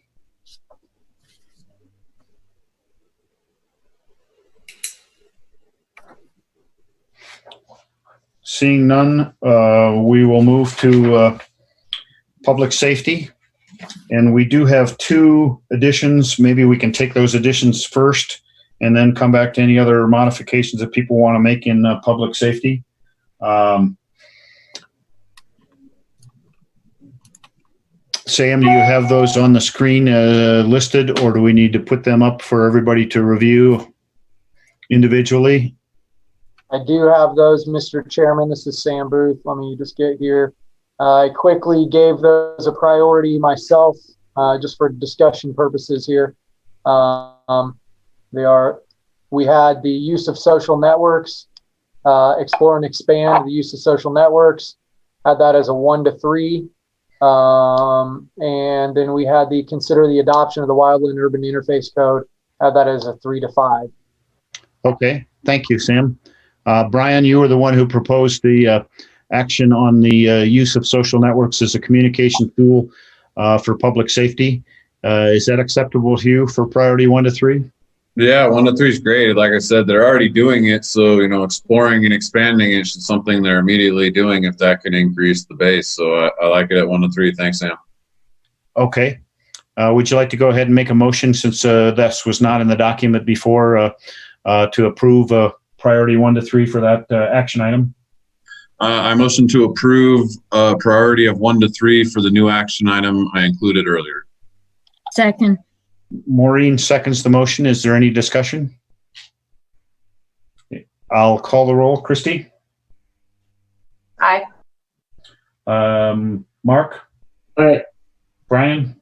Aye. Maureen? Aye. And the chair votes aye. So there's 5 votes aye, no votes nay, for that to be listed as a priority 1 to 3.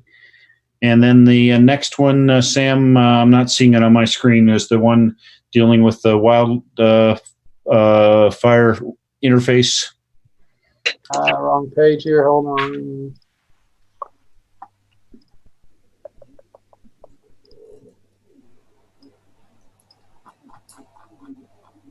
And that is the bottom one, the very last one here. That would be action 13.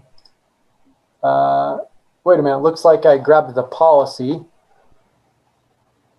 Pardon me.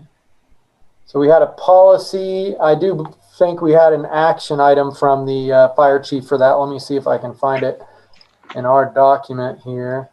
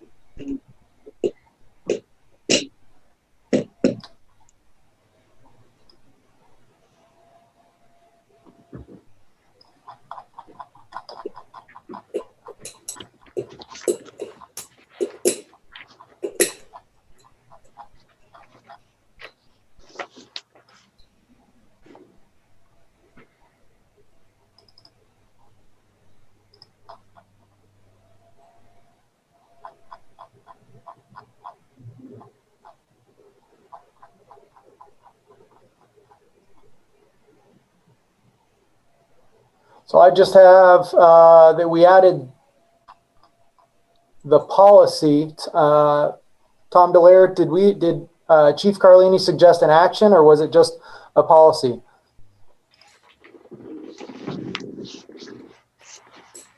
And if that's the case, I think the only action we added, I'm looking at my notes now, and I do think it was just a policy, and the only action we added was Brian's discussion for the social networks. Right. I'm looking now in the actual original document. It's just to make sure. Yeah, I think you're right, Sam. It was my error on the thinking. It was my error thinking there was an additional one there. So I apologize. I just checked my notes as well. Do other members have other ones on the public safety list that we should discuss for changing priorities? Mark. Yes. So we've added quite a few and moved them from 3 to 5 to 1 to 3, or some we've moved from 5 to 10 up. So I'm going to ask Tom and Sam, if we gave you 5 minutes to have a huddle, are there some that you'd like to move back further in the priority list, because we all know that you have limited resources and limited time? Will 5 minutes do you any good or no? No, they're all pretty much 1 to 3. So. Thank you, Mark. We appreciate your offering them an escape clause. They can always appeal to a higher authority, which is just about anybody in this business other than the Planning Commission. So, but I appreciate your generosity in offering to allow them to alleviate their workload and the workload of the other county staff, because there's going to be a lot of county staff that are going to have to be participating in a number of these items too. If there's no other ones on the public safety list at this point, then I think we've concluded the work on the implementation element. Sam Taylor, did I miss anything on what we needed to do with the implementation? Sam Taylor for the record, Douglas County DAs. No, Mr. Chair, you have not. I think we covered all the elements, and that's all that's left. Thank you. I just didn't want to have an error of omission.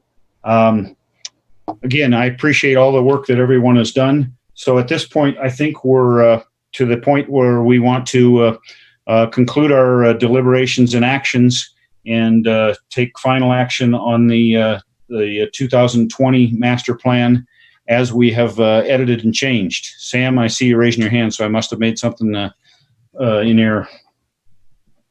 No, Mr. Chair, again, Sam Taylor for the record. I just wanted to note that, to remember to include the language to send the approved plan to the board for adoption. Add that to the motion, please. Yes. I don't know if Sam Booth has the recommended motion on a screen, but we can add that to the language that exists on packet page 13 for the recommended motion. Sam, do you have anything on the screen, or should I just point people to the motion on packet page 13 for a member to make a motion? I could throw something up for you, Mr. Chairman. Let's see.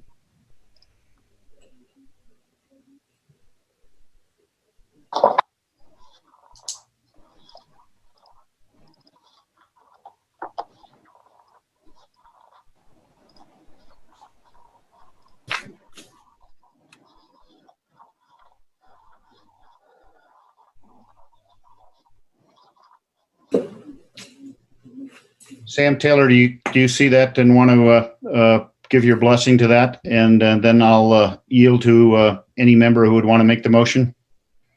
It's blessed, Mr. Chair. Okay. Are there questions about the motion or other matters that we need to address before I request a member to make a motion? If not, is someone willing to make the motion? Maureen?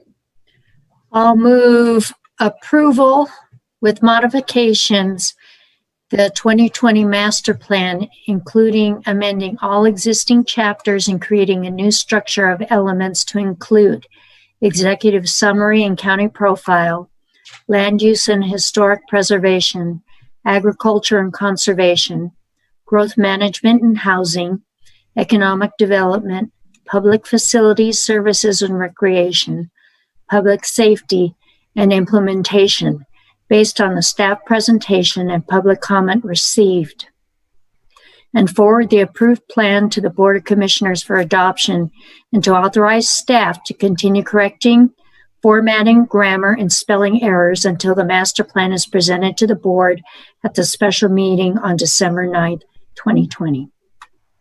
Thank you, Maureen. Is there a second?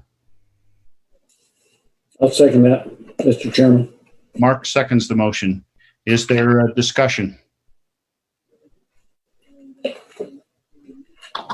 I'll be very brief and just thank the members for their diligent work, very conscientious, and I appreciate the efforts that all of you made. I think we've come up with a good document, and I appreciate all of your work and all of the work of staff. So is there further discussion on the motion? Seeing none, I'll call the roll. Christy? Aye. Mark? Aye. Brian? Aye. Maureen? Aye. And the chair votes aye. So on this motion, the vote is 5 ayes, no nays, and the motion is agreed to. Thank you very much, everyone. If there's no other business that we need to conduct, we'll move to closing public comment. At this time, public comment will be taken on those items that are within the jurisdiction and control of the Planning Commission. Public comment is limited to 3 minutes per person who has left a voice message on Douglas County's public comment phone line, 775-783-6088.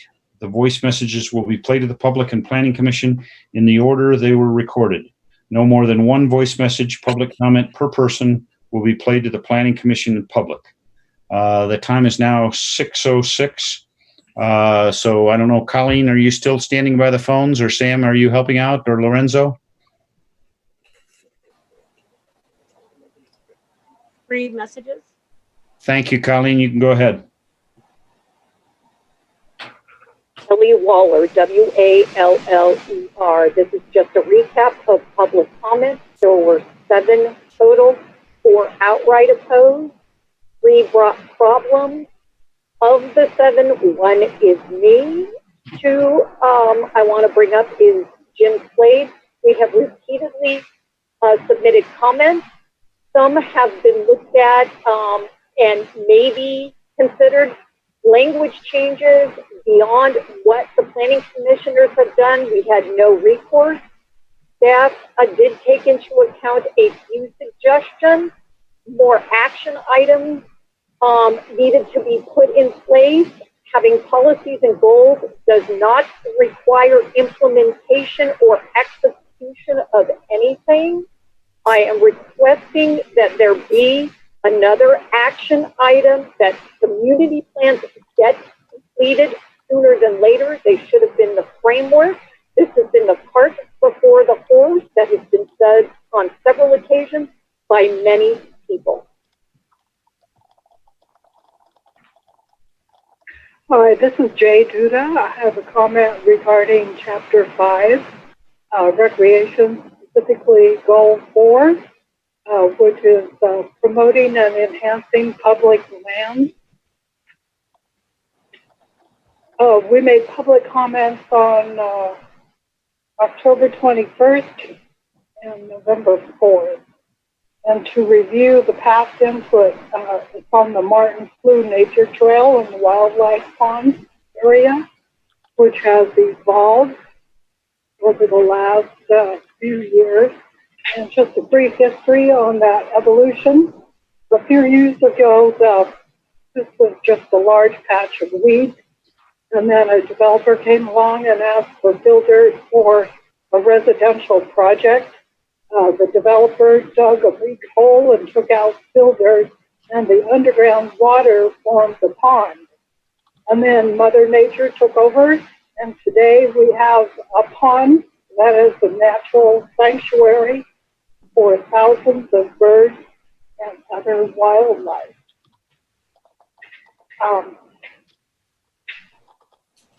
So we are coordinating with Department of Wildlife, Nature Conservancy, the town of Gardnerville, and local homeowners. And the action that we are asking for is to add under Goal 4 as a specific example of sensitive habitat.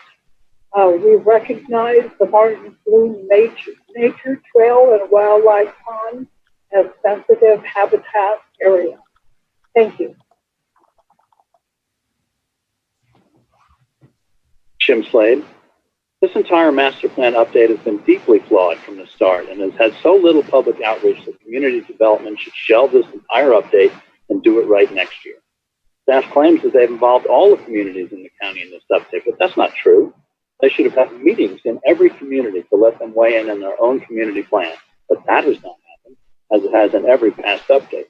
Not once in this update to the current 2011 master plan has any text from that plan appeared.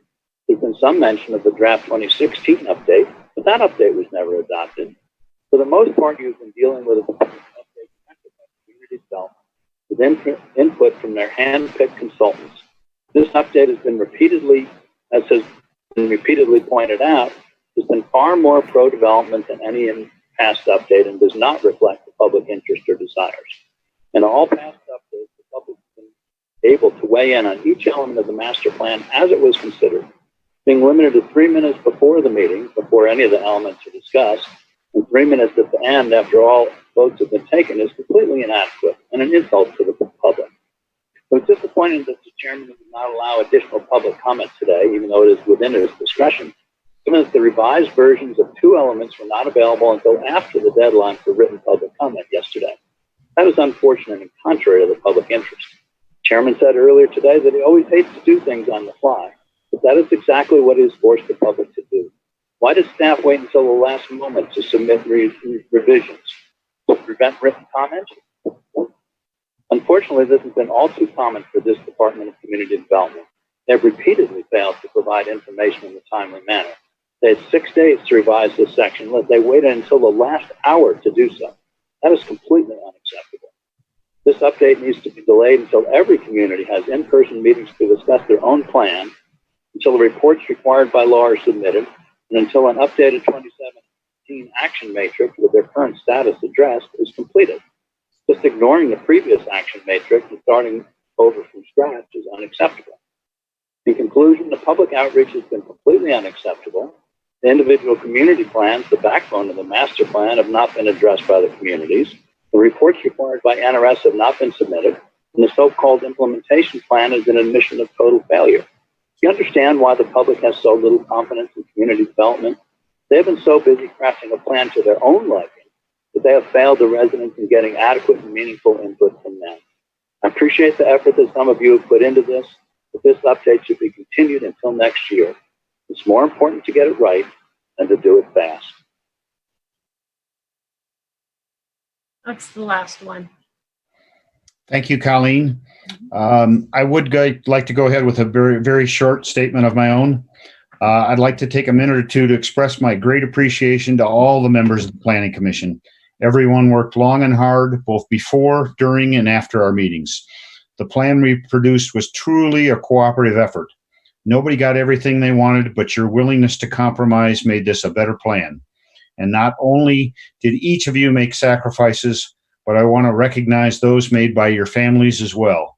I hope the holiday season is relaxing and enjoyable for everyone. Great thanks also to the staff who've worked both in front of the scenes and behind the scenes. Our community development staff has worked tirelessly, so thank you, Tom, Sam Booth, Lorenzo, Colleen, and all the others who've pitched in. I greatly appreciate the constant advice from Sam Taylor in the DA's office. You have helped in very many ways. Thank you also to the county manager staff, particularly Jennifer Davidson, who provided valuable assistance at every level, and Amy Poole, who burned the midnight oil to keep track of every word we spoke and every action we took. We're grateful to the public information officer for her efforts to encourage Douglas County residents to participate in the process. Thank you also to the clerk staff, the GIS staff, and all the others in the county departments who helped produce this plan. And thank you to the many people on the Wood Rogers team that provided assistance every step of the way. I also want to thank members of the public who contributed their thoughts and suggestions since this summer. I regret the circumstances we have experienced prevented more in-person meetings, but I applaud everyone for the time and the effort they have made to submit comments. I would entertain any other comments from members of the Planning Commission. And if there are none, then I will consider the meeting adjourned. Thank you very much.